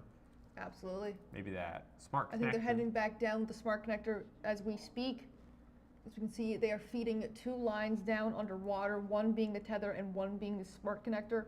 Hopefully they are smart about this and they can not tangle themselves up in the wire. Yeah, I mean, you can see even from that shot of the pool side how easy it is to get your wire for your tether and your wire for the smart connector tangled up in each other. And here Everyone on deck here working very hard, looking very focused, especially Bruce. Yeah, Bruce working hard, cheering the team on. Being motivational. You see Shark Tech being respectful. doing a great job routing the cable. They've got it through that elevated. I think they might be through all 3 waypoints. Hard to tell. Let's see the judges ruling. It's hard to tell, see the judges ruling, but we can show you here, folks, that the wire goes down like, oh, never mind. Different angle here. We'll show you if we get that angle back again. But, however, they are going for the temperature sensor connecting to the smart wire. This task is a addition to the smart wire receiver, where they have to take this probe here and connect it to the smart receiver. Yeah, also another very difficult task. That task in general, some tough stuff. Potentially, they're pivoting from that plan and going to work on something else. We'll show you here the path of their wire. We believe the wire has taken. We believe the wire has looked like that. Sorry, the drawing machine is not very happy with me today. I don't know why. But it's just kind of going like this, up, around, and through those 3 things. Hopefully that is the case and they can get those points because it looks very well done. But then again, since the wire is very pale, it's very hard to see, especially from these cameras. Yeah, we'll make sure, the judges will make sure they get the correct ruling once the run is over. Absolutely. Hammerhead ROV working very hard, feeding the tether down, trying to get back down underwater. Shark Tech, once again, showing their playing field. They've got a lot done already. Very impressive. Very impressive. See Hammerhead making their way farther out from the side of the pool, potentially looking to get some of those coral samples. Absolutely. I think that's what they're planning on doing here. Coral samples are really popular there, and they've been really popular yesterday as well. Yeah, a great task. Teams have done it very well so far. I've been super impressed with how good they've done, especially with the brain coral. Teams have been excellent at placing that thing in its spot. It looked to be quite tricky when they announced the tasks. It looked to be like it could be quite a bit of pain.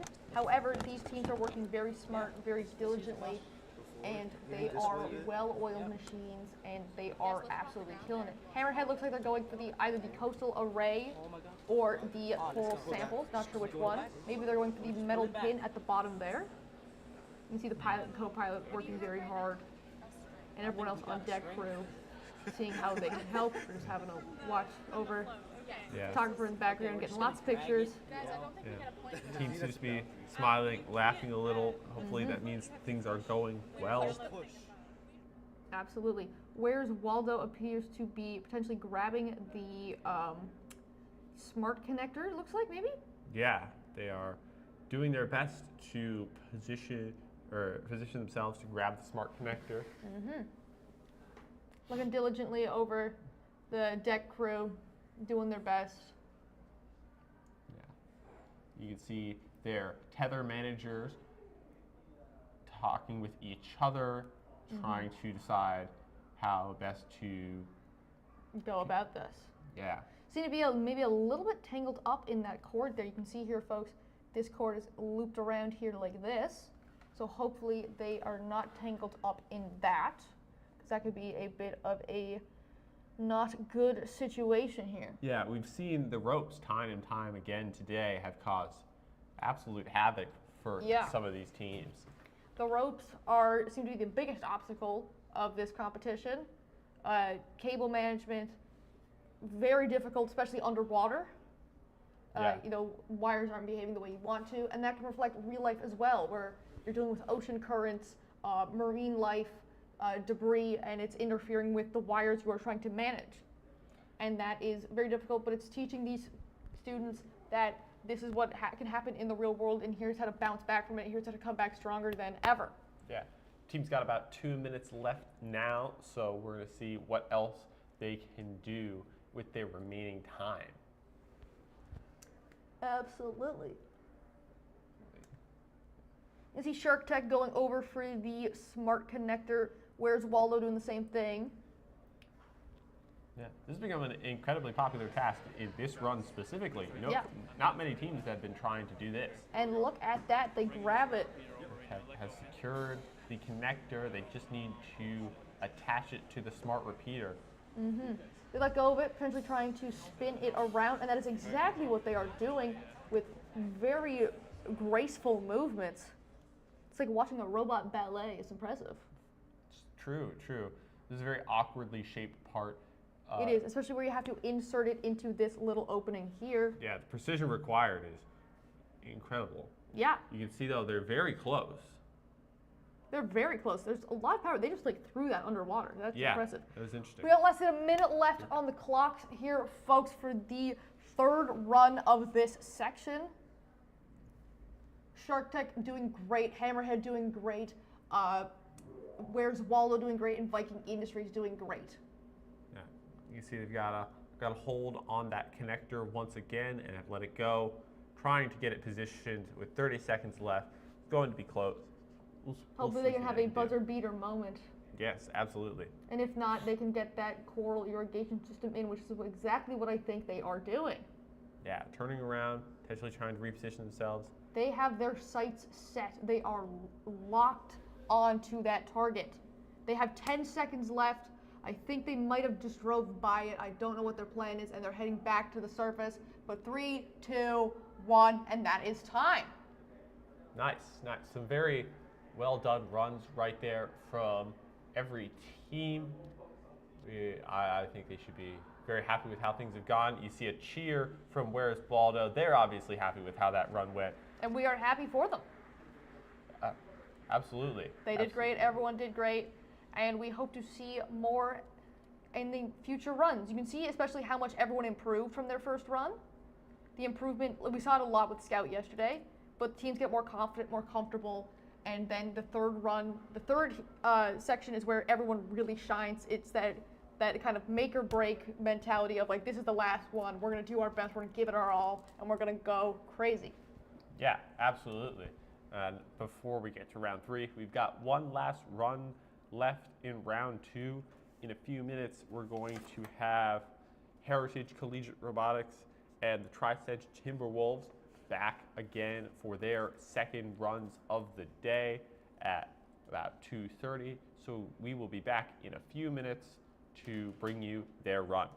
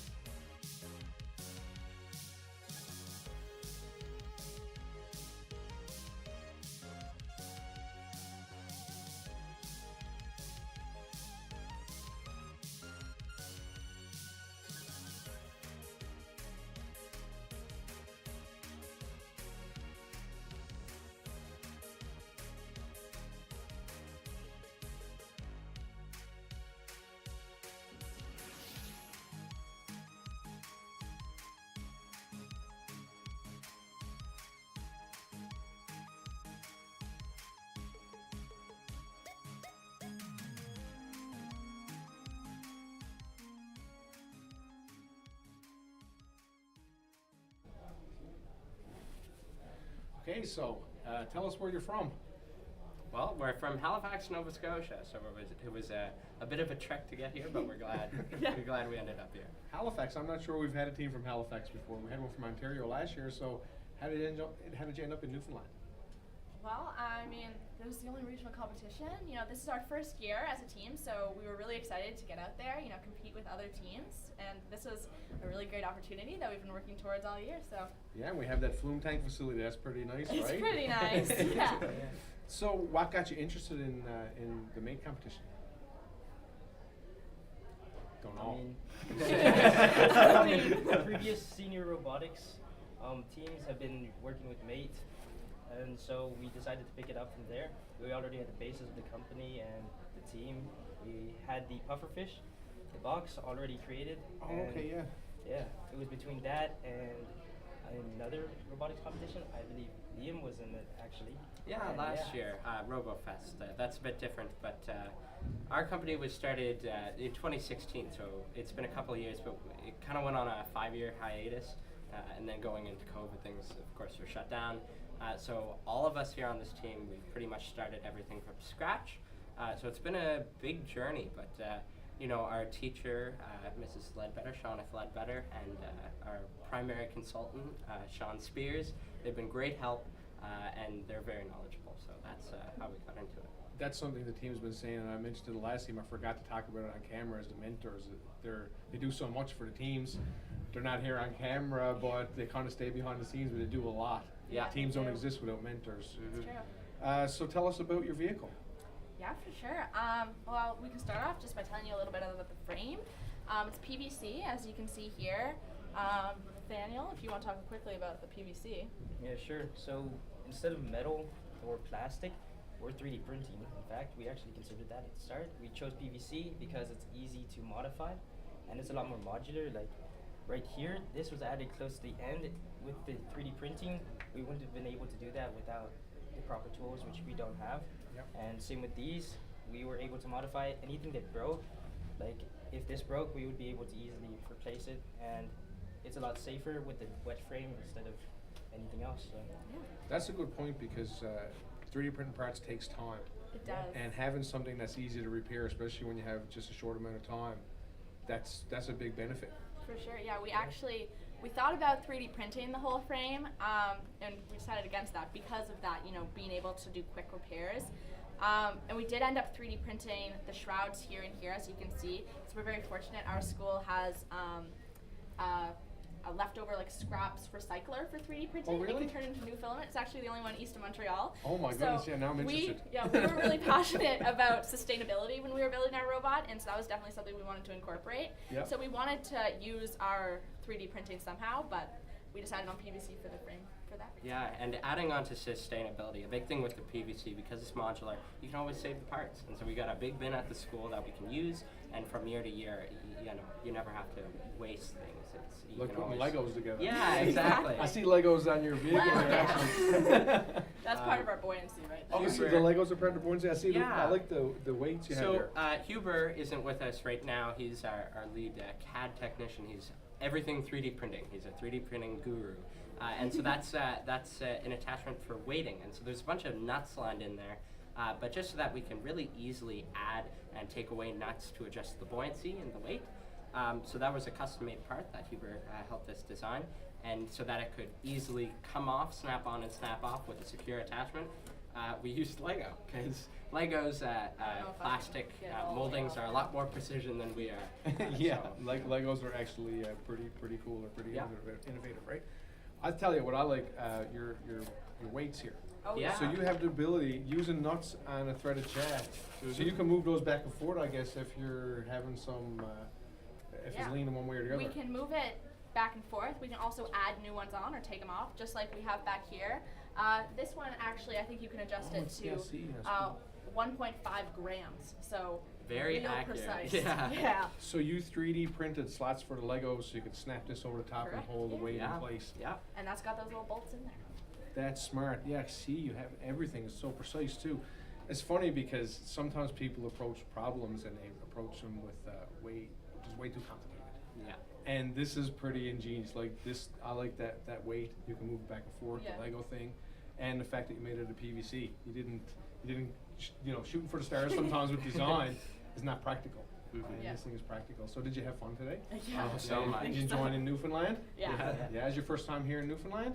Yep. I know mine personally. Yeah?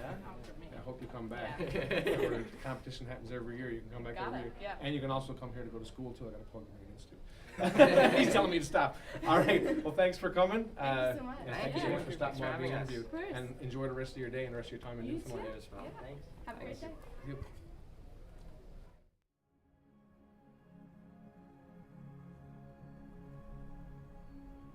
The launch is incredibly unique for a number of different reasons, one of which is its location. So we're located in the town of Holyrood. The Marine Institute has a fantastic partnership with the town. We're actually located at the most southerly point of the Labrador Current, so that provides near Arctic conditions, which are fairly unique, but in a safe, sheltered environment. So a living lab environment, a real-world environment to conduct at-sea training, technology development, and research and development. The launch is for everyone, and that's a key aspect of what the Marine Institute has built here. In the very design of this facility and its ability to bring together multiple different initiatives, multiple sectors, multiple clients, what that creates is an opportunity for collaboration. That's what really sets the Marine Institute apart, is that experiential learning component of all of our programs. For organizations that are interested in working here at the launch, please just reach out. Reach out to myself, reach out to the Marine Institute. We have a tremendous team and are able to support as much collaboration, innovative thinking, and problem solving as we can under this one roof and in this one location.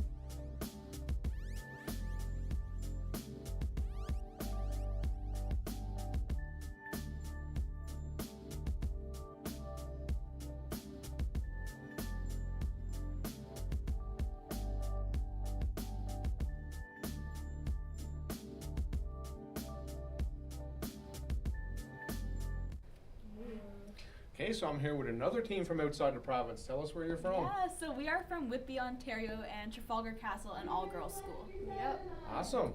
And this is your second year back. Yep. I remember you from last year. So I told the team from Halifax they got to come back too, right? So you got to spread the word. Of course, we need more people from outside of Newfoundland. Stripes are hard to Exactly. But no one from Ontario, so we stay in first there. Yeah, your outfit's kind of like gave you away, right? Oh, there's that Ontario team again. So tell us a little bit about your vehicle this year. I know I noticed this. One thing that the schools outside of Newfoundland are doing well is buoyancy. The fact that you can change these on the fly. I mean, we talked about them last year. We actually used them just in our most recent run, right? So these are washers attached to these hooks that we actually repurposed from last year to save money. And we managed to use these to change the buoyancy of our float in different waters. We don't know whether this is going to be salt or not, and what our pool is back at our school. So it's really easy to change on the fly and even change like in the middle of a task.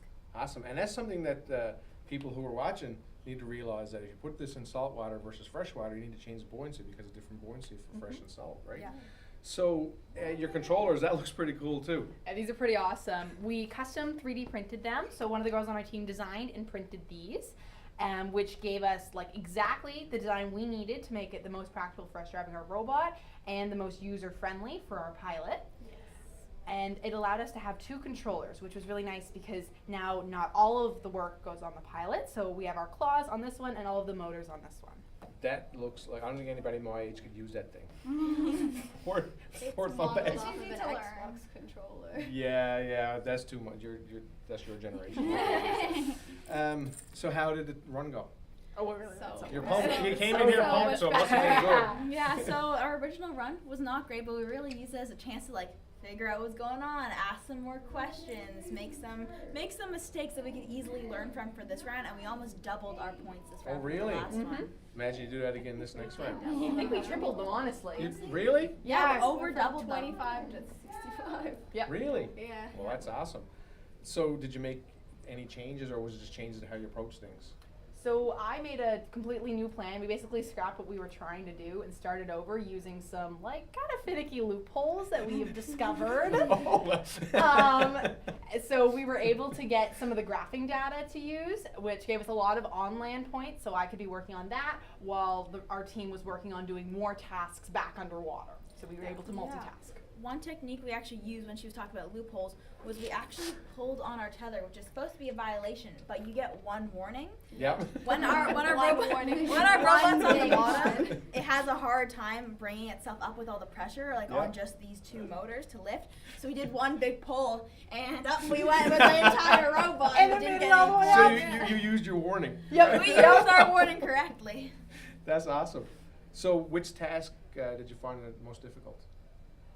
Probably in the first task, actually. We because our robot struggles, these motors aren't strong enough to lift it quite well. We struggled to do the first task, which is with the crate releasing a float and then visualizing that it didn't release all the way up to the surface. Yep. So we struggled with that one, especially in the first round, which is what we were trying to do because we thought we could achieve it. So we ended up switching up to do ones that were more across the ground that we could access. And then you learned how to do some loopholes. Yeah, exactly. Bend the rules a little bit. Yeah, I mean this thing is awesome. I'm glad to see you back for a second year. And I'm so excited to be here. Oh yeah, I really hope you come back for a third year. So what grades are y'all in now? Do you have another year in this? We have the 3 leaders of the club.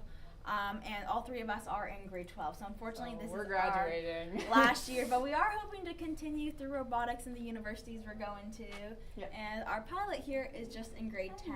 Awesome. So you have another 3 years left. 2 years. Bright future. Yeah. Oh, So I know it's a final question, but we got to talk about there's someone local who helped you out a little bit. Who was that? Was it Josh?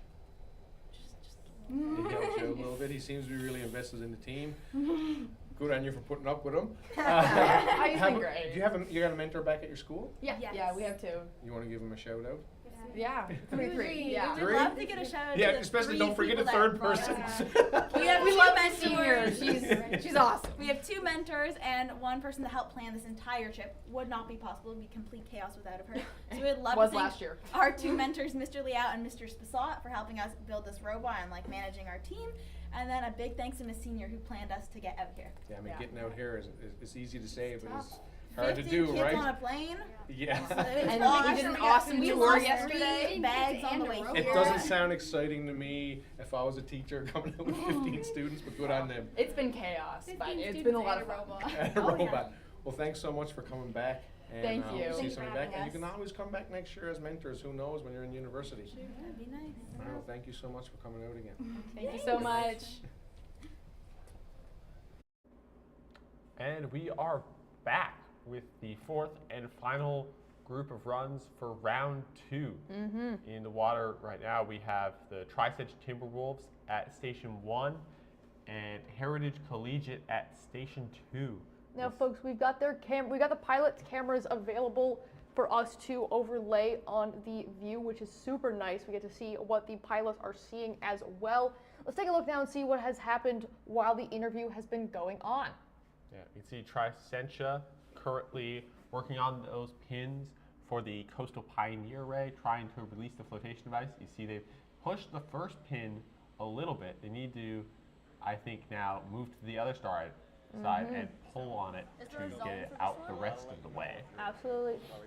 You can see it looks like they've got 2 screens there that they can switch between. Yeah. The pilot can look at. Push it back. It's really nice. They got the big monitor up there and a small little portable screen. Trying to work on their plan of attack here. Can I grip onto the box? You probably Yeah. could. Yeah, some of those teams have that little like portable screen they bring around. It is super useful, way easier to carry than a big television. Oh yeah, we've used those before Even with the vertical when I was at Gonzaga, and they're lifesavers. It's pretty nice, pretty nice. Absolutely. Heritage Collegiate is going and getting the old acoustics detector and bringing that up to the surface. They're fairly close to the front of the flume tank. Yeah. And they are bringing that up to the surface right now. I believe they have the old one down there as well currently. Yeah, you can see this Heather Manager pulling everything back up to the surface, and they seem to almost have a hand on it. They're reaching down deep into the water. While I'm there, there's something caught in my tether. Never mind, we're good. Making sure Don't give me they've anything, got I gotta go correct- back down. I'm pretty sure they do. They do. Look at that. Do have Nice an job. old acoustic receiver. All right, and they are back down into the water, diving back in for another shot at those points. You can see Tricentia has moved around to the other side of the Coastal Pioneer Ray, looking to grab the pipe that is used for that pin.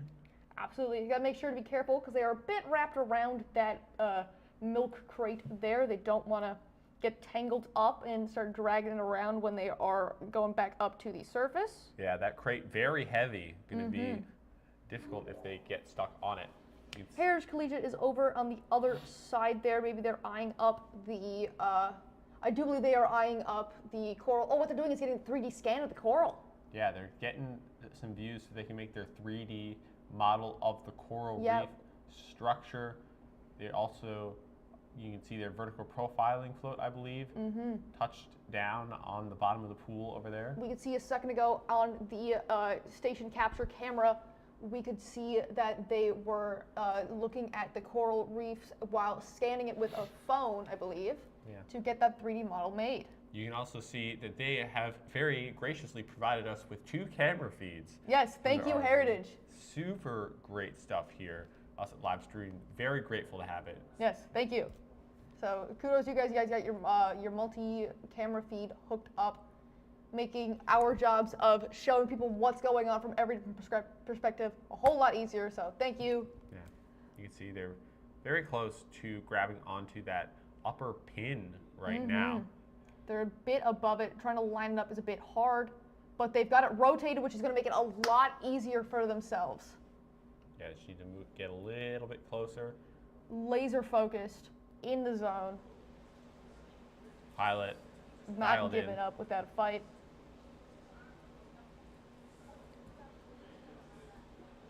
Do they got it? See? They got it out. Look Wow. at them go. Very nicely done. They got the metal pin as well. I believe that's all that's left to remove. Yeah, they need to make their way back over to try and get at that second pin if they want to fully release the float. Absolutely. They're going back around. I like the how the camera looks. Kind of makes everything look a lot lighter than our cameras. Yeah, pretty cool. Got a quality camera feed They right there. do. Tricentia is going back down. It looks like they're also working on the pin task as well. Heritage Collegiate going back in for that second pin, the bottom. You might be able to get a good look at it here with their camera feed. Oh. And they've got it Wow. unhooked. Whoa. Look at that. You've seen that go up, right? Very Ooh, nicely we had to done. pull out the pin. Tricentia looking at the coral samples. They are now eyeing them up. And they are on the way now to take care of that. You can see they're maybe a little bit stuck on that Coastal Pioneer array, kind of spinning it around a little bit. But they got it figured out. They Yeah. are good to go. Nicely done. Small speed bump in the road, but they are still driving forward. They're still powering through. Yeah. See now what they are going to do next. Looks like they're planning on going for that coral that they have seen over here. Try and get that brain coral and that branching coral up as well. Heritage Collegiate getting that brain coral brought up to the reef as we speak. And Tricentia is looking, eyeing up that coral, figuring out their plan of attack, how they're going to go about this, strategizing on the fly. Heritage has, they've almost laid their coral on their black square. In order to get the points, the coral has to be on the black square. I believe it's kind of like a Velcro, I think. Yeah, it's Velcro. Yeah, so it looks like they depending on judge ruling, looks like they may have to move it back a little bit so that it is more on top of that black section. It appears to be going for that branch coral that we have there as well. Yeah. Don't know if they're going to go back and reset that brain coral. Yeah, it's possible the judges looked at it and We're okay with it. yeah, said it was good. It's difficult for us to tell from our perspective. Yeah, we got wonderful judges up there working very hard. Yeah, you can see one in the background keeping a close eye on our competitor. Making sure that everyone gets the points that they are so rightfully owed. And ooh, Interesting. You seem to be those having robotics some, seem to be having camera issues. yeah. Hopefully They that can doesn't get take that long to sort fixed out. on the fly. Yeah, hopefully it's just a quick reboot and they'll be back on the go. Yeah. Oh, and they're back, folks. They are back. Nice. Love to see it. We do love to see it. Tricentia working on the Coastal Pioneer array as well. Oh, so diligently working on it. We got about 4 minutes left now. Still plenty of time to score some more points. Absolutely. Yeah, I think Heritage, once they get everything back up and running, will be right back to placing that branching coral sample. And it looks like Tricentia has pulled out both pins, potentially. I think Looks I think they might have already gotten that done. They just might trying to bring that to the surface. Okay. Having another look around, making sure they got it. Heritage is moving back up and running again. They are working great. Nice. Good to see Heritage back at it. Absolutely. Tricentia is leaning on the pin from the Coastal Pioneer array, trying to decide what they're going for next. Yeah. Heritage lining up the branching coral, hoping to get that put in. Yeah. You can see trying to position their coral in that little cup, although they could potentially be running into what is a very common issue of the wanting to have a good angle to look at your tool, but then your tool being in the way of seeing what you're trying to do. And it's also the coral has obstructed it, but Oh. never mind that, they've got it in. They do it anyway. Very They nice. keep going. They've now switched to what looks like an Xbox controller, which is really interesting. I love seeing the different controls people use. I remember one year at Gonzaga, we used WASD, like I was playing a video game on my computer. Nice. But that's so cool. Cameras are gone again. Ooh, tough. That is tough. Hopefully they can get that under control for the next one. Pilot, even though all the pressure, still focused, still staying strong. Tricentia is trying to decide what they're doing there. They're talking amongst themselves, having a little bit of a laugh. Hopefully everything is going well. The stress and emotions can definitely run a little bit high.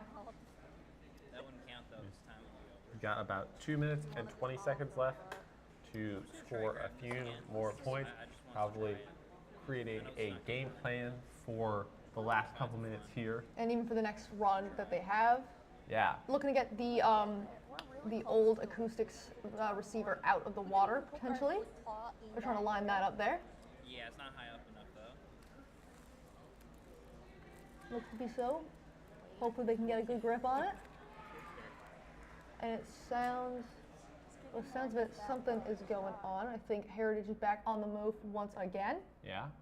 Yeah, Heritage moving around, trying. I assume they're going to try and go for their vertical profiler, which is down here. Potentially. Oh, we cameras just are had out cameras again. Looks like maybe something is disconnected on the inside. Yeah. That'd be my best guess.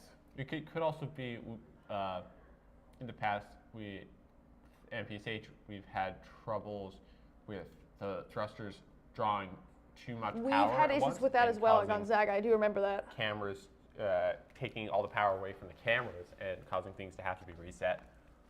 And these things can happen, folks.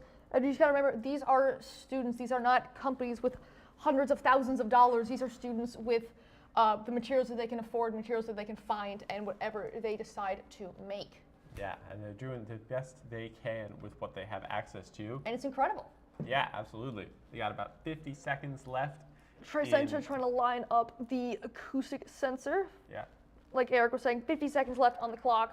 Yeah, about in the second last run, they'll get one more run after this. You can see Tricentra working hard, get a great view on their camera on their TV right there of their pilot and co-pilot talking, trying to brainstorm and solve problems right now. 30 seconds left. Heritage is going in for their vertical profiler, and it looks like they might have it, and it slipped out of their claw. That's fine. They can go back in and grab it, no problem. Yeah. Hopefully they can manage to bring that back up to the surface, or at least hook it with the closed claw. 6, 5, 4, 3, 2, 1, and that is time. Congratulations to both Tricentra Timberwolves and Heritage Collegiate Robotics. You guys both did great this round, and we are looking forward to see your final performance today in a few hours. Yeah, absolutely. Another group of great runs here. We will be taking a short intermission to give the teams a little break in between their second and third runs, and then we will be back at 3:30 for the first group of round 3. We'll have the Concord Robotics from Gator Collegiate, the Holy Heart of Mary, and the Roncalli Cardinals, and Cougar Robotics from Clarenville. So we will be back here once again at 3:30 with those runs. We will see you then.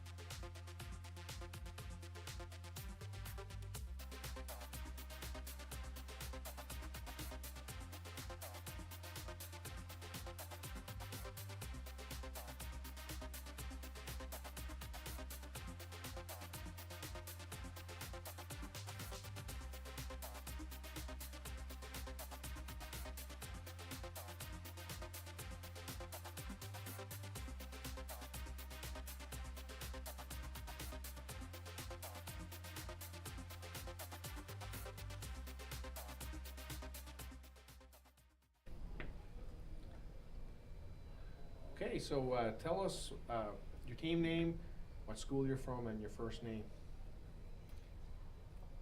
We are, we are Tricentra Timberwolves. We're from Tricentra Academy. My name is Noah. I'm Michelle.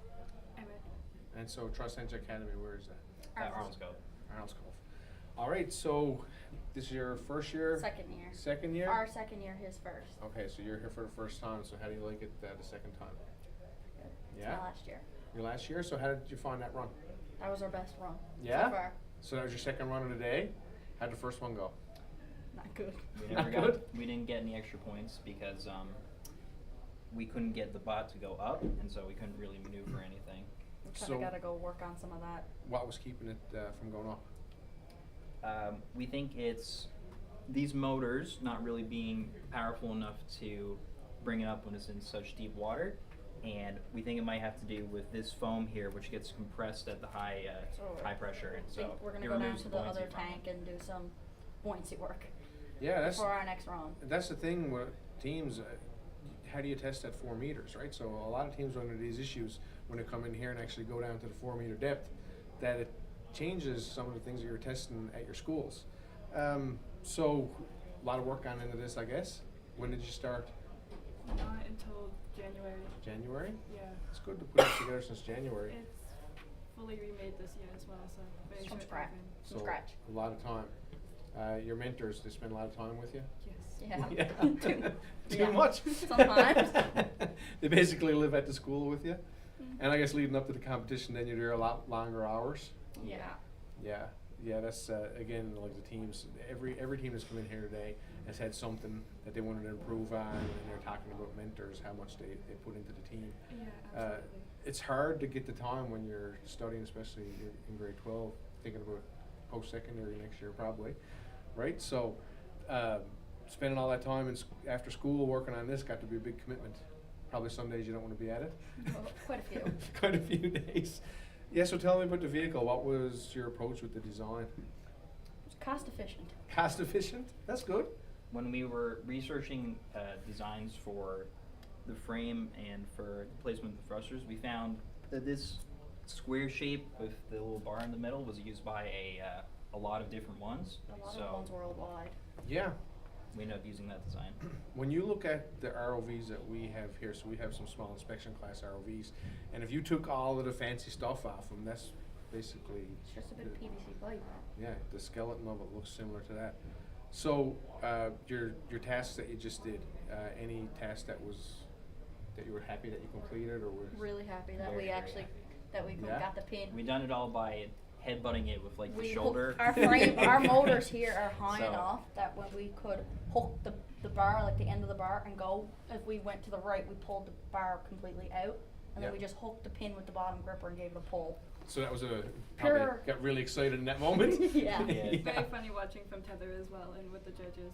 Yeah? Everybody was laughing. Because we were like, is there a certain way that we can do it? That we have to do it? She's like, no, there's no rule against how you do it. I was like, we're headbutting this. We're just gonna drive it into it. We're just gonna keep doing it. The thing was facing this way. When it was done, it was facing this way. We had turned the whole milk. Oh, crate, you the actually whole, moved We the had prop. turned the whole milk crate at a 90-degree angle. Yeah, that's good. Whatever works, right? Like some people get complicated with tooling and stuff. And people are just there trying to pull on the pin, and we just give it. Smashed it out. It wasn't that hard. No, maybe that's one approach, right? When I was talking with the judges, one of the things they commented on was a small claws. A lot of teams have like bigger claws, and it's harder for them to get the small pin. So, a small claws, that's one thing that gets. All we did was like it just hooked. We didn't even get to close the claw. We just hooked it and pulled. Yeah, and it works, right? Sometimes even just those manipulators you can open and close them, and sometimes even just... You didn't even have to open or close Yeah, it. We just kept it closed and just hooked it and ran. Right, just a hook or a piece of material there that you hook stuff into. As long as you works. hooked anywhere on this, we were going. We were doing what we could. So did you have fun though? You had a lot of fun? Yes, we And did. your third run, you excited about it? Yeah. Going to make any modifications now? Yeah. Yeah? Gonna go fix the Wednesday, so hopefully we can come up this time. Yeah. So you get to Moment. work an acoustic tank on that Yeah, now? we're going down there now. Awesome. Well, I won't take up any more of your time because I'm sure you're excited to get down and work on it. Yeah. Good luck with your last run, and I hope you had fun, and good luck with finishing high school this Yeah. year. Thank you. And hope you come back next year. We will. All right. Thank you. Thank you.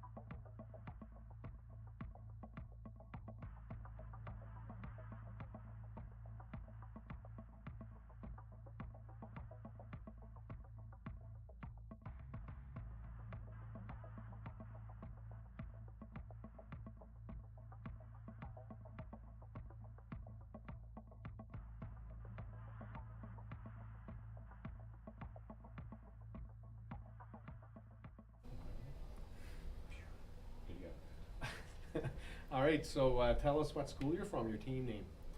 We are the Heritage Collegiate Huskies, Heritage Collegiate Robotics from Lethbridge, Newfoundland. Lethbridge, Newfoundland, awesome. And your names. We'll do that this time. I keep forgetting. So I'm Brandon. I'm Evan. I'm Taylor. I'm Olivia. And I'm Adam. And I'm Maggie. So how many times have you been here for this competition? For all of us, this is our first time, but our school has been here many, many times. Heritage, yeah, Heritage is a well-known name here at the ROV competition. So how did you do? We did okay. Could be better, but there's definitely room for improvement. But for now, it's a start. Yeah, 80 points that run. 80 points? 80 points. That's good. That is good. So did you have any issues? The robot went dead in water 3 times, and that's a slight issue. Slight issue. It's a problem we've been having over the course of when we've built it, and we've been trying to come up with solutions. So it's only try again and see if it happens again. What are you guessing that it is? Bad luck. Bad luck. Bad luck makes it turn off. Yeah, I had a car like that before. Yeah. Yeah, so bad luck. So what's your plan for next time? Right? What have you been doing to try to fix things? Have you been troubleshooting? So Adam here, he's a genius, and he does all the coding and everything. So we think that too much is running at one time. So we installed a way to disengage and engage claw code. Okay. So when we're not using it, the code would be disengaged, therefore that's not running through, therefore it doesn't overload itself. But when you're using the claw a lot and you're turning it on and off constantly, like in that ROM, it was still overloading itself.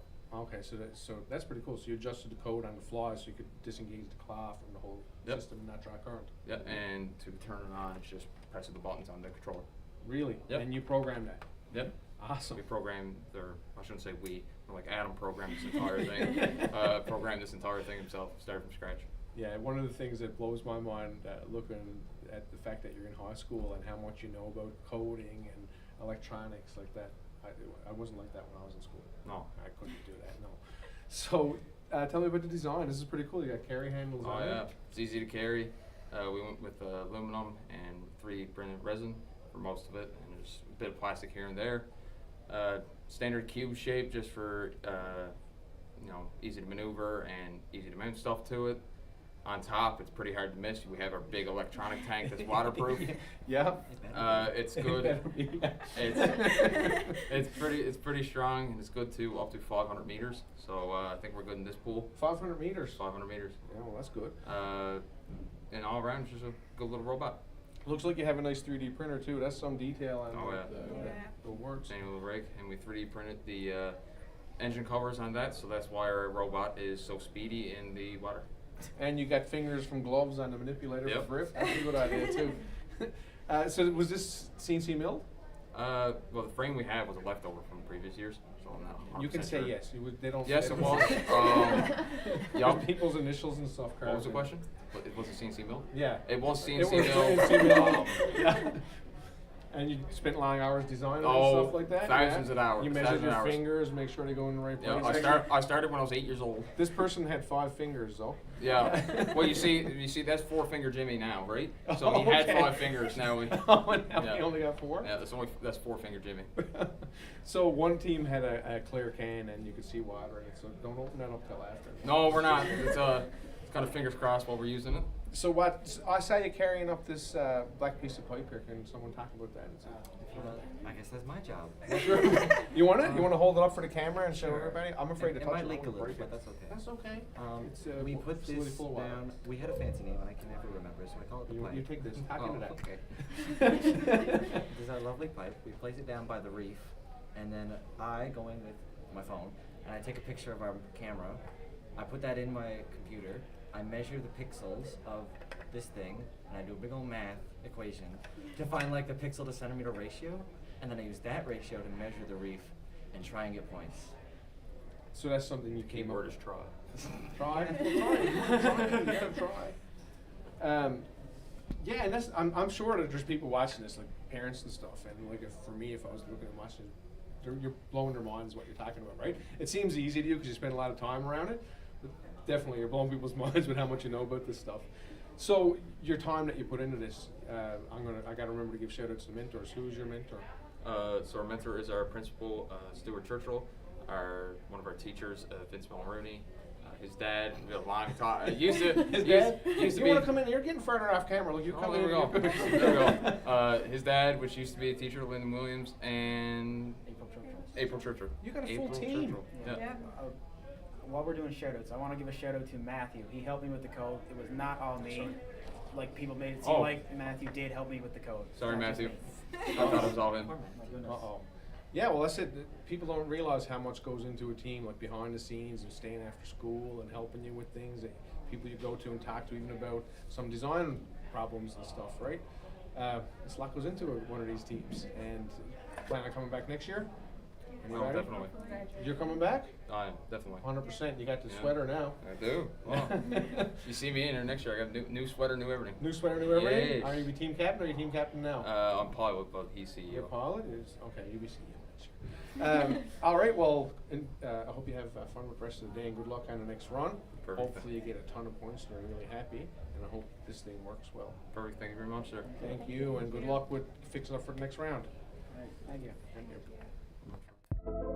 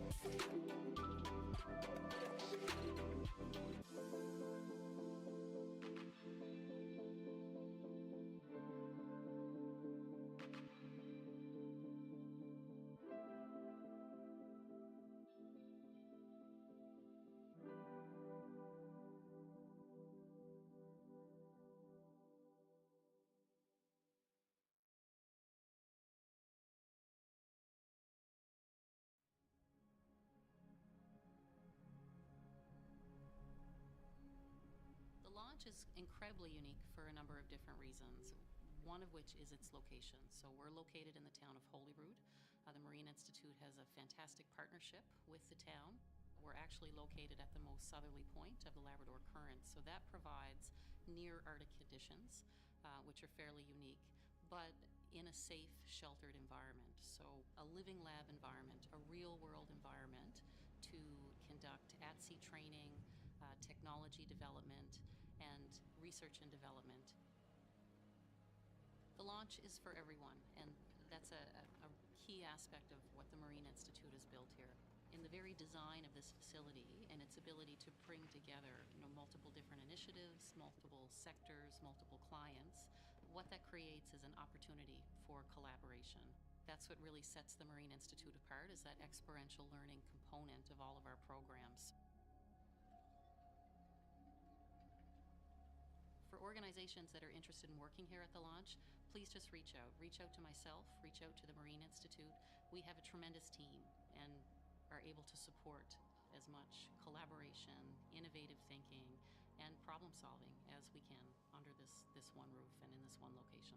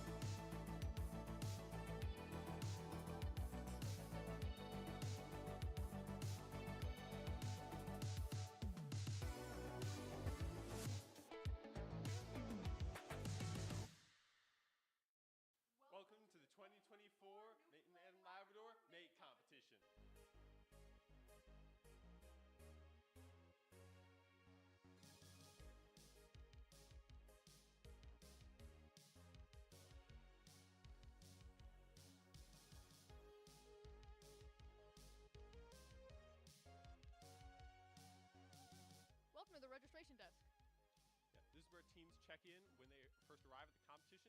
And once everybody's checked in, they're free to head over to the pit area. To the pit area. So here we are at the marketing displays. Every single team here at the competition makes a marketing display. Kind of goes over their abstract, what their team's about, what their mission is. You got company evaluations, safety, design rationale, competition themes, and of course, a bunch of different pictures explaining the robot, the design process. You've also got their sponsors there as well. A huge shout out to the sponsors. And yeah, some of them aren't set up right now, but there will be more to come later, and we're looking forward to seeing all of them.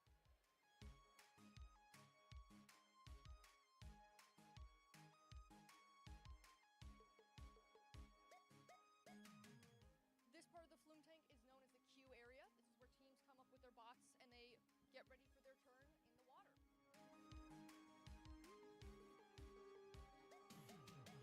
Here we are in the main lobby of the Marine Institute where...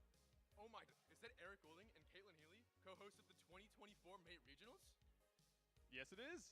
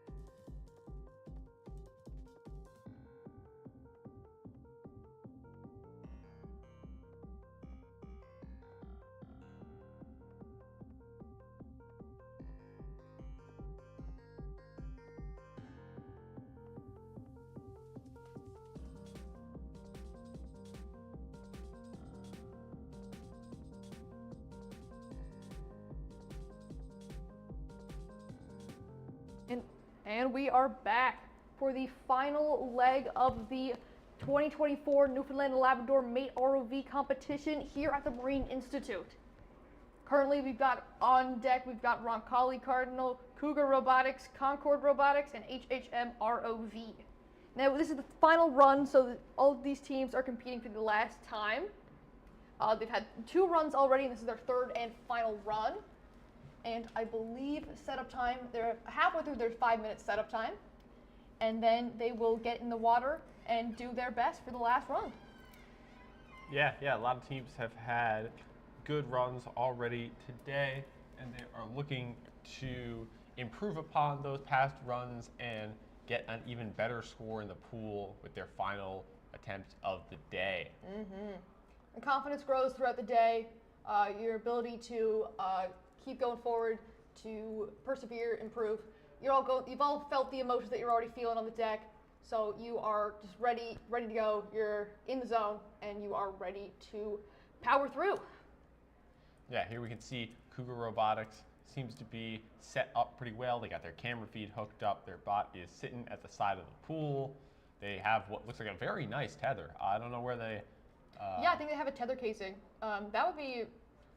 I wonder if we have one of those downstairs. Probably we do. Yeah, it seems like the but tether... it's very nice. Very neatly bundled wires. It's, I'm sure it makes it much easier to work with, less likely to get tangled up, which is always good. Absolutely.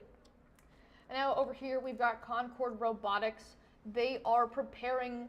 They've got the new acoustics sensor ready to go for their bot when they drop it in the water. They've got duct tape in their hands, taping something together, some last minute preparations, last minute fixes, but that's great. We love to see it, and we wish them the best. Hopefully that fixing that part of the bot goes well.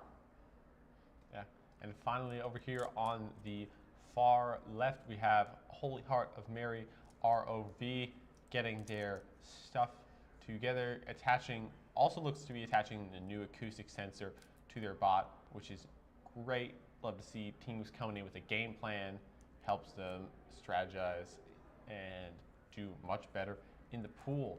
Absolutely. Yeah. So they got about 45 seconds left on the clock. They are doing some water testing. If they want to put it in the water, make sure everything's good.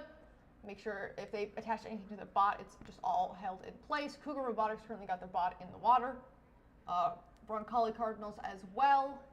I believe those are the ones that we can see on the setup here. Not sure about the other 2 teams. Yeah, they are looking good and ready to go. We'll have to see how they do. Yet you see Cougar Robotics just holding on to their bot. They have about 10 more seconds left, and then they can let go and get their run started. All right, and 5, 4, 3, 2, 1, and 15 minutes is on the clock. It's the final run, and they are all excited. They're ready to go, ready to show what they can do in the last run of the 2024 competition. Yeah, you see Cougar Robotics launching right into the water.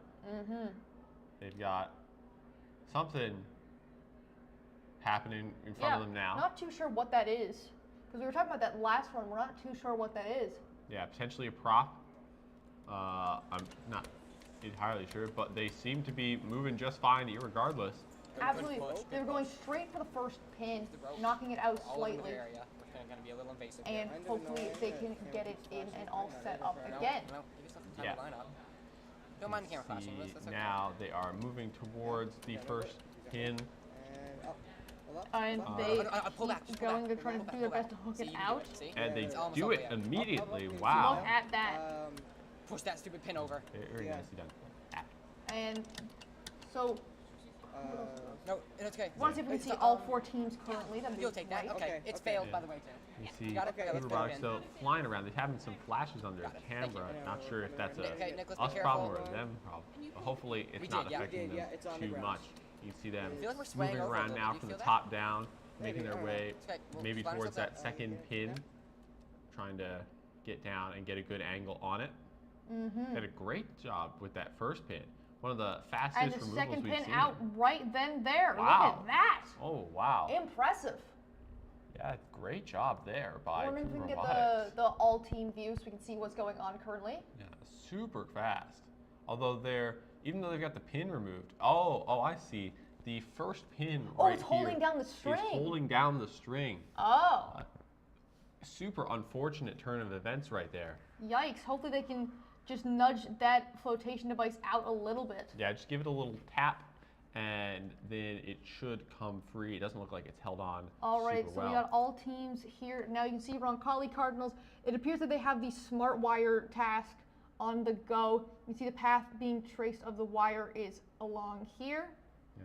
So not through any of the waypoints as far as we can tell, but it is very close to being in the designated area, so they will score points if they can give it a little push and get it in the rest of the way. Absolutely. Hopefully they can get that done. see. Cougar Robotics is on the way of lifting the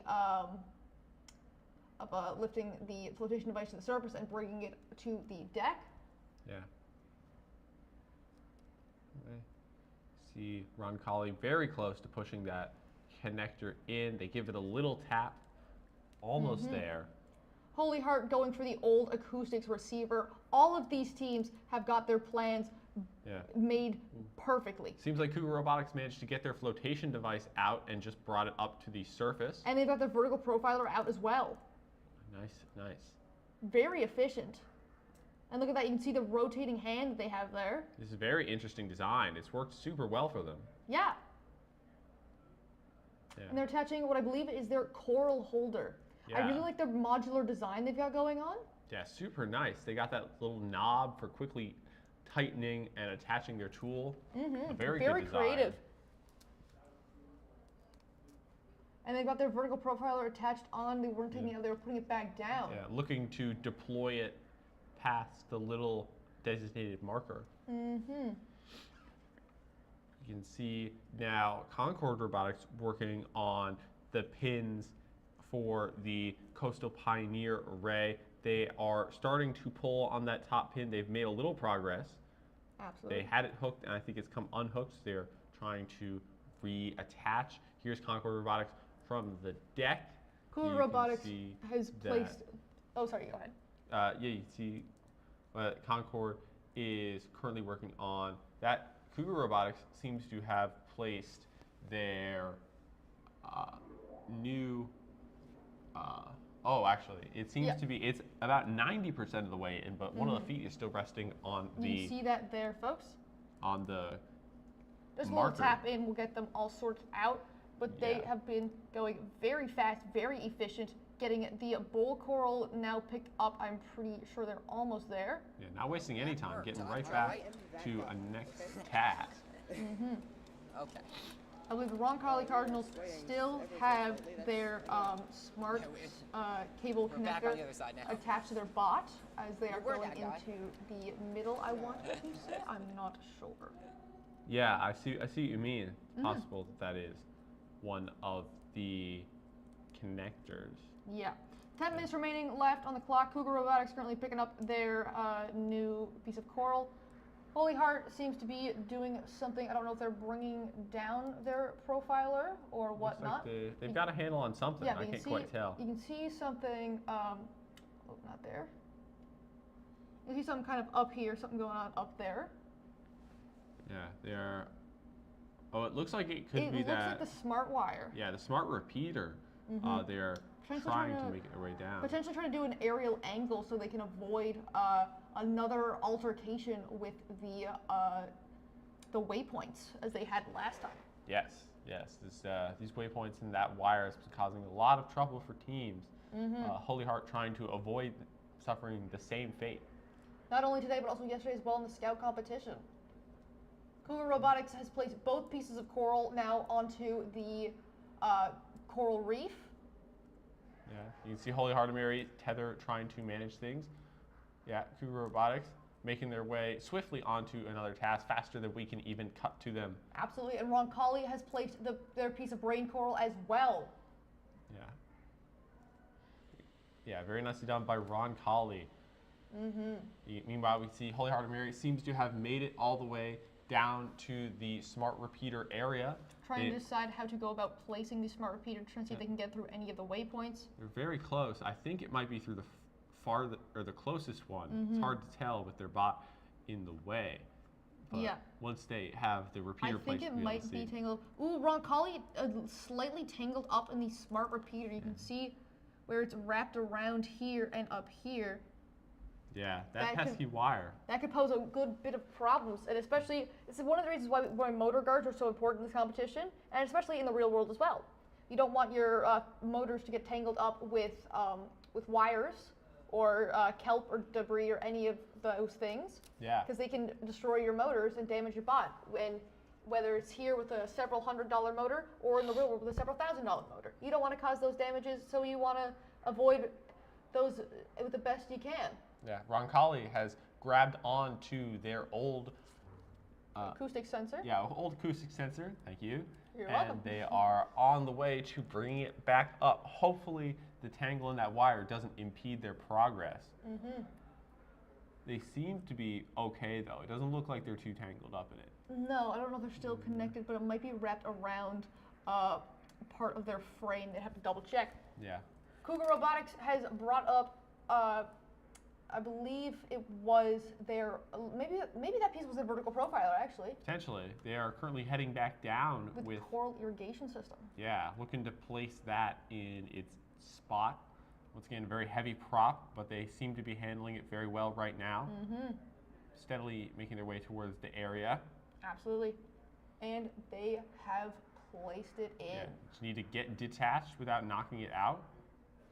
And that looks quite good. Absolutely. Wait.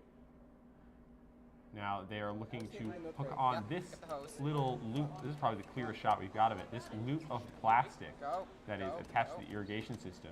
They need to unattach it. Come down, we're There's maybe hook not on. push They're the dead trying one to way. wiggle around it. No, come down. Yeah, okay, it looks like they've got it. Okay. Making sure We'll see that it's after. in the And we thing. can fix it. Ooh, and it Yeah. falls. It was lifted up, but it fell right Yeah. back in the square as intended. Very nicely done. Absolutely. Now they need You're to gonna lose head that. up to the Trust me, top right? of the coral reef and place it on that little branching coral right there. I think they're about to do that. They're doing a very good job. They are very close to getting it. You can see them. And they've got, it's around one of the coral branches. We'll have to see the official judging ruling on that. I think it's okay, but I'm not a judge, so I'm not Yeah, entirely they might sure. be trying to fix it actually. Potentially. Oh my gosh. Ooh, it's close. If that's what they're trying to do. They've almost done it. Picking it up and laying it back down once again just to be completely sure. Yeah, that that is readjusting. what is intended. Ooh, and they dropped it, but hopefully they can pick it back up. They've That's had tough. a great run so far, so this shouldn't be too much of a setback for them, if anything. Don't know if they're going back to the surface to get another prop or just moving around to reorient themselves. Yeah, it could be hard to pick that loop back up. Let's see what they do here. Absolutely. Either way, Oh, it's they're very going to exciting. turn the knob. We have not seen anyone attempt this task yet. That's very exciting. Meanwhile, Roncalli heading back towards the surface with their old acoustic receiver. They are almost back up. They just need to get over and get through that hole in the ice. Mm-hmm. They're very close, though. While that's happened, Cougar Robotics has successfully completed a full turn of the valve for the irrigation systems. Yeah, very impressive. That rotating tool coming in handy once Mhm. again. I do believe that they have time if they want to go back down and readjust, because I think they knocked the irrigation systems off. Like, I don't think they have the loop around anymore. They had it at one point. Yeah, we'll have to see what they do next. They're going in with, I want to say, the smart wire now. Yeah, Cougar Robotics, meanwhile, or sorry, Concord Robotics, working on the pins in the Coastal Pioneer They're doing array. a great job. Yeah, they seem to have pushed it a little bit. They give it a little tap again. They are very close. Cougar Robotics has just attached a temperature sensor. I don't think we've seen them use this yet, and they've also attached the smart wire. This is a absolute multitasking machine.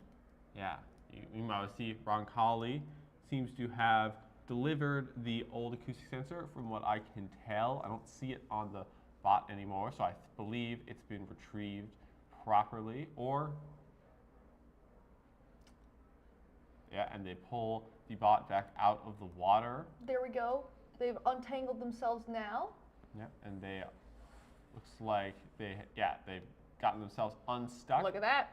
And now they're heading back down. You see that wire right in front of them once again, right in the way, very pesky, especially where everything has to go through that hole.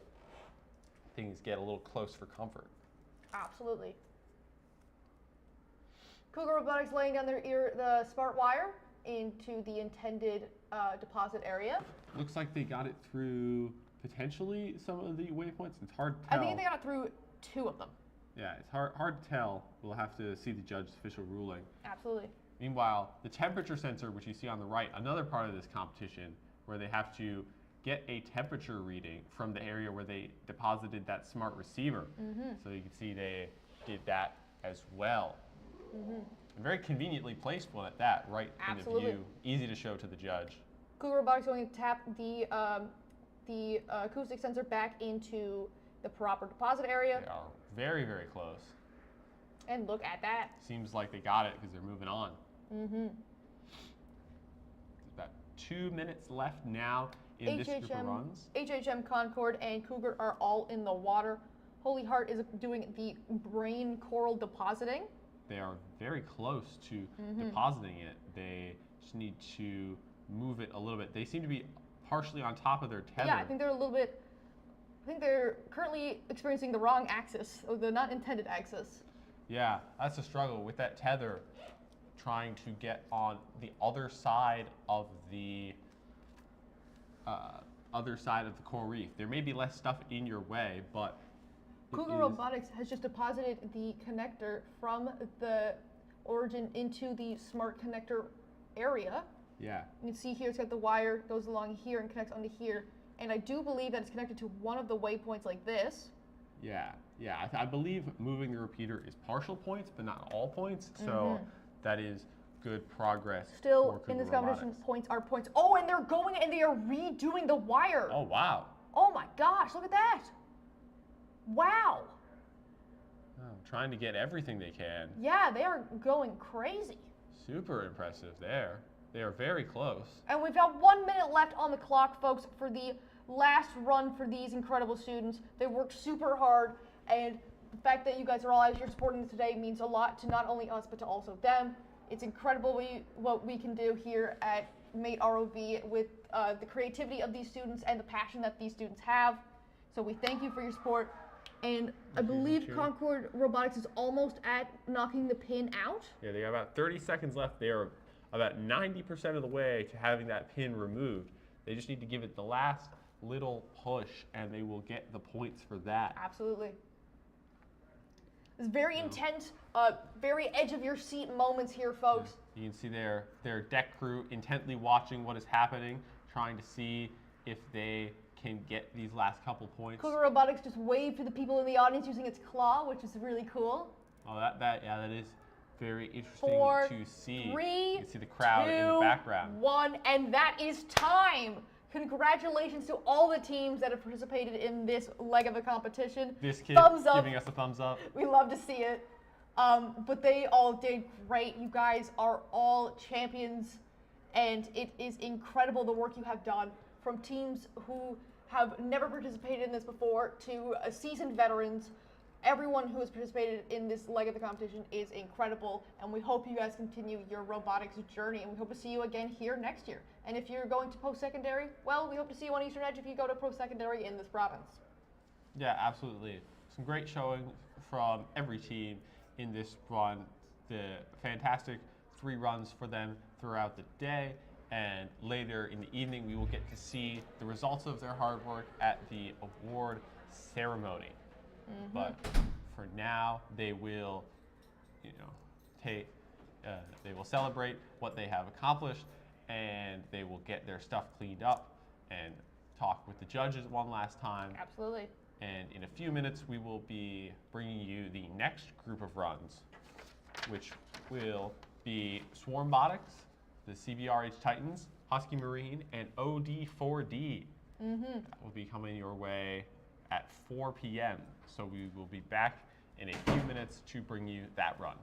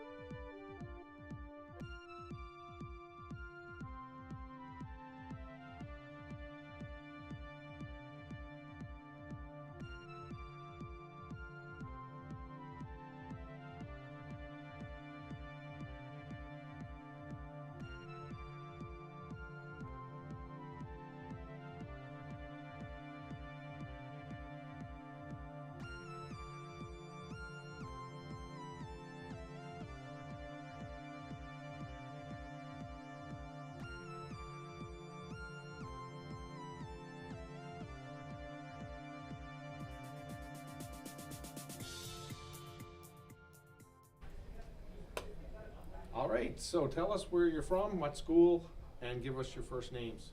Well, we're from Gander Collegiate out in Gander.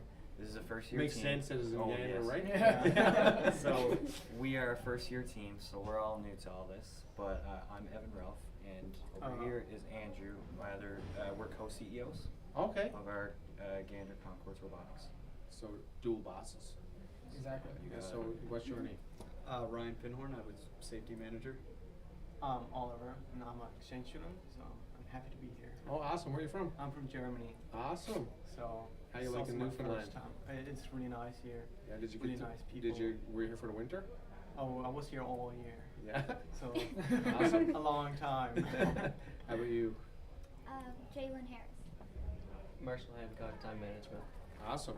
So first time, you were just saying to me before the camera turned on that it's been an 8-year gap or something since Gander. It's been a long time since we've had a team here. So we've been hearing that a little bit today. It seems like some teams are coming back, which is good. Mm-hmm. You can see that it takes a lot to get a team rolling again, I bet. Oh yeah, it took many months. Sure. Yeah. Lots of time. A with lot of work, yeah. Trying to figure out what, where all your parts were in your school, and did you have anything left over from previous competitions? Or Actually, this controller. This is like all kind of repurposed from the last time. Yeah. It's not pretty. All of this is not pretty, but it kind of works. It doesn't have to look good as long as it's functional, right? We got lots of colors: red tape, silver tape, black tape. That's good. It doesn't have to be pretty to work. No, that's right. Exactly. I'm involved in model boat as well. I remember one year we gave the most innovative boat to someone who made it of chicken wire and duct tape. So we're not very good at looking good, right? Yeah. So I guess you had a mentor that helped you, or Yes. multiple mentors? We had a good few. We had Miss McDonald. We had well, I guess I should probably be saying their full. Tina McDonald, April Rose, and Jason Power, who all helped us with it. And Mr. Stephen Carter. Thank you, Mr. Carter. Yes. Mr. Carter's Can't big forget help. him. Big help. If you're watching this, sir, thank you very much. We had a lot of great mentors. Yeah, I mean, it's good. I mean, somebody working all day long, I got to stay after school with students. That's a big commitment, Yeah, right? it's much appreciated. So how did that run go? It wasn't great. We got a couple tasks started. Yeah, like half done. We had the brain coral. We got it on the black square, but then it came off. We knocked it off. And then we were working on the milk crate trying to pull the pin, and it only came out when they pulled on the tether when the run was over, so it was too late. Also didn't count? Yeah, it didn't count. But we tried. Don't let it get you down. I mean, it's been 8 years. Like, you did a lot. This is a lot of work, and you're here, and you've got a functional robot, and you can build on it for next year. Anybody here going to be back next year? You? Everybody else is graduating? I'm graduating, yes. I'm graduating. So what you got to do is try to train up some new students, get them excited about becoming. Keep the Gander team in the competition. Yeah, there's definitely a lot of people we found out would be interested if it was like advertised more. Yes. I don't think a lot of people knew that we had the club or group. Right. So for it. that's try to get people excited about it. Especially you got good mentors. Good mentors are hard to find, right? Definitely. So a lot of schools are held back because of that, but you're not. So anyway, thanks for coming out. And you have one more run left? That's it. Oh, you're done? That's the last one. You're Yeah. done. We'll Very enjoy exciting. a little bit of time in St. John's now. Thank you. Yeah, where are you going to go tonight? Anywhere fun? You going to eat somewhere good? Not Swiss Chalet. Don't say that. No. Swiss I'm Chalet. not sure. I'm going to a musical. Musical? Awesome. Awesome. Well, thanks for coming out. Thank you. And I hope to see some of you next year. And don't forget to pass on the word to the rest of your Oh, I will. schoolmates. We will. All right, thank you so much. Thank you. Thanks for hosting.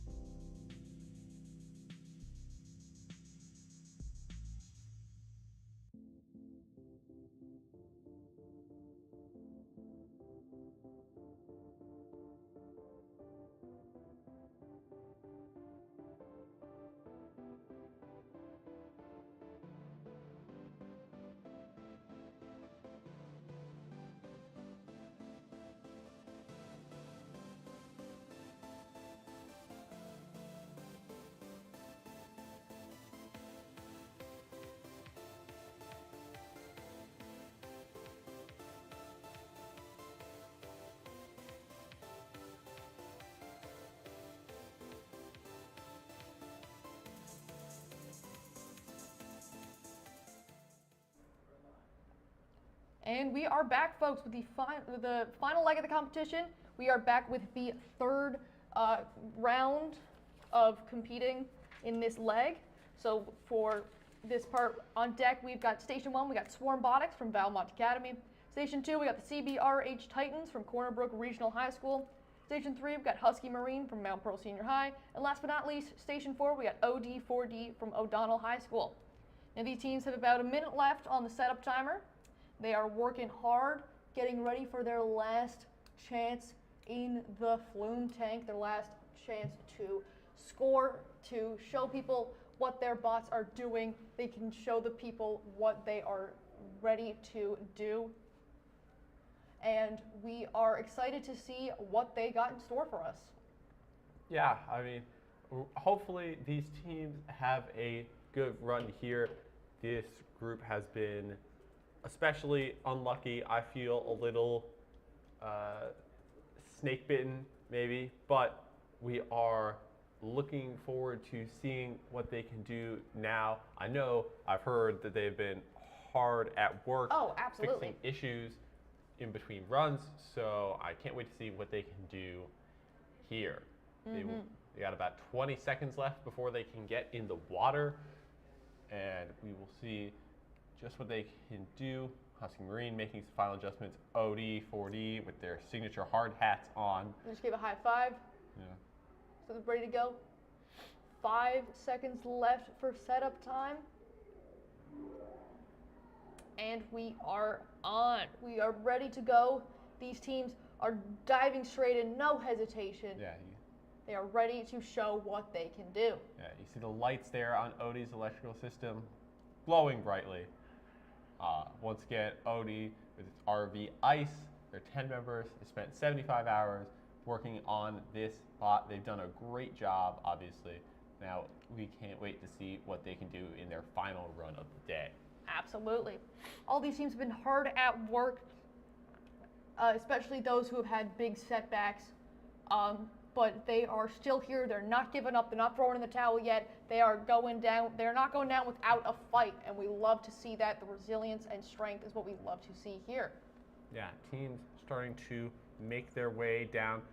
CBRH Titans starting to come into view at the top of the screen. You can see them there. You can see they are carrying the new acoustic receiver in the jaws of a tool. They are making their way down and trying to place it. You can see them right there. Absolutely. They're making their way down. Hopefully they'll grab the old receiver as well and bring that back up. O'Donnell's making their way down now as well. Wondering who else is currently on their way down. Yeah, you can see Husky Marine down already. They have brought down the new acoustic receiver, but they seem to have lost it. They seem to be turning around though. They are facing back towards it, probably trying to pick it back up. You can see their deck crew working diligently. Pilot focused on the screen. Tether manager focused on the water, as they should be. You can see trying to get orientated properly so they can get back to work. You can see CBRH as right on top of placing their acoustic receiver, and they have, that looks good to me. It looks like they have properly placed it. One of their team members, the co-pilot shocked as well. Very excited about it. And we are feeling that excitement here. We're excited for you guys. Okay, I'm just gonna go very happy to see them place that I can't go over properly. Shit, hold on. I've seen lots of this team around the last few days. They've been working hard, making some final adjustments, and they've clearly done a great job. All these teams here are lovely bunches. They are all positive and excited to show off what they have been cooking up for a while. And we love to see the positivity, and it's awesome. It's a great environment, and it's been, although as stressful as it is, it's just genuinely nice to see people excited and happy and just having a good time. Yeah. It seems like Husky Marine is making their way back towards the middle, while OD seems to have tipped over or potentially gotten stuck. There are some bumps on that wall. It's possible they have brought up against one and are stuck on it. It's hard to tell exactly what is going on, but fingers crossed they can get it fixed up soon.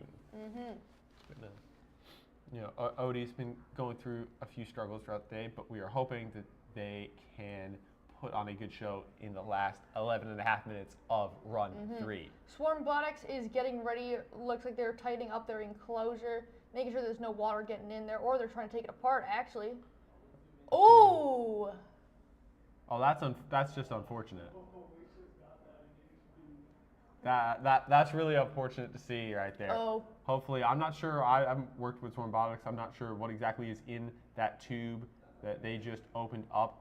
Oh, it might just be empty. It might not have been their enclosure. Oh, potentially it's actually just a... Oh, wait. We thought it was the enclosure. Okay, oh, okay. That was a heart attack that has just been avoided. Oh, my gosh. That may have actually just been a buoyancy tube.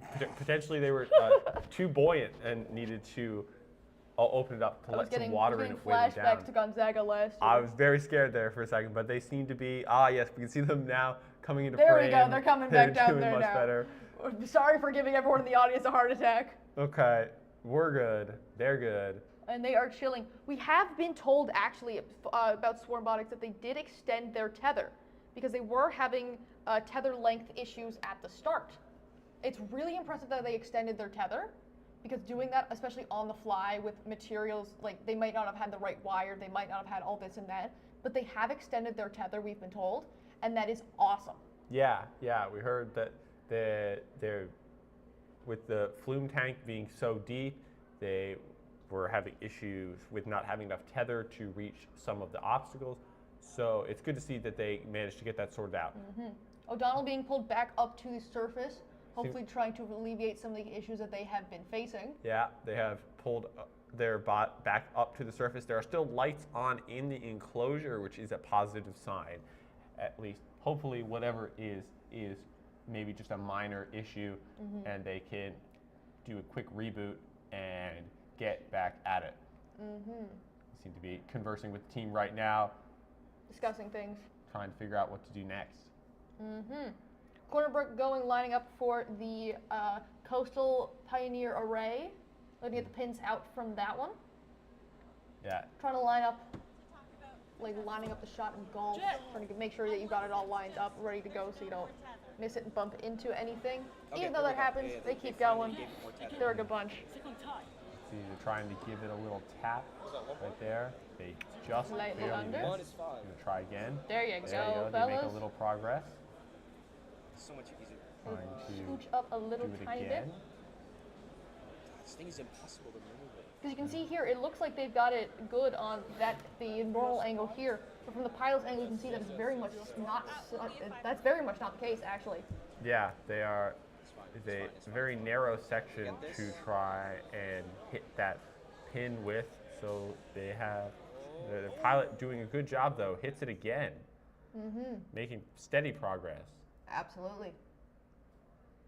Slow and steady is the way to go here. You want good precision and all of that.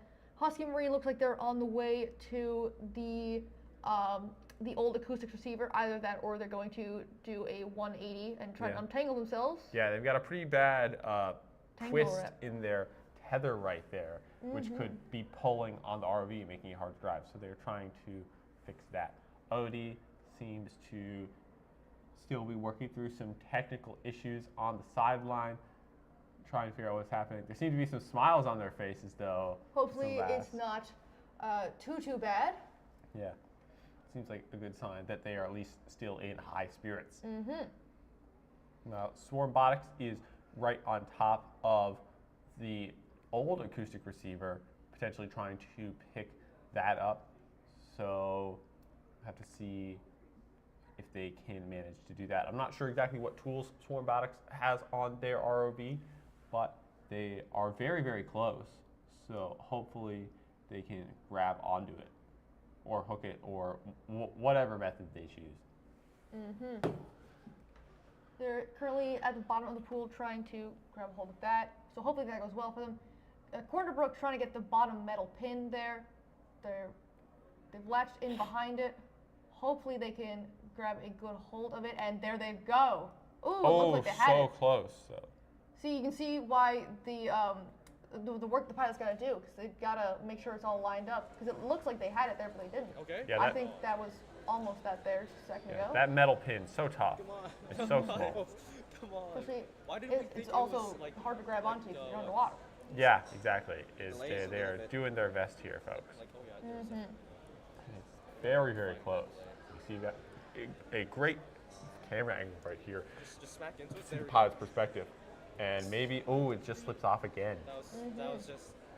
Hold on. It's just. We have plenty of time. Very Take your time. intense. Plenty of time. On the edge of our seats here, hopefully they we can gotta get the this other on one. the go. That's fine.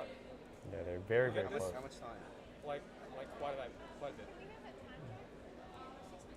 That's quite a lot. That's They're quite a doing lot. good though. They're not giving up. Keep them going. Yep, continuing to go. They're up against it again, trying to hook onto the little pin.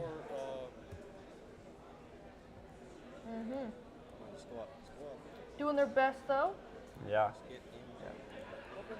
There are a few flickers of the camera. Hopefully that's nothing too major. Maybe just a little connection issue. Yeah, hopefully. As a cool pod, can I just like press a button for it? See, very close once again. Trying to get it hooked on. It's a very awkward shape. Not a great surface to grab onto. No, not at all. These guys are trying super hard. They are not giving up. Again, they try again. They almost, and again, they just miss. Ooh, that pin does not want to go with them. This is- They're laughing about it too. They're so close. Oh.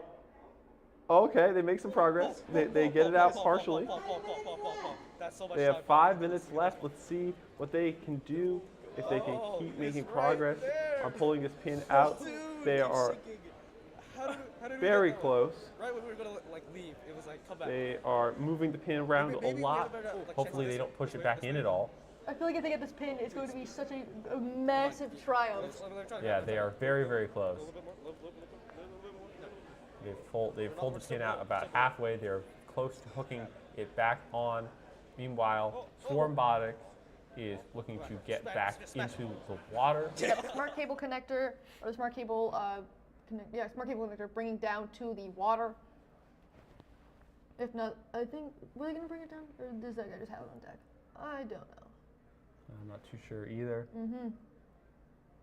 Wow. Cornerbrook still working away on that pin. Yeah. Husky Marine still doing some few tasks. They still seem to be tangled up quite badly in their tether. Yeah, you can see there's a knot right here in the tether, and then potentially another part around the front. Cornerbrook got the metal pin!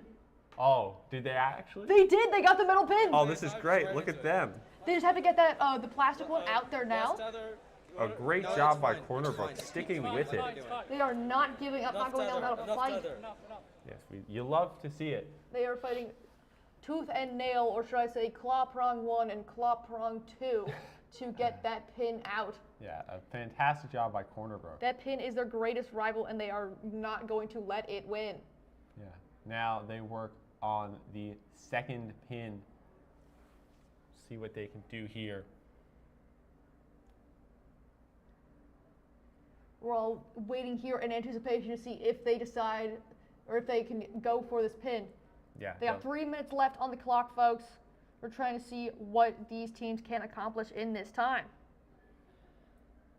Husky Marine is also going for the Coastal Pioneer array as well, it looks like. Yeah.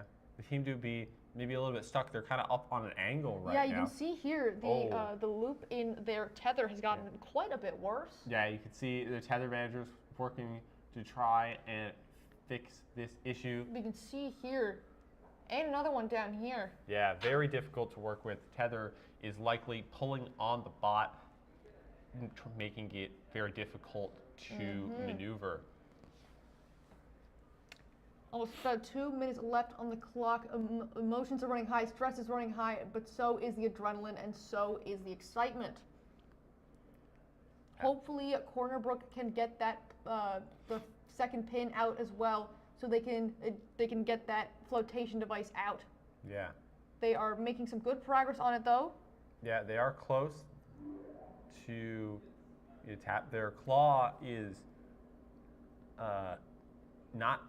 The pin is not in a great orientation for them to grab onto. And unlike the one in Scout that had a large area for teams to grab onto or the possibility for them to push it in, this pin has a very small grabbing area and it can only be pulled out to release the flotation device. Yeah, so they are working as best as they can to try and pull the pin. They have it out partially. They need to grab a hold of it if they want to pull it out anymore. They're using such precision and dedication. They are not giving up, even though they've only got roughly a minute left on the clock. Yeah. Wondering what they are going to do next. How they're going to change their approach, change their strategy, and keep going. Yeah. They are hopefully going to be able to get it with less than a minute left on the clock. They're still working diligently to try and remove that pin. They've got about 40 seconds left. Let's see if they can do it. We're all here waiting to see if they can successfully manage. Shift and then forward. We're cheering in such an affluent tank, lots of Give it support another going tap. on. Okay. I'm gonna try and hook it on the frame. Hopefully with 15 seconds left on the clock, they can do this. Interesting maneuvers. You can hear their crew talking. They know that they're close. You got 5 seconds. 4, 3, 2, 1, and that is time. Oh man. Congratulations to all the We teams got who one thing competed done. in this section as That's- well. what we got- Same thing I said earlier, you guys have done great, you're champions. You guys are all incredible. You guys are awesome. You guys have done such hard work and you guys have been working on this for a long time. You should all feel very proud of yourselves and we look forward to seeing what you guys do in the future. Yeah, absolutely. Can't wait to see them hopefully coming back next year and doing even better. Yeah, we had a few first-time teams in this leg, and we hope to have them next year as second-time teams. Exactly. And now we're going to be back at 4:30 for the next group of competitors. It's going to be Hammerhead, Where's Waldo, Gonzaga, and Shark Tech coming back for their third and final runs.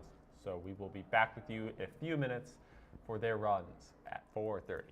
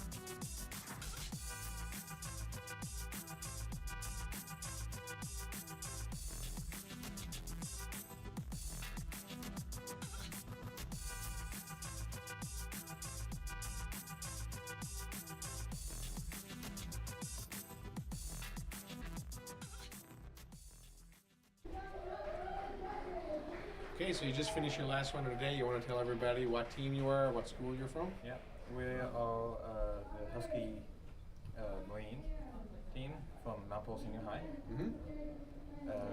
I'm Ethan. This is Logan. Anakin. Colin. Matthew. And how did your runs go today? Pretty unsuccessful. They didn't. We were having a lot of control issues. So, especially we had code issues with controlling the direction and the activation of the propulsion. So we still were struggling with that when we had to go into our last run. So you spent the day troubleshooting, basically. Yeah. We skipped the first round.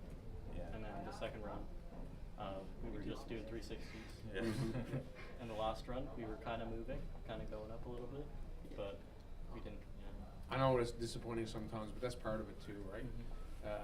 Makes you realize just how fragile electronics and stuff are. Everything could be working and come here and it doesn't work like you expected. So I guess it was working before you came? No. We've been struggling with the same issue all week. We were a little late getting our RV together for testing. Yeah. So we haven't had many opportunities to get into the water. Did you have fun though? Yes, of course. Yeah.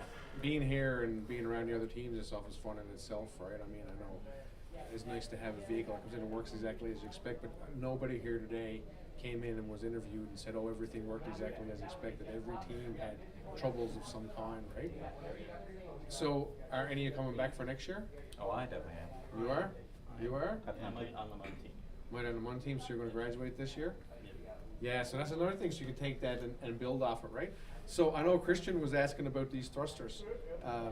They're angled. So how do you account for that? Is that...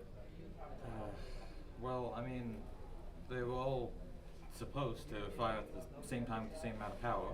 Yeah. And they were meant to push on angles that would oppose each other, so that all that would be left is the linear motion. Okay. But as I said, we had some issues getting them to fire correctly, and we've had a lot of issues with just spinning. That's all learning for next year. Yeah. So next year, got to get out at it early, as hard as it is. Yeah. So what grade are you going to be in next year? I'm going to be in grade 12. Grade 12? So you're going to spend your grade 12 year working on this vehicle? Yeah. Yeah. So that's, again, you got a nice looking ROV. That looks awesome. And you got nice thrusters. Got nice electronics, so you got something to work with. At least it's a good foundation there. It's going to take a bit of work next year, and you'll have your buddy here in university who's willing to drop over and help every now and then, I'm sure. Anyway, I hope you're all back next year, and I hope you did have fun and enjoy the rest of your weekend. Thank you. Thank you. Thank you. Thank you.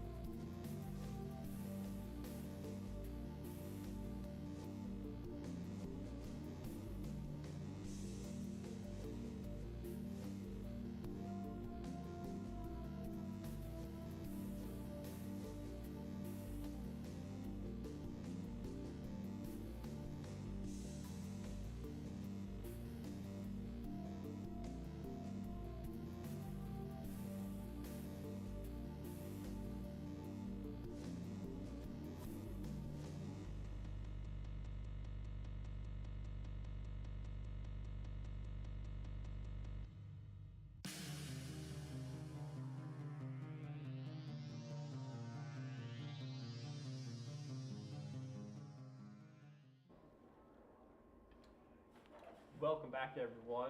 We are about 20 seconds away from starting up this next group of runs. You can see Hammerhead.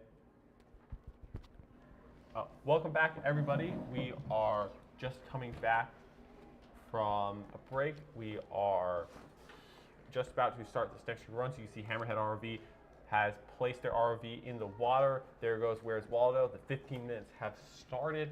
Yeah. This is the last run of the day for these guys as well. Yeah, in this group, it is, I believe, Viking Industries from Gonzaga, Shark Tech from Labrador, Hammerhead from Sacred Heart School of Halifax, and Where's Waldo from Trafalgar Castle. You can see Where's Waldo here, their pilot and co-pilot working together to drive this ROV. You can see they have a little overlay on their camera to help them navigate, which is super helpful. Yeah, they've got 2 controllers there, which is super cool. Yeah, I'm interested to see how that works exactly, but I've seen that what we've read on their marketing display that they've actually built custom controllers for this, which is super cool. Now, Gonzaga has an interesting experience here at the competition. It wouldn't be a competition for Gonzaga without something going somewhat wrong, and I say that as a Gonzaga alumni. They did have to do, and I quote, emergency brain surgery on their bot because one of their speed controllers fried. And fun times. Yeah, fun times, but apparently they fixed it and it works again, which is wild that they managed to get it to not only work again here at Comp, but actually, like, they're putting it back in the water, which is awesome. Yeah, I can't wait to see what they can do now that they have fixed up their issues. We can see Where's Waldo making their way over potentially to that coastal pioneer array, looking to maybe pull those pins out. They are getting close. They are maybe having camera issues. It's hard to tell, but they are very close and looking to line this up. Hammerhead and Shark Tech are also both in the water as well. They've dived right in. Shark Tech has brought down their irrigation systems, and Hammerhead seems to be going for the new acoustic sensor. Yeah. Shark Tech now moving over to the Coastal Pioneer Array to get those pins out of there. Now we've seen lots of teams face these pins. They're also going to face the silent enemy as well as the rope that Shark Tech is now somewhat fighting, but I think they will manage, hopefully. Yeah, they have almost, and there the pin goes. They have pulled it out successfully, and the rope has gone up, meaning it should hopefully be out of their way. There's lots of cheering going on outside. Got that vertical profiler there goes deployed. A vertical profiler flip from Shark Tech. And Viking Industries is back in the water, folks. Look at that. The comeback of the century. Shark Tech, I gotta see this now. Their vertical profile, and look at that. Gonzaga has made touchdown in the water. They have came back after their emergency surgery. Yeah, an incredible return by Gonzaga. Absolutely. Yeah. See lots of excitement going on here. Hammerhead looking to place their new acoustic receiver. They are quite close to doing so. Lots of interesting stuff going on. You see Hammerhead's pilot and co-pilot and deck crew working away, working hard to see if they can finish up this task. Now during this run, folks, we got 3 teams from out of the island. We got the Labrador Straits Academy. We've got Sacred Heart School of Halifax and Trafalgar Castle School. All these guys are visiting our lovely island. So thank you guys so much for coming all the way out here. We appreciate you guys, and we are so glad to have you on the island in the Marine Institute. Hopefully you're enjoying it. I know the weather's not that nice, but you know, that's kind of the price you pay when you live in Newfoundland. True. Where's Waldo making great strides in the water. Same with all the bots in the water currently. Where is Shark Tech? I can't see them right now. Shark Tech is moving around, putting the new, putting the new acoustic sensor in the box. They do that successfully, very nicely done. Incredible. their vertical profiler still sitting at the bottom of the pool. Hopefully we get to see it come back up, waiting to see what happens there. Absolutely. Yeah, Hammerhead also repositioning their acoustic sensor. They are very close to placing theirs. See if they can move it just a little bit more and get it in the spot. Gonzaga getting their bot out of the water. Hopefully nothing has gone too bad. I know they have been doing emergency repairs all day. Yeah, they've stuck with it. They've done a great job. We are excited to see them. Look at that claws. That claw moving. is very impressive. You get to see that 4-prong claw we were telling you about earlier. And so it can grab things that are both horizontal and vertical. Super interesting design. Without having to remove or turn around anything. Gonzaga's back in the water, not giving up without a fight. Shark Tech has placed the brain coral onto the reef. Yeah, Hammerhead's still working on that acoustic receiver. Yep, Shark Tech placed one coral, going back for the second coral to see what they can do. Gonzaga's at the surface of the water, coming back down now. Where's Waldo going? What I'm assuming is going for their, the old acoustic sensor. Potentially. Or they're moving along up here. Yeah, Hammerhead trying to place their new acoustic receiver. They are very, very close. They've placed it on most of the sides. They've been all around the target. They just need to get there in the middle. They're right there. You can see how close that thing is to being in the designated area. And they've got it almost all the way in there. Once again, the judge will have to do the official ruling on that. Yeah. But for their sake right now, it is most of the way in there. Yeah. Shark Tech has placed every piece of coral in the coral reef. Yeah, very nicely done. They also have their irrigation system right next to the designated area, not quite in the designated area, so they'll have to finish that up. I'm assuming Shark Tech is coming up to grab their smart cable. Yeah, potentially. They did a good job with that task last time. We'll have to see what if they can repeat that success here. Absolutely. Viking Industries now back down at the bottom of the pool. I believe they have the either the acoustic sensor or the smart wire in hand. Can't really see from this side. Shark Tech coming back up and going back down right now as we speak. You can see Gonzaga's got their new acoustic sensor. Yeah, working on getting it in the designated area. We'll see what they can do with that. Now, half of their time has gone by, folks, but that doesn't mean anything because these teams could do anything down to the last second. It's really anyone can do anything up until the time strikes 0. Hammerhead, I believe, has got I want to say is it the irrigation systems they have? I can't really tell. Yeah, you can see they are working on deck on something. It's hard to tell exactly what they are working on, but they are working hard nonetheless. Absolutely, absolutely. Looks like Trafalgar Castle Square is going to do their coral. Yeah. Viking Industries has placed the new acoustic sensor in the correct area. Look at them go. It's awesome to see, guys. They've had lots of setbacks today, but they have come across the other side stronger. Shark Tech is currently doing. Yeah, we can are see. they doing the carabiner task? It looks. You can see where's Waldo going for the new, or not the new, one of the coral samples. They are trying to get a good positioning on it before they go to try and pick it up.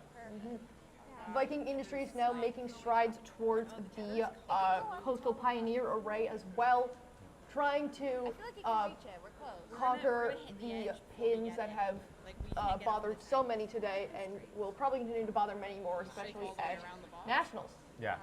You see now, where's Waldo again, trying to get this piece of coral picked up. They are very close to it. It is directly in front of them now. They just need to move move forward a little bit more and grab on. Now here we switch back to the 4 field of views. You can see, looks like Hammerhead and Viking Industries both working on those pins. Where's Waldo maybe going for it as well? Yeah. Hammerhead seems to have something at the front of their body. It's hard to tell what exactly. Looks like extension or of a claw of some sort. Yeah, it's a very long bot. Yeah, it's a bit of different design. Looks very interesting though. Yeah. You can see their top-down view of Hammerhead's ROV. Yeah, very interesting design. They have, so all the thrusters look to be positioned towards the back and their tools at the front, which I don't think I've seen before. It's very cool design. Neither have I. Got some stats here from Hammerhead ROV from the Sacred Heart School of Halifax. The ROV name is the Hammerhead. They've got 14 members and 3 different cameras on this thing. So this thing has got a great range of view and is a beast. Yeah. Here to see. See where else on the Viking Industries now making their way over to the coral reef, and Shark Tech is there as well. Maybe they are putting the irrigation systems on top. Viking Industries appear to be making their way over to the coral samples, I believe. Yeah, trying to pick one of those up and position them on the reef. They have a really interesting claw design going on here. Really like that. I know we talked about it a second ago, but it's a really clever design. Huge fan of it. Yeah, hopefully we get to see them show it off in a second here. Switching back to this view. You can see Shark Tech seems to be. Ooh, they see. Okay, so they've placed the repeater. However, but they are tangled up in it and have accidentally. You can see on the deck cam there. If we can switch to that. Yeah. They're trying to untangle both the tether and the wire. Yeah, that's unfortunate. But like I've said many times today, folks, this stuff does happen in the real world. It's a great way to prepare students, especially those who are interested in ROVs and marine robotics as a career, about what could go wrong on the job. Because not everything can be perfect. We're here in a controlled environment, but in the ocean, you've got currents, you've got marine life, you've got debris, stuff like kelp and seaweed. All that stuff can get tied up in your bot as well.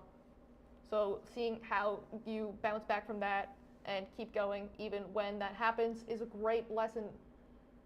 Yeah, they're doing their best to unravel the wire and potentially reattach it so they can give it another go.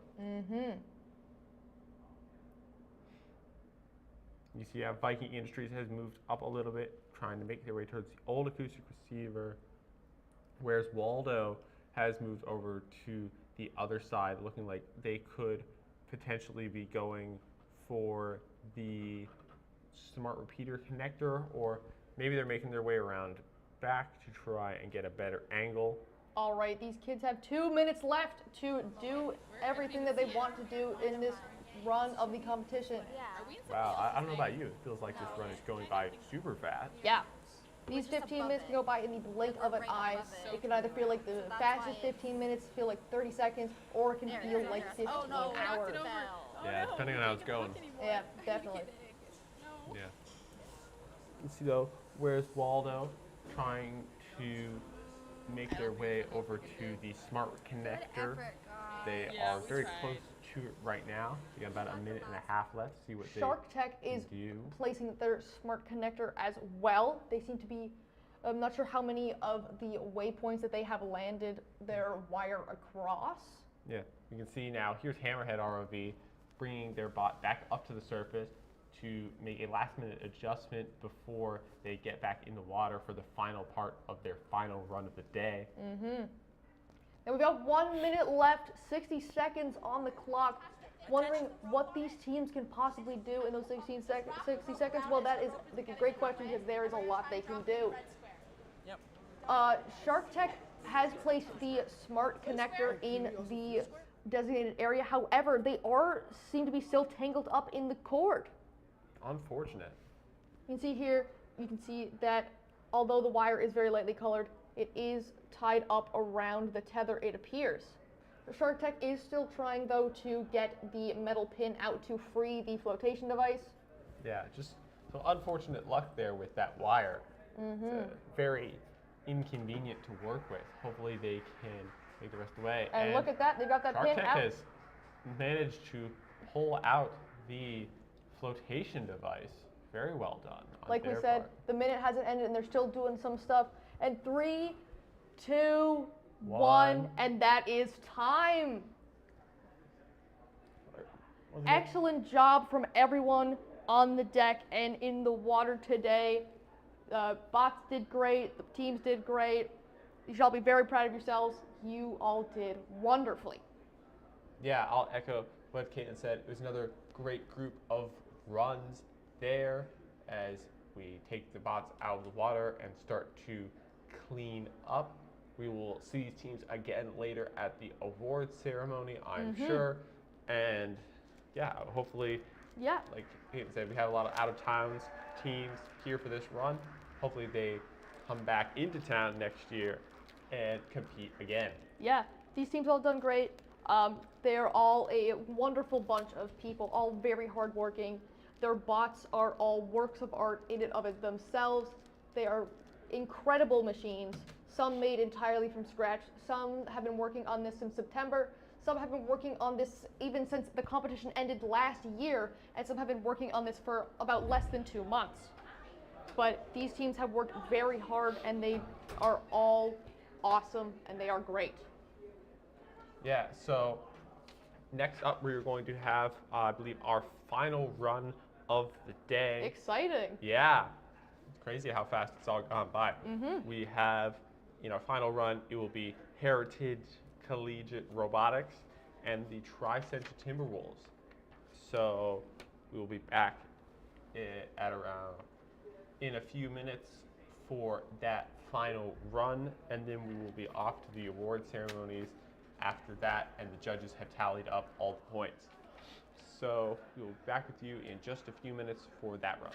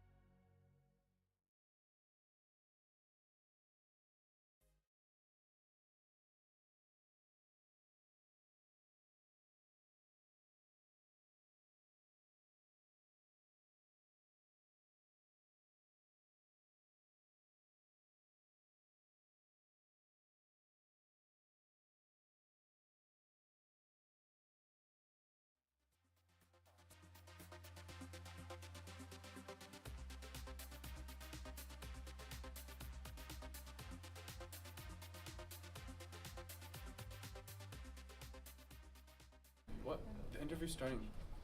Yeah, the interview started.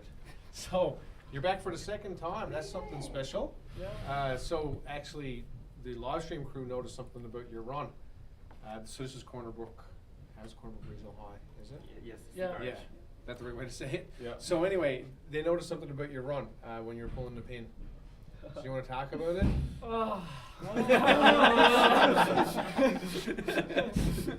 Our driver, if he was here right now, just stumbled upon it. It was like really funny because we were not playing that at all. Oh, it wasn't no, planned? we were trying to get the yellow thing unhitched, and we just found it. So it was like, oh my god, we just remembered that's a task. And so we just tried it. It took forever. But we got it. You got it? Yeah. Did you get a bit excited? Very, very. Yeah, so it was accidental points? It took like 8 minutes to get that thing, so like of course we were really happy. You had to say his face out. Very tense. We were all doing that. Very, very tense. Very tense? Yeah. Yeah, so how'd your last run go? That obviously was a highlight. We scored like 50 points, I think. Yeah? 55. Yeah. 55? Yeah. So were you happy? No, 55, I raised 50 because these. No. Oh, what did you do? You got the penalty? No, nothing happened. You got a penalty for pulling tether? He told them to speak up, and we're tether crew, so we can't tell them stuff. Oh, that's what happened. Yeah. So you cost your team 5 points. No. It was the second time. Also in the first round. So you Okay, you know what? You guys can. Okay. Anyways. You got another member of your team coming here now. I think he really wants to talk. He's coming in. He's running in. A little bit late. I didn't realize you guys were here. Talk to us about pulling that pin. You know, this is How will get found out? It was honestly, it was a little bit of luck. But like the ROV, like the tether kept pulling back whenever I'd let go of the throttle, and I just sort of had to get it into position where like this little piece on the arm was able to we were able to flip it so that the pin was facing down, and then once it was in position, I just hit the backwards key and just yanked it out there. And like the PVC pipe, that was a bit more challenging, like for the reason I mentioned before. But yeah, I wasn't able to get that one, I guess. It's just because when I could only press like certain keys at the same time, I couldn't go forward and turn at the same time. So I'd have to go forward and then maybe hit like the left and right button, like let go of the forward button, and then the tether would drag me back, and I'd have to try and like hit the right button like at the right time, and I guess that was just too challenging. Yeah, but you got it. You got the pin. Yeah, I got the pin. We heard that your tether crew cost you points. Yeah. Yeah? The guy, he doesn't even have a real tag. I'm not sure. Actually, on the team. Okay, we can stop talking about that now. Yeah. That part of the So, team. actually, there's one more thing we had to talk about. So, apparently, people are noticing your F1 hat. Oh yeah. Yes. Talk about that. Forza Ferrari, Yeah.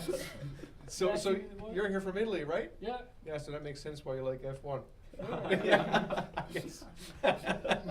Lots of people here like F1. Everybody asks me, do you watch F1? I don't, I'm sorry. But I should I'm sorry, I should start watching. I'll start watching I tonight. liked you. Yeah. All right, well, thanks so much for coming back for the second interview. Glad to see you had fun. Spirit seems like you had a little bit of fun here today. Yeah. And congrats on everything. Hope to see you back again next year. Yeah. No, you're not coming back? No. No. That was enough. That was enough. Yeah, unfortunately. Some might leave. Yeah. All right, thank you. Run of the final section of the 2024 Newfoundland and Labrador Mate ROV competition here in Newfoundland and Labrador at the Marine Institute. We got two teams up right now. We got the Tri-Century Timberwolves and Heritage Collegiate Robotics. Both very strong teams, hoping to get some last points, maybe their best performance before the end of the competition today. Yeah, we really look forward to seeing these final runs, see them score their final points before the award ceremonies in a little bit. Mm-hmm. And while our teams are just getting in the water, I'd like to have one last shout out to all of our volunteers who came out and helped organize this competition, whether it's the judges on deck that you've been seeing, the team helpers that have been going around and helping the team solve all their technical issues, or our beloved stream helpers who are operating our cameras, who are over in the next room managing our video and audio feeds. We are super grateful for having them to help us run this competition. Absolutely, you guys are wonderful. We could not do it without you guys. All right, so we got the Tricentia Timberwolves heading in to try and knock that pin out, taking a page out of Cornerbrook's book and trying to push the pin out of the side first before going in to tackle it all at once. Yeah, you can see they are getting close right now. Looks like they may even be going for the smaller, lower I think they pin are going for the bottom first. pin, yeah. Yeah, they're a little bit back. Doing a little bit of what Caitlin was saying earlier, the horseshoe crab Yeah, the strategy horseshoe crab method. of resting on the bottom of the pool so that they have a stable place to be. Oh, and they almost get it. The similar thing to Cornerbrook where they thought they had it and then they pulled a bit too hard and it went up and it slipped over the lip of their claw. Yeah, so they want to give it another go really quickly. They almost have it again. Whoever these folks have loads of time, Yeah. they can get this done in no time. Yeah. It seems our timer has frozen up on the. Oh, look at that. They got it. Very Look at nicely that. done. Make sure they get it out of their claw before it causes any problems. Yeah. There you go. Yeah, you are right. Our timer has frozen up, but we will do our best. We can hear when they sing out here, like this many minutes left, this many minutes, you know, all that good stuff. So be sure to keep you guys updated and be sure to keep you guys posted. Heritage Collegiate going in strong already. We have been informed that is not, in fact, their vertical profiler. Yeah, this black tube that Heritage has been carrying around, what we thought was our vertical profiler, was not actually that. So what it is a piece of pipe that they know how long it is, and they have been putting it by the coral reef to use as a reference point.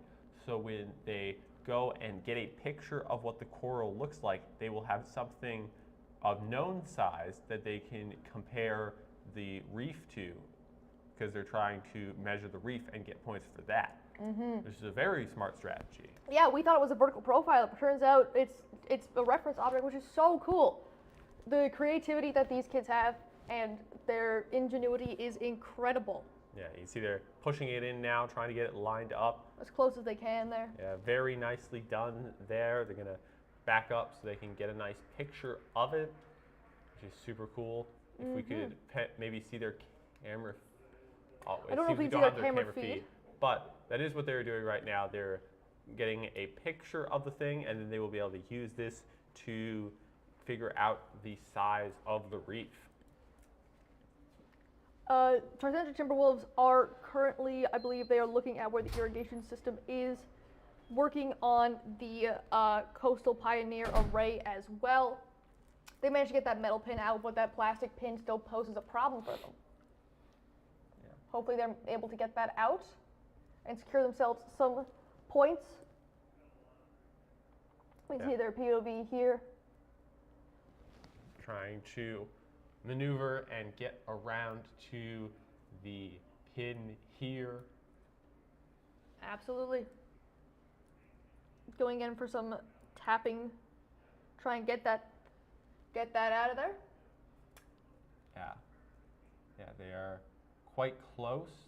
They have a vertical claw, which should make grabbing this thing a little bit easier. Ooh, They there you give go. it a Big push from them. Okay, that's progress. Now they should be able to, Use their vertical or their horizontal claw, whichever one they decide to, yeah, and give it, and get a way better hold of that piece. yeah, they can just maneuver over to the other side. They should be able to pull it out.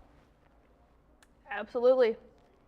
See, Heritage Collegiate, they are up at the top of the water. Looks like they could be taking something from their bot or passing something to it. And I believe that is the old acoustics sensor they have just removed from the water. Yeah, very nicely done on their part. You can see Tricentia still trying to get this pin pulled out. We got a great camera angle from them right now.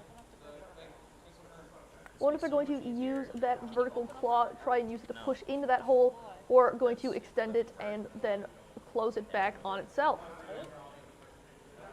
Yeah, you might need to move up a little bit higher here to get on top of it. Yeah, it seems like they're trying to do that, but they're a little stuck. So they're doing their best to maneuver around. Absolutely. Now, no two teams would approach this problem the same, even if they had the same machine. Every person's going to think of different solutions, and where the solutions that we're giving here are not the solutions that they're doing, and probably won't be the solutions that you are doing. Like the corner. So it's awesome to see everyone's different ideas and everyone's different techniques when it comes to this stuff. You can see now Heritage has brought down the coral irrigation system and are picking it up and are going to try and move it over to its designated area. Absolutely. See, up here, then you got to take it over here and place it in this section. So let's see if they can do it. Chriaroscuro has freed the coral, sorry, what's the word? Coastal Pioneer Array. Sorry, it is a mouthful of words, and they have got that up to the surface, which is a bunch of points. And if they want to bring that over to the deck, they can get even more for removing it from the water. Yeah. See, Heritage making good progress on moving their irrigation system, very quickly moving it towards the designated area. They have it over the lip. They just need to set it Look down. at that. And very nicely done on the part of Heritage. Absolutely. It was appear to be potentially a little bit stuck, actually. Yeah, trying to see if they can let go. They have opened their claw and closed it again. And we're just trying to get it unstuck. Here is the Tri-Century Timberwolves float that has risen to the surface. They are potentially trying to retrieve it and bring it back to the side for a few more points. You can see the bottom right corner of that screen there. Well, Heritage still stuck, and they get unstuck. Look at them go. Nicely done on the part of Heritage Collegiate. I wonder which challenge they will try next. Yeah, excited to see. We got one of our judges there keeping time. And like Eric said earlier, massive thank you to all the volunteers, all the sponsors, just everyone who is helping make this event run as smoothly as possible. You guys are the real heroes here, and especially to the parents and family members and friends and supporters who are watching these teams, whether you're here in MI or joining us virtually. We thank you so much for joining us here, and we are so happy to have you, and hope to see you all again next year when we do this again. Yeah, absolutely. And listen, if you've enjoyed the competition or have feedback on the competition so far, there is a feedback survey available that you can fill out and give us your feedback. We'd love to know what the survey says and what kind of feedback you have for us. We're always trying to improve, and we'd love to hear what you have to say. Absolutely. You can see Chriaroscuro moving up in the water, maybe trying. They've actually, I think they've got the old. And they've dropped it. They've dropped the old acoustic receiver, sadly. Going back, but they are resilient. They're going back down, trying to get it again. Oh, they can get that, bring that up and get the new one brought down. Heritage Collegiate right now is currently, I believe, also up at the surface. No, they're right. Oh, no, they're right there. Sorry, Yeah. It's hard to see. We've got a bunch of different screens going on up here. Everything is blending in from a distance, but they are down. They are trying to remove that pin. They're doing a great job maneuvering around the water very fast. Yeah, just pulled it out most of the way. So they just need to probably give it one more tug, and they will be able to get it. And they do. There we go. Look at that. Excellent job, Heritage Collegiate Robotics. Yeah, great job. Good job. Now the Chriaroscuro Timberwolves are currently working on restoring the coral reefs. They are taking the brain coral from its resting spot and putting it over into the coral reef area. Yeah, they are working on picking it up with their horizontal claw. They are very close. They are touching the rope. They just need to get it hooked. Ooh, and they're so close to that there. Yeah. But nothing, just some readjusting cannot fix. Yeah. Or can't fix. Potentially now where they pushed it back, they could be getting stuck, so we'll have to see how they get around this platform and get a better grip on it. Absolutely. They're switching up their approach, going for the branching coral there now. Yeah. Maybe a little more easier to grab from that angle there. Yeah, okay, they've got the base that it's They've held got the base, but if they just lift up, they should be good. And they get a little bit higher. And they may I think they got it. See? It's not even going up. You just gotta lift upwards. That's exactly what I'm doing. See their pilot and co-pilot working together, trying to lift this thing out of its base. They had it and then had to let go of it. I wonder if they grabbed hold of the base. Yeah, potentially was grabbing the base again. I'm gonna back up and try again. That's probably just as heavy or more. some cheering going on outside. I'm Heritage sure Collegiate something's has happening. released their flotation device and is now at the surface. Yeah. Tri-Central Timberwolves have grabbed hold of the brain coral. Yeah, they just need to lift it up and bring it over to. Oh, it got stuck on the side and slipped out of their claw. So close. Yeah, super unfortunate there. Here we have Heritage Collegiate, who has grabbed the ring for the irrigation system. Let's see if they can place it without. Oh, Ooh. And it gets stuck and falls out. Tough break there for Heritage. Absolutely, but there's nothing that they can't recover from. These guys, all these teams today especially, they have been very easy to bounce back, even from major setback to minor setback to every type of setback in between. They are just strong and resilient. Yeah, you can see Heritage once again trying to go back and pick up that little loop of plastic. There, it's kind of in an awkward spot though, so Absolutely. potentially they're moving to the other side, try and get a better angle on it. Absolutely. Or they may even be going for the coral altogether. Yeah, just moving on. Also a good strategy if something's too tough. You only got so much time. Mm-hmm. Heritage misses the brain coral only a little bit, however, they can still easily grab it back. Yeah, they are working on picking it up. I realize we have lost our timer, but they still have some time available to place this. Here we can see Tri-Central working on grabbing their float that has risen to the surface of the water. Mm-hmm. Hopefully these guys can get the float back and bring that over to the side of the deck for more points. Hearing noise out in the flume tank. So Heritage Collegiate, assuming something has happened with them. Yeah, they put the brain coral on the piece here. Yeah, nicely done on the part of Heritage Collegiate. Mm-hmm. Yeah.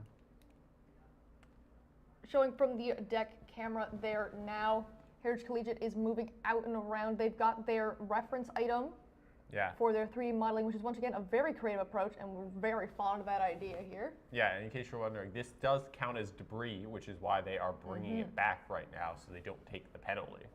It's only a small penalty, but it reflects that we want to leave the ocean clear, that we have found it.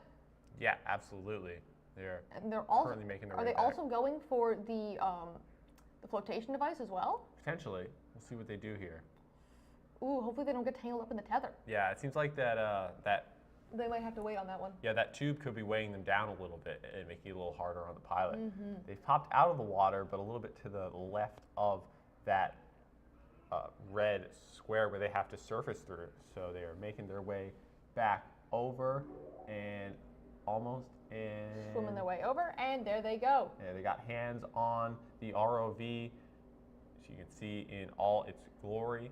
And Reference item collected. Yeah, we got that back. And now they are passing the new acoustic receiver.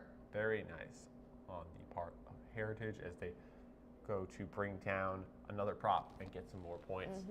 The deck crew and the pilot are working very well together.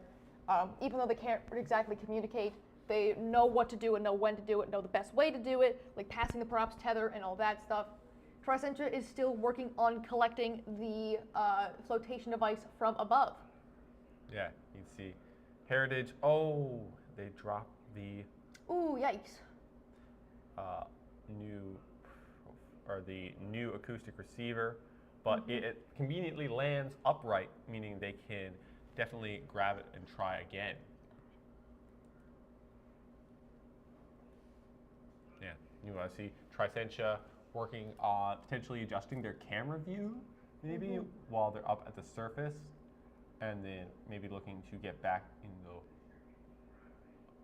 Ooh, actually. Wondering if that is time. Oh, potentially. Could potentially That be could be time because our timer is broken. Yeah, we can't see how much time is remaining. Maybe that is time. That I think that might be time. I'm not sure. I think it is. Okay. Yeah, it seems they're talking to the judges now. Seems to be time. They're conferring with the judges, but that is it.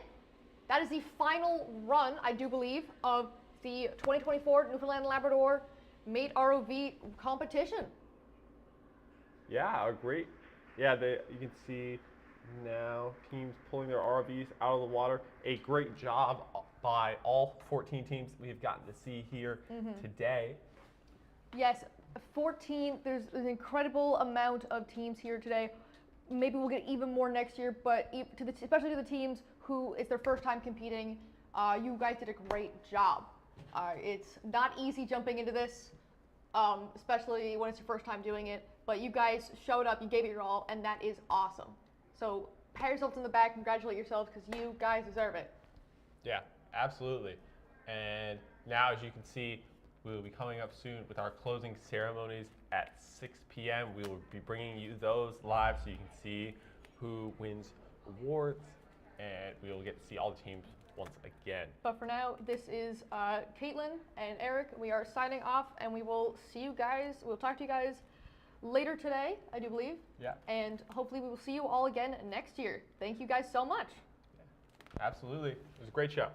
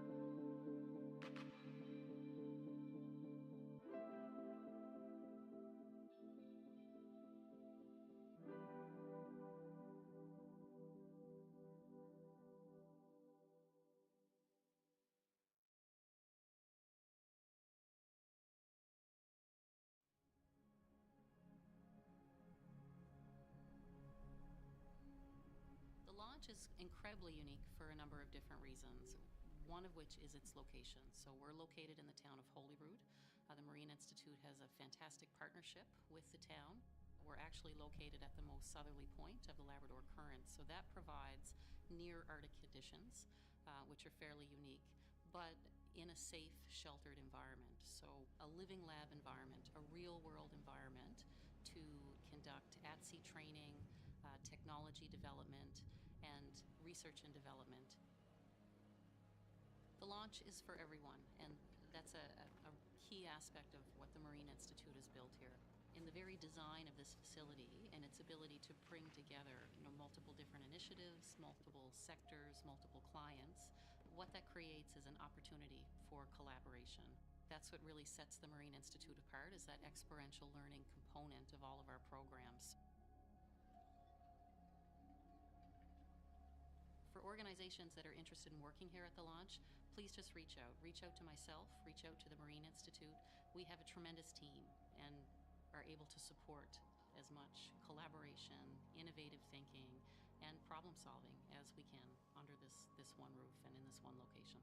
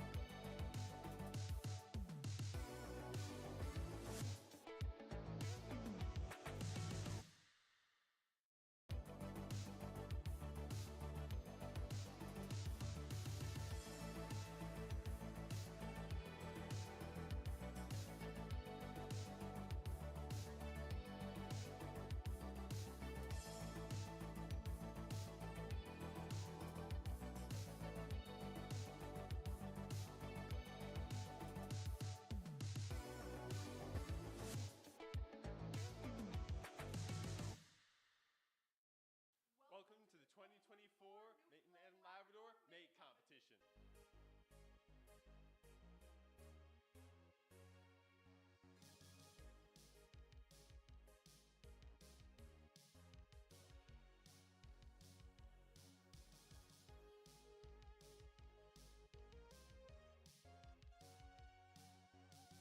Welcome to the registration desk. Yeah, this is where teams check in when they first arrive at the competition. Once everybody's checked in, they're free to head over to the pit area. To the pit area. So here we are at the marketing displays. Every single team here at the competition makes a marketing display. Kind of goes over their abstract, what their team's about, what their mission is. You got company evaluations, safety, design rationale, competition themes, and of course, a bunch of different pictures explaining the robot, the design process. You've also got their sponsors there as well. A huge shout out to the sponsors. And yeah, some of them aren't set up right now, but there will be more to come later, and we're looking forward to seeing all of them.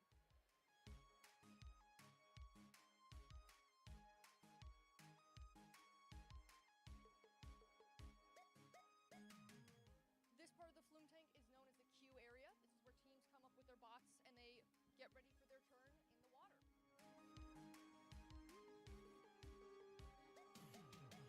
Here we are in the main lobby of the Marine Institute where... Oh my, is that Eric Golding and Caitlin Healy, co-hosts of the 2024 Mate Regionals? Yes, it is.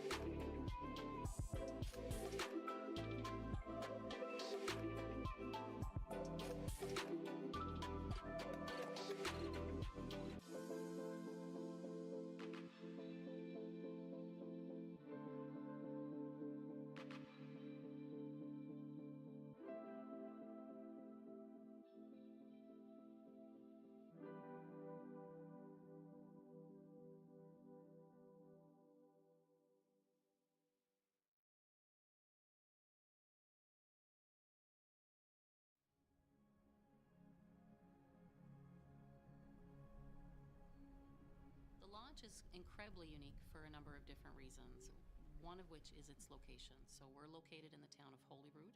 The Marine Institute has a fantastic partnership with the town.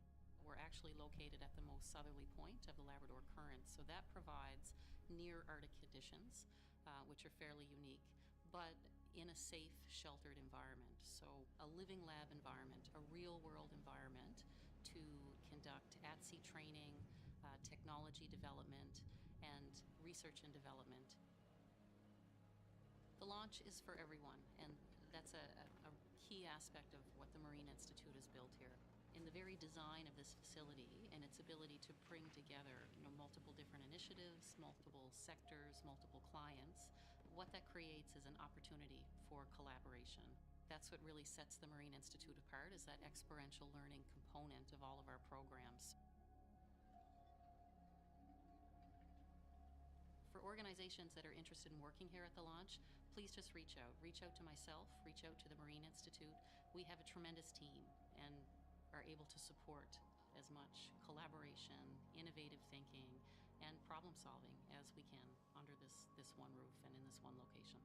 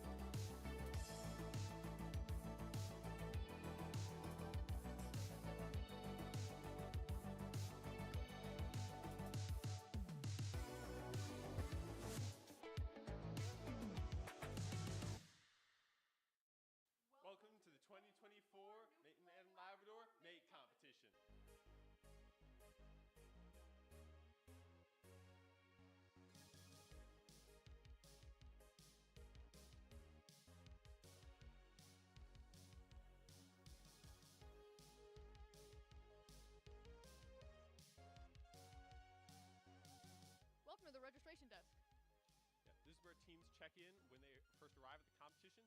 And once everybody's checked in, they're free to head over to the pit area. To the pit area. So here we are at the marketing displays. Every single team here at the competition makes a marketing display. Kind of goes over their abstract, what their team's about, what their mission is. You got company evaluations, safety, design rationale, competition themes, and of course, a bunch of different pictures explaining the robot, the design process. You've also got their sponsors there as well. A huge shout out to the sponsors. And yeah, some of them aren't set up right now, but there will be more to come later, and we're looking forward to seeing all of them.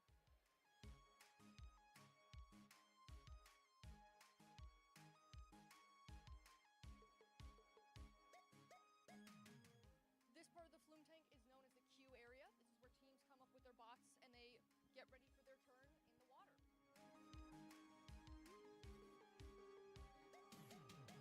Here we are in the main lobby of the Marine Institute where... Oh my, is that Eric Golding and Caitlin Healy, co-host of the 2024 Mate Regionals? Yes, it is.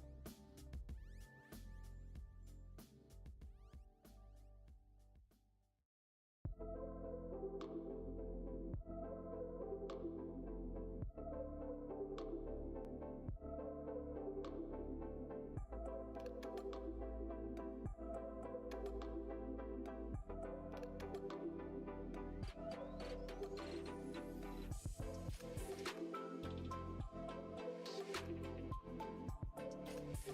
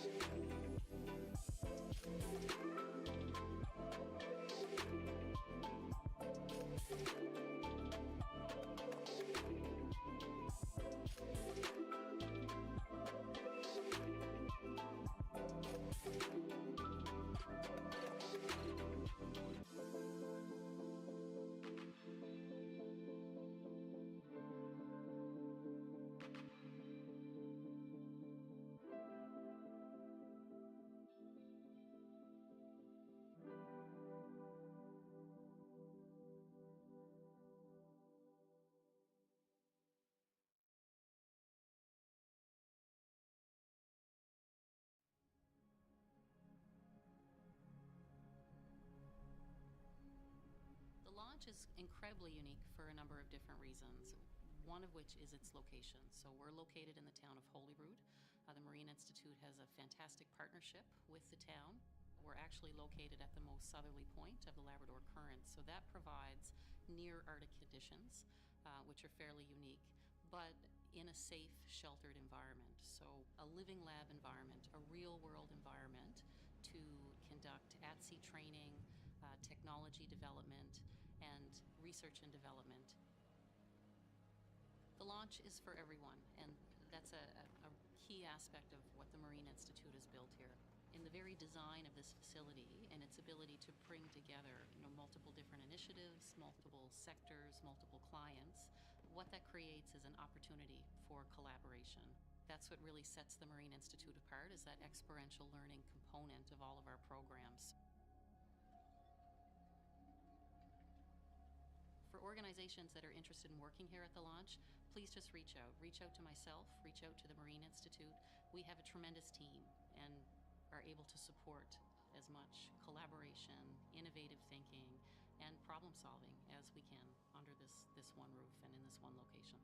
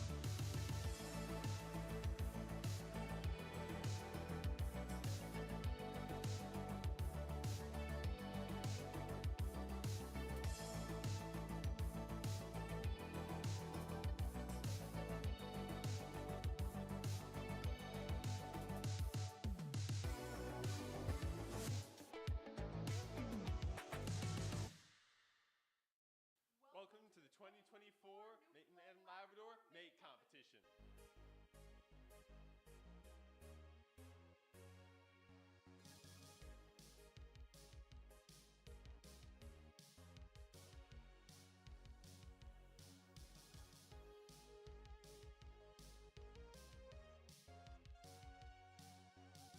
Welcome to the registration desk. Yeah, this is where teams check in when they first arrive at the competition. And once everybody's checked in, they're free to head over to the pit area. To the pit area. So here we are at the marketing displays. Every single team here at the competition makes a marketing display. Kind of goes over their abstract, what their team's about, what their mission is. You got company evaluations, safety, design rationale, competition themes, and of course, a bunch of different pictures explaining the robot, the design process. You've also got their sponsors there as well. A huge shout out to the sponsors. And yeah, some of them aren't set up right now, but there will be more to come later, and we're looking forward to seeing all of them.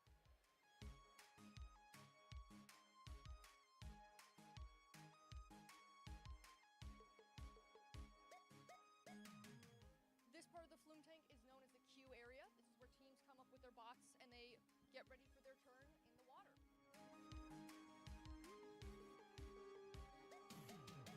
Here we are in the main lobby of the Marine Institute where... Oh my, is that Eric Goulding and Caitlin Healy, co-hosts of the 2024 Mate Regionals? Yes, it is.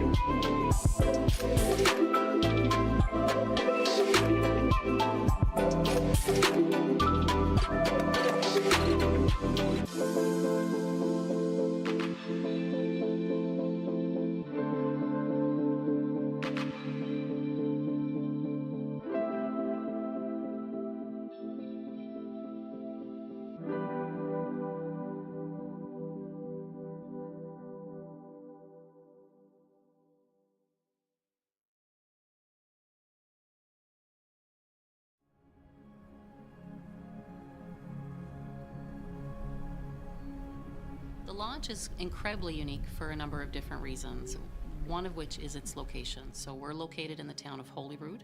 The Marine Institute has a fantastic partnership with the town. We're actually located at the most southerly point of the Labrador Current, so that provides near Arctic conditions, which are fairly unique, but in a safe, sheltered environment. So a living lab environment, a real-world environment to conduct at-sea training, technology development, and research and development. The launch is for everyone, and that's a key aspect of what the Marine Institute has built here.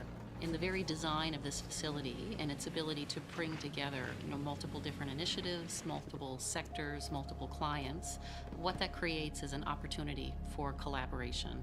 That's what really sets the Marine Institute apart, is that experiential learning component of all of our programs. For organizations that are interested in working here at the launch, please just reach out. Reach out to myself, reach out to the Marine Institute. We have a tremendous team and are able to support as much collaboration, innovative thinking, and problem solving as we can under this one roof and in this one location.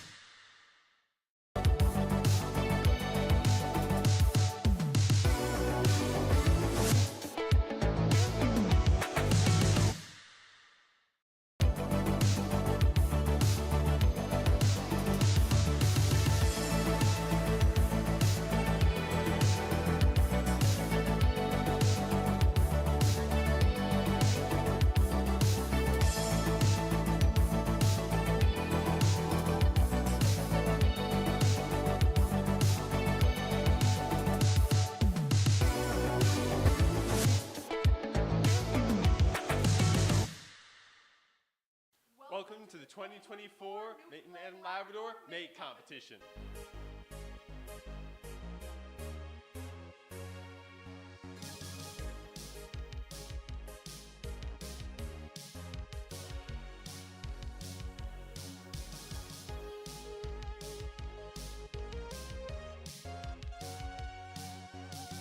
Welcome to the registration desk.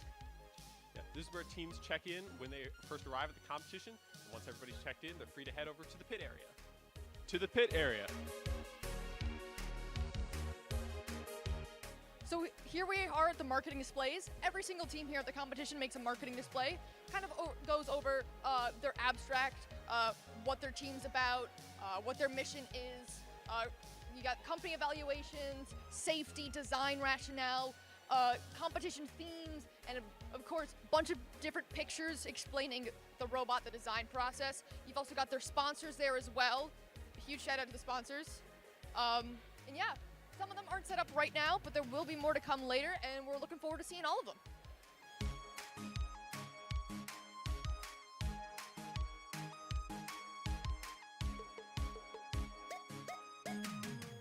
This part of the flume tank is known as the Q area. This is where teams come up with their bots and they get ready for their turn in the water.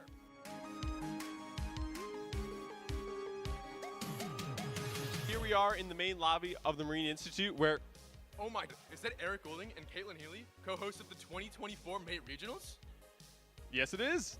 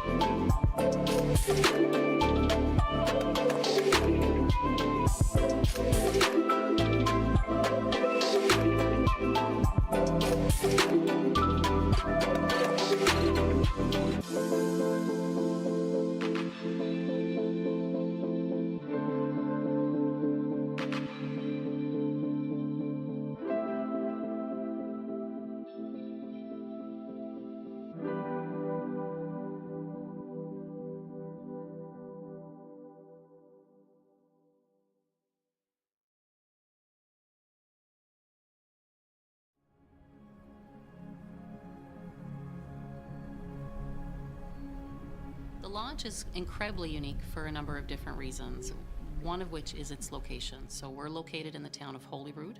The Marine Institute has a fantastic partnership with the town. We're actually located at the most southerly point of the Labrador Current, so that provides near Arctic conditions, which are fairly unique, but in a safe, sheltered environment. So a living lab environment, a real-world environment to conduct at-sea training, technology development, and research and development. The launch is for everyone, and that's a key aspect of what the Marine Institute has built here. In the very design of this facility and its ability to bring together multiple different initiatives, multiple sectors, multiple clients, what that creates is an opportunity for collaboration. That's what really sets the Marine Institute apart, is that experiential learning component of all of our programs. For organizations that are interested in working here at the launch, please just reach out. Reach out to myself, reach out to the Marine Institute. We have a tremendous team and are able to support as much collaboration, innovative thinking, and problem solving as we can under this one roof and in this one location.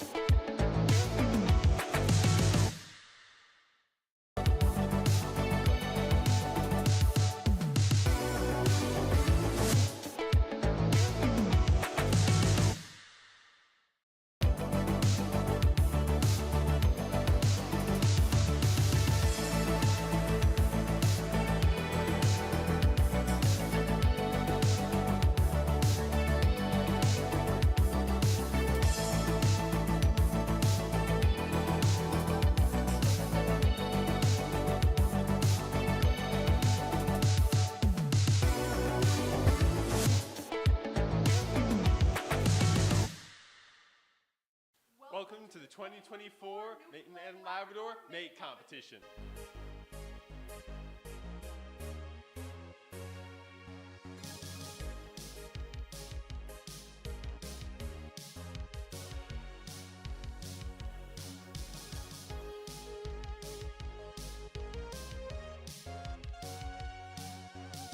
Welcome to the registration desk. Yeah, this is where teams check in when they first arrive at the competition. And once everybody's checked in, they're free to head over to the pit area. To the pit area. So here we are at the marketing displays. Every single team here at the competition makes a marketing display.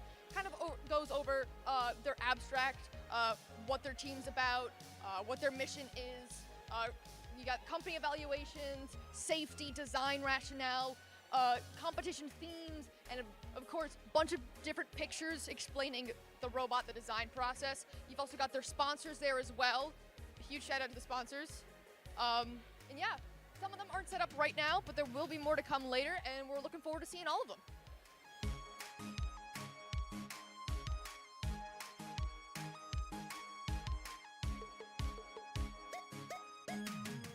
This part of the flume tank is known as the queue area. This is where teams come up with their bots and they get ready for their turn in the water.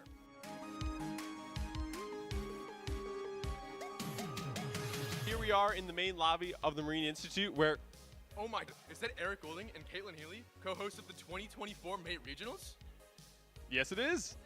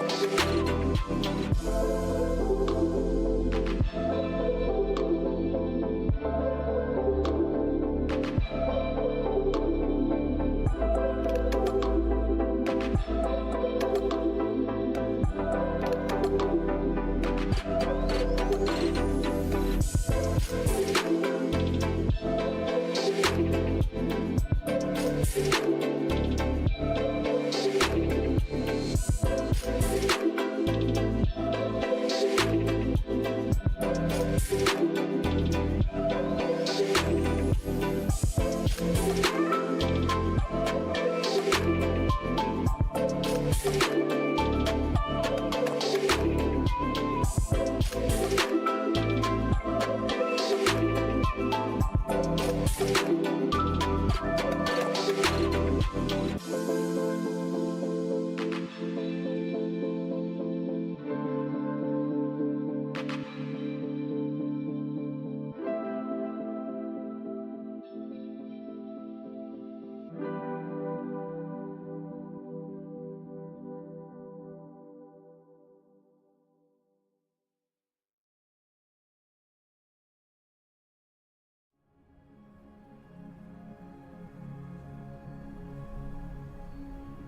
launch is incredibly unique for a number of different reasons, one of which is its location. So we're located in the town of Holyrood. The Marine Institute has a fantastic partnership with the town.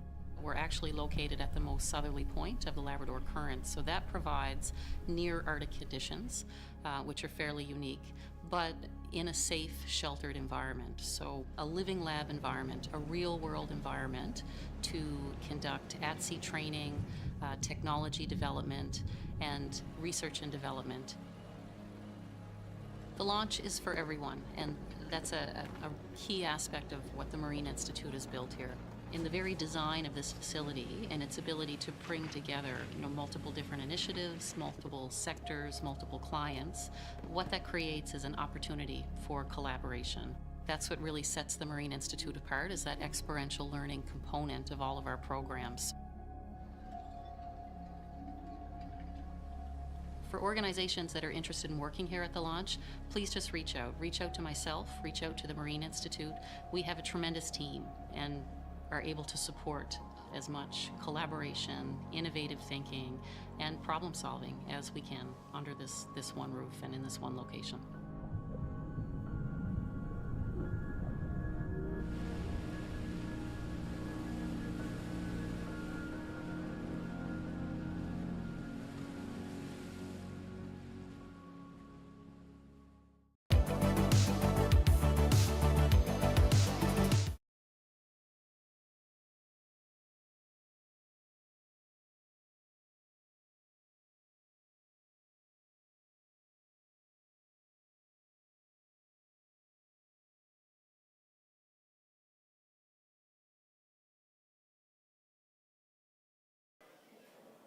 Again, a great weekend. We had a great 2.5 days.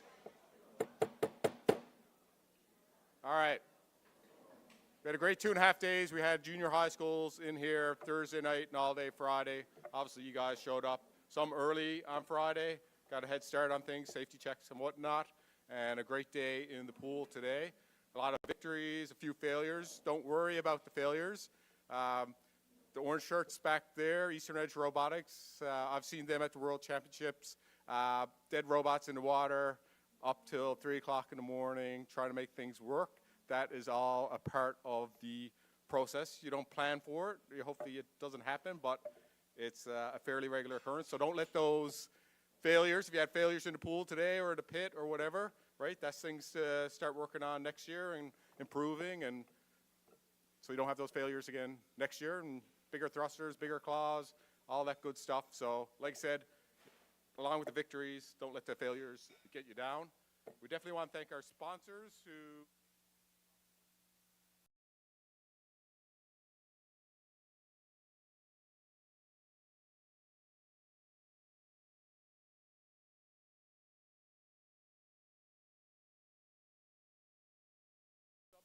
Imaging, McKay Marine, T-Carta, Cook Aquaculture. They were here for the first 2 days for the opening ceremonies. They had a blast seeing all the exciting youth coming up through STEM-based programs, problem solving. They're looking for engineers, technicians, ROV pilots, all kinds of people with that same skill sets of troubleshooting, problem solving that you figured out, getting your ROVs together. But that's the future workforce that they're looking for.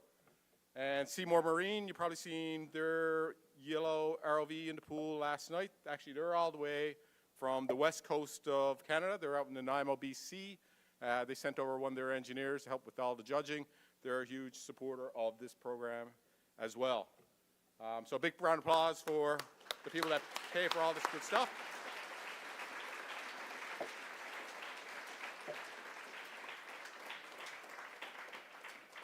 So, and it's great to see a full crowd here. The other applause is probably for the people that aren't here. They're up in Hampton Hall. Fortunately, they can still watch on live stream, so they can see most of what's on the go here. So your parents, right, that got you here or brought you to practice after school, or you were at school for late and they picked you up 6 o'clock. I don't know how late you stayed at school, 10 o'clock if you're like Eastern Edge, 3 o'clock in the morning type thing. You get extra security clearances to be in the building. But yeah, your parents, guardians, or whoever's supporting you at home to make sure you're able to get here, and when you're back at your home school, out to your robotics club. So for the people up in Hampton Hall, big applause for them. And if they're at home watching live stream and whatnot.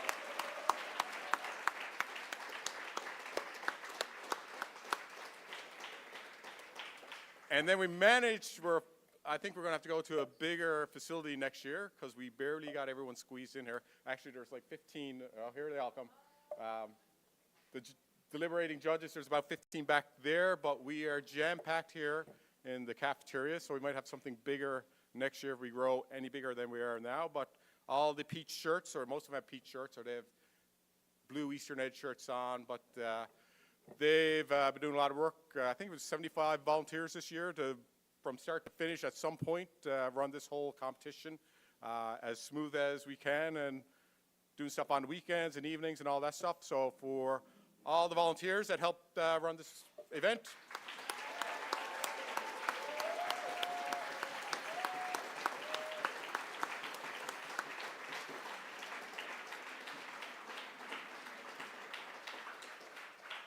so how many people here are in grade 12? All right, lots of people, excellent. So you'll be graduating, you'll be going to some sort of post-secondary institution, whether if you're in Newfoundland, or I know we have Ontario and Nova Scotia here, maybe they'll come over here for their post-secondary, or maybe they'll start up a club at their post-secondary institution. But whether you're going to CNA, Memorial, MI, any post-secondary, Eastern Edge back there, they are always looking for new members. They're in panic mode now to get ready for Worlds, but in the fall they usually put out a campaign looking for new members to the team. So wherever you're to, keep an eye out for them. Follow them on probably some sort of social media. They do, what's that? Discord. I'm too old for Discord. Anyways, keep an eye out in the fall. They're usually recruiting. So if you're interested in continuing what you're doing here in high school on the post-secondary side of things, it's a great way to continue to be able to do the ROV competition. If you're not grade 12, you got more time to look at your junior high school or whatever your feeder schools are coming up to there and get those, and maybe let me know what your junior high schools, and we'll try to get the program in your junior high schools so there's a good history of the ROV competition as they move up through the system. I think they're all in here with a sigh of relief, but we're going to start off with the awards. Bethany's going to start off. She did such a great job with the fun awards last night was it last night? Night before? Last night, it seems like a week ago. For Scout, she's going to start off with the fun awards, and then we'll get into the serious stuff. So what we're going to do, grab your fun awards. It's almost like we planned this.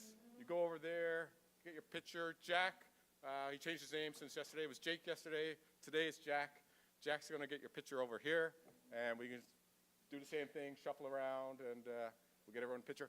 And what we're going to try to do at the end, I know everyone wants to get on the road, but if we can get everyone up in Hampton Hall at the end, I'd love to get a picture, if we can squeeze everyone into it, but all the contestants at the top of the stairs in the atrium. Once we clue up, get up there, we'll get a quick picture, and then you can go home. We'll let you go. All right, over to Bethany.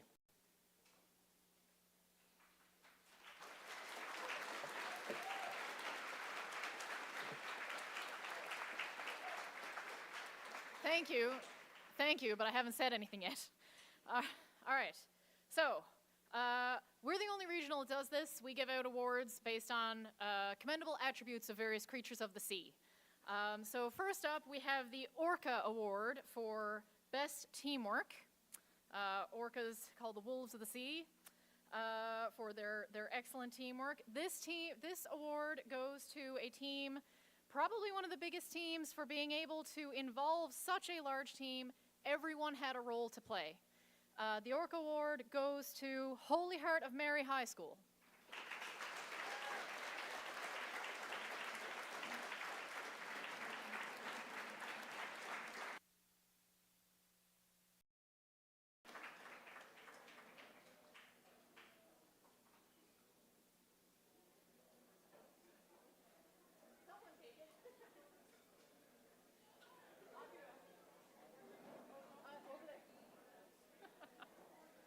All right. Next up, we have the Team Spirit Award, named after our iconic humpback whales that like to have fun in our oceans. This award goes to a team that, even after their robot flooded twice, they laughed it off and decided to have the opportunity to take a selfie. Seemed to be having a really good time. This award goes to O'Donnell High School.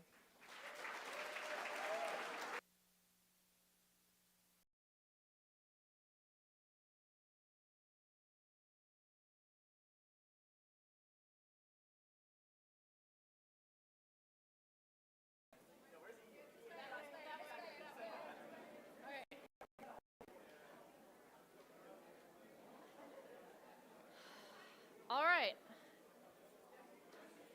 Next up, we have the Swordfish for the most elegant tool.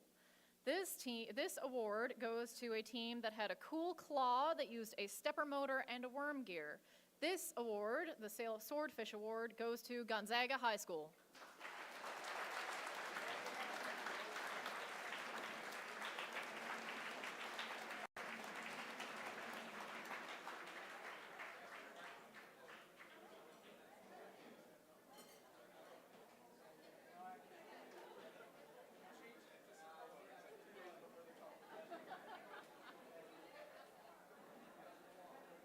All right. The next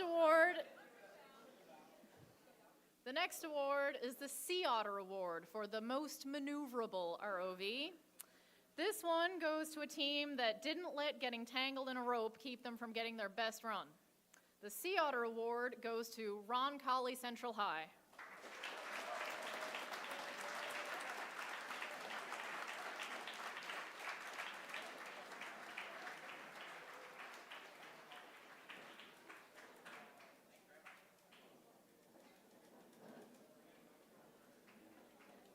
All right, next up we have the Fearsome Toothy Wolffish Award for the most ferocious ROV. This one goes to an ROV, or team with an ROV that had very powerful, a total of 6 T100 thrusters. This award goes to Mount Pearl Senior High.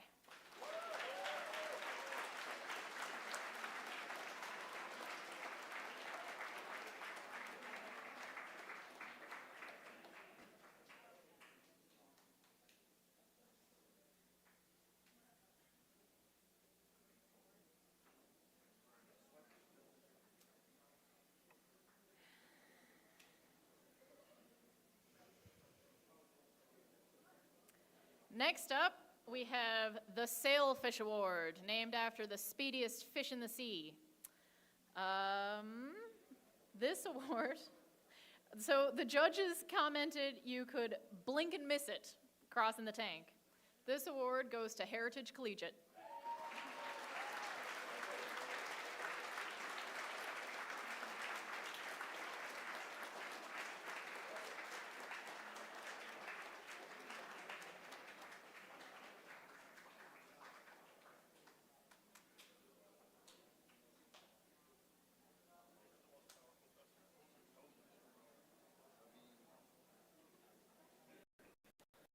All right.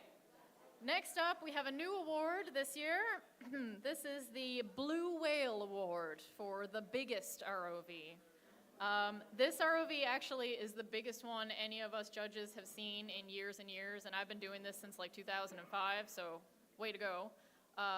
Corner Brook Regional High.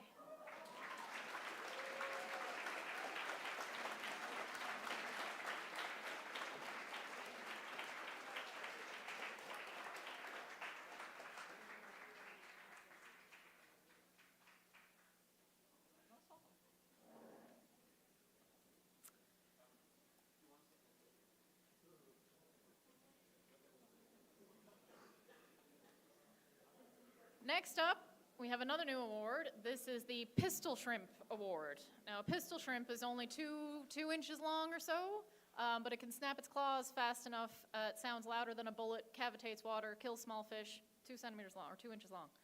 This award is for being a small but mighty team. And it goes to a 3-person team who arrived here just at 9 o'clock this morning and competed all day. This award goes to Tricentia.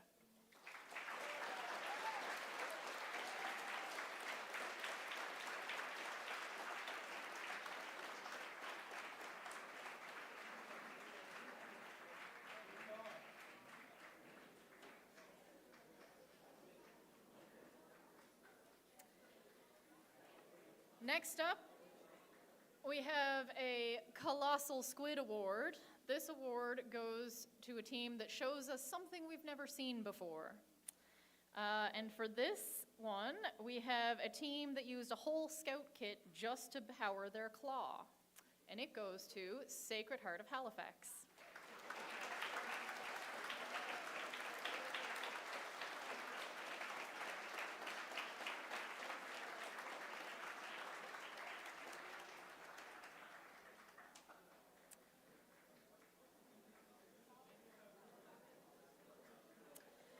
Next up, we have an award that has changed its name, or I guess changed its description since last year. Salmon. Salmon are extremely resilient fish. You know, they gotta fight a long way to get back home to their spawning grounds through enormous predators and great obstacles. So we decided to make the Salmon Award the most resilient. And this award goes to a team that persevered and extended their tether just to be able to complete tasks. This award goes to Valmont Academy.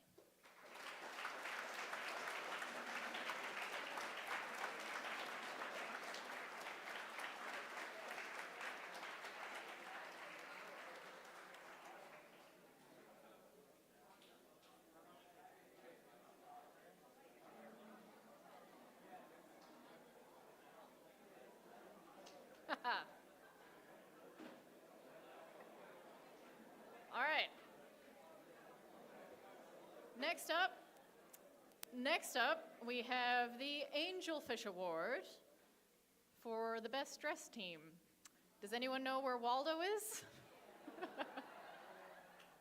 Trafalgar Castle.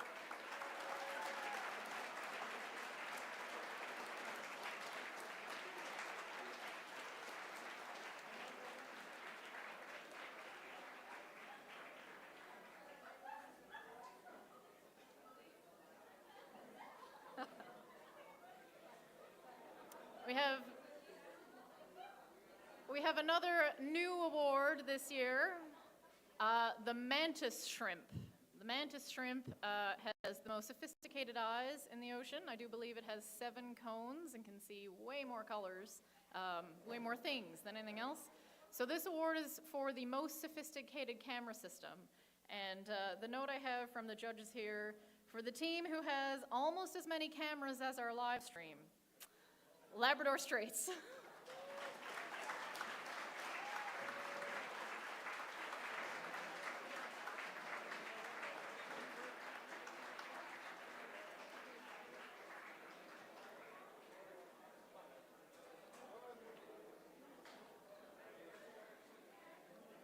All right.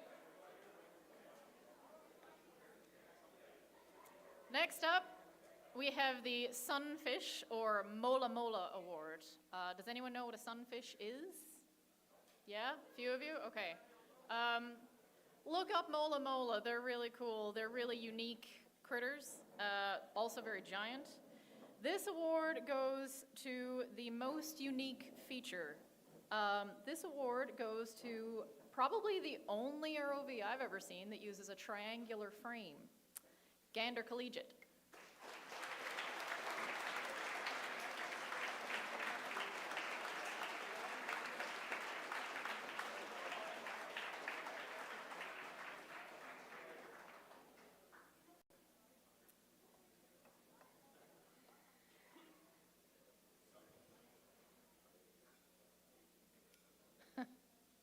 And finally, we have the Siphonophore Award. Now, for anyone who doesn't know what a siphonophore is, it's a class of animals that is actually a colonial organism.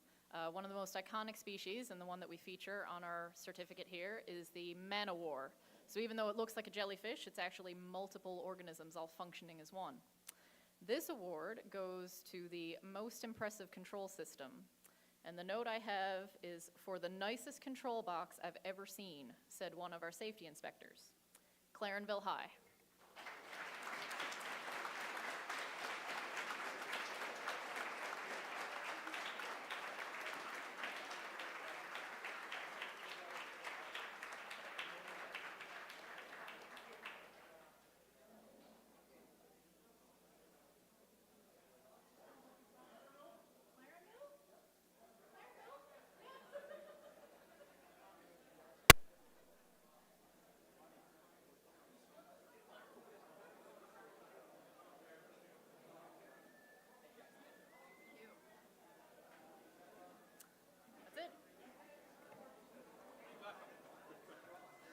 I should have all the other awards somewhere.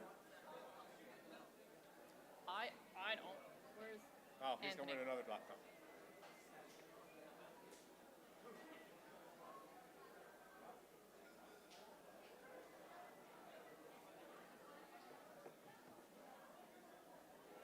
Starting here. All right, we can do 1+ on that screen at least. I'm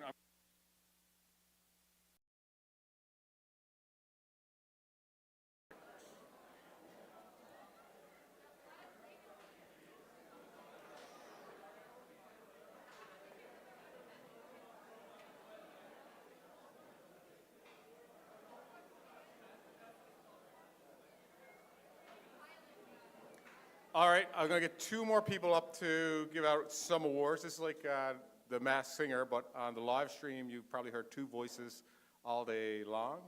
So I'm gonna ask Caitlin and Eric to come up. They're the two voices behind the color commentating and all the live action that was on the go today. So Caitlin, she's gonna hand out the Female Trailblazer Award, who was actually the winner last year of the Female Trailblazer Award. Year before. She won it before. That's what I said. All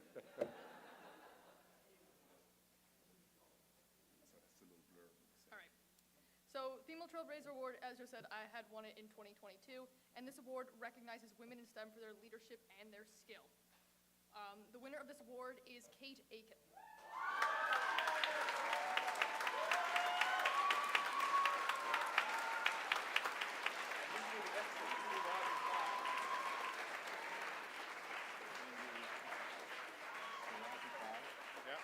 Presentation anchor. And that's the little blurb, and that's the school or the winner. Yeah, cool.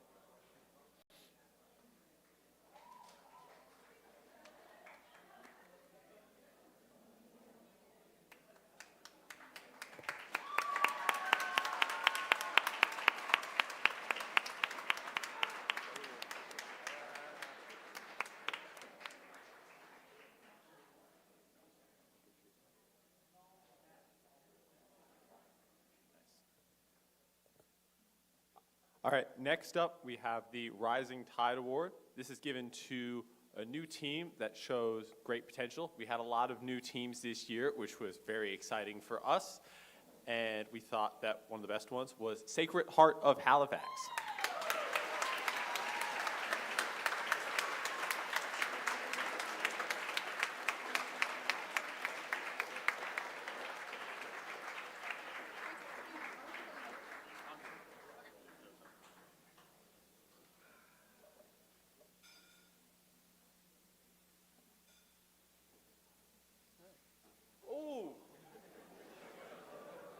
They got it.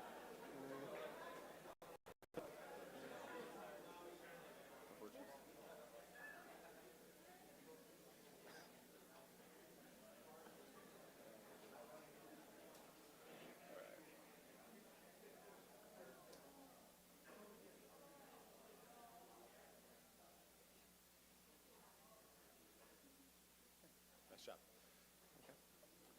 Yep, and we got another award. This is the Presentation Anchor. Obviously, all the students presented in front of a panel of judges this weekend, and this award is given to someone who stood out among the presentation judges as being a phenomenal speaker and member of their team.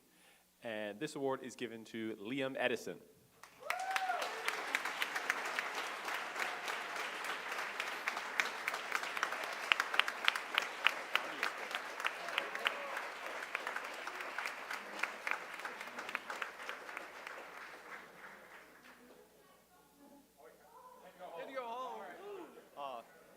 anyone from Liam's team want to come and pick this up for him?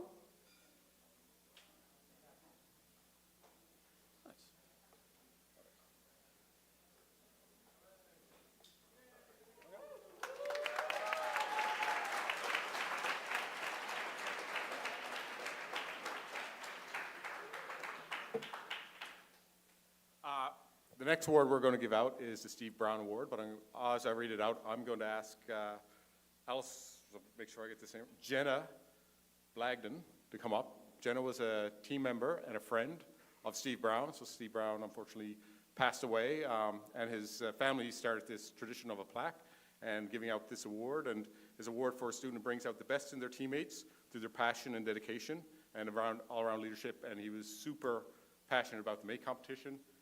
So Jenna, the winner this year of the Steve Brown Award is Allison Hutchings.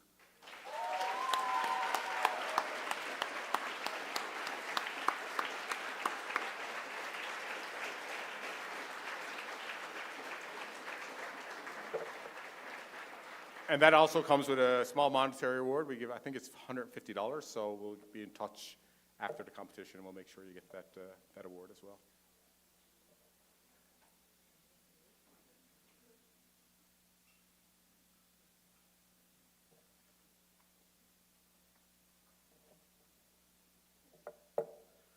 All right, this is super exciting because I have no idea who won what until now it's in front of me. So I'll be just as surprised as everyone else. I'll know like a couple of seconds before you, but anyways. So we're gonna get on to our individual awards for marketing display, engineering presentation, product demonstration, and then the overall winner. I'm gonna cheat now and take a little look here. The overall winner, since we have more than 10 teams this year competing, the top 2 qualify for World Championships in Tennessee, June, I'm going to say 22nd to the 25th, around that time frame. You'll look it up and figure out the right time. And for the Newfoundland teams, because all of our sponsors are local, I will say, there's a $25,000 prize to go with that to help get you to Kingsport, Tennessee. And I was looking at possible flights for Eastern Edge the other night, and you'll need your $25,000. All right, third place for marketing display, we have Labrador Straits Academy.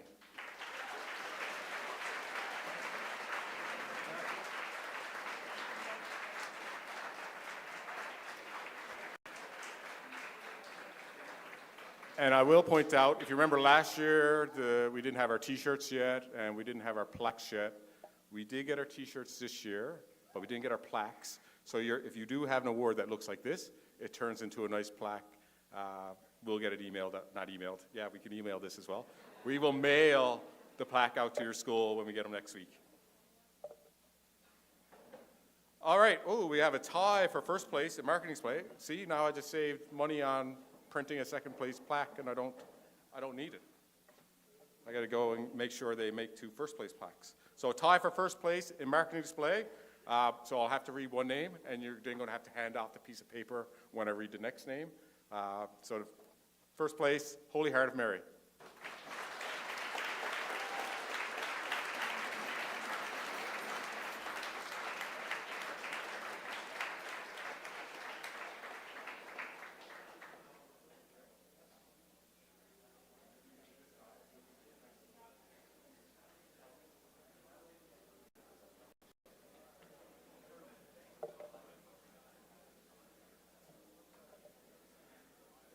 Pretty impressive as a tie, actually, in all those, that very fine point scoring system.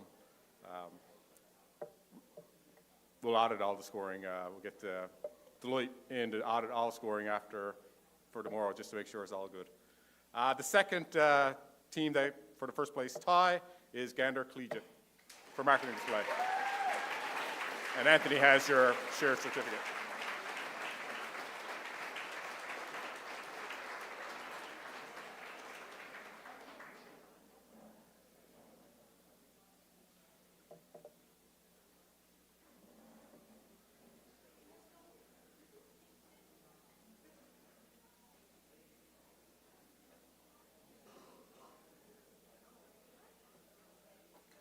All right.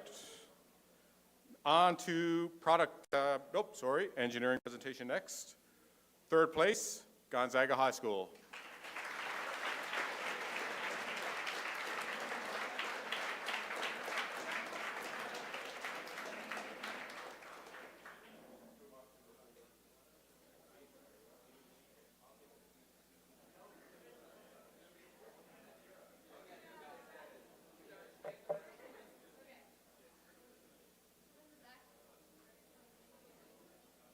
Big team.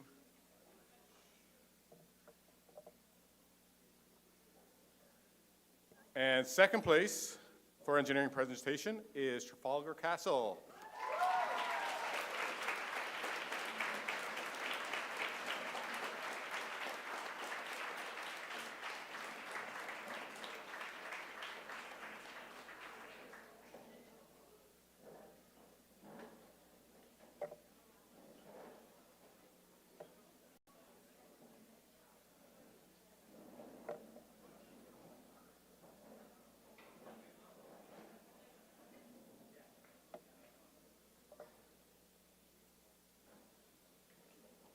And the team with the #1 engineering presentation for the week, Holy Heart of Mary.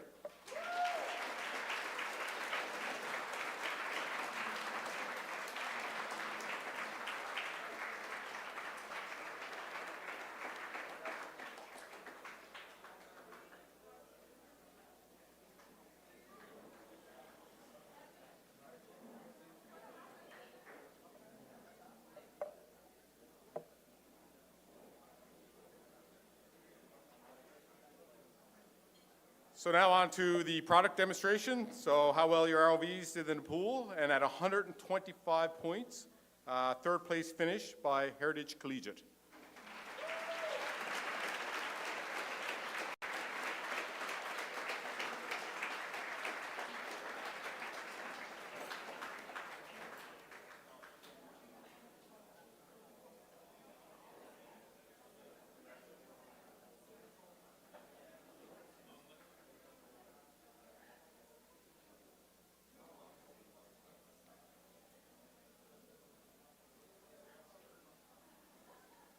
Next, we got 145 points for second place, Labrador Straits Academy.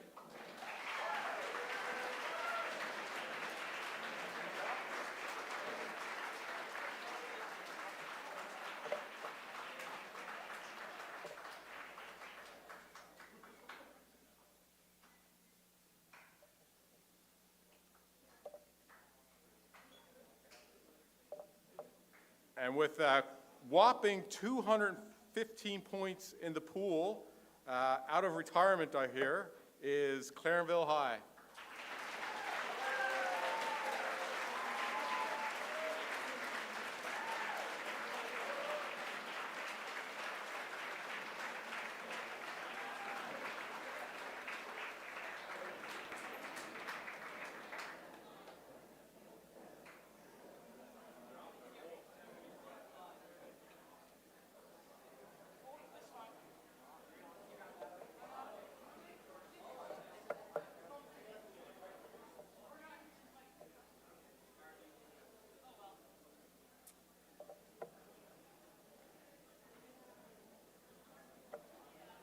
All right, now to the overall points. So that's we take all your scoring throughout the week of all your components. Coming in at third place, Holy Heart of Mary.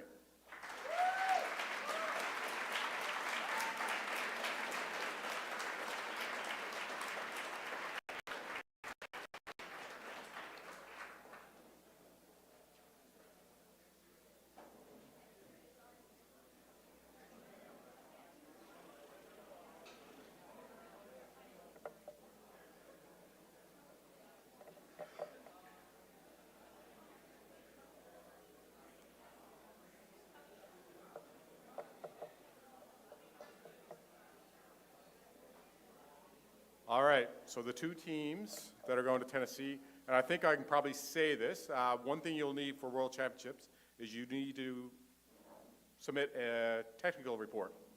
And I know last year, some people, Eastern Edge, or the alumni of Eastern Edge have gone through World Championships before and written technical reports. We'll reach out and get you some contact stuff, but they would be more than happy to review, help you out with any of that stuff, other parts of competition, but to help you get ready for the World Championship so you can compete at the world stage against all the other teams from around the world. So we'll be in touch and all that stuff. We'll be in touch around getting the money out to you and all that good stuff. So the first team heading to Tennessee in second place overall for the second time in a row, Labrador Straits Academy.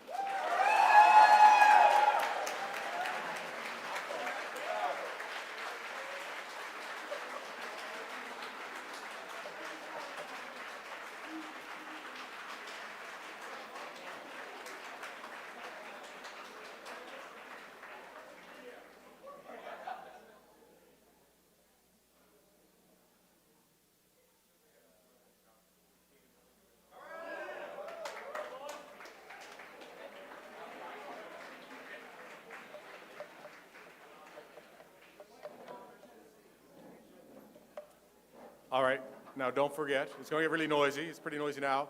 We're all going to get a group picture after this. When they get that group picture, give them time to do that. And then we're all going to go up to the top of the stairs and get the whole group of teams and mentors at the top of the stairs. All right, the winner of the 2024 Mate ROV competition for Newfoundland Labrador Regional, and I always like, this is my favorite part, the drum roll. Bill High.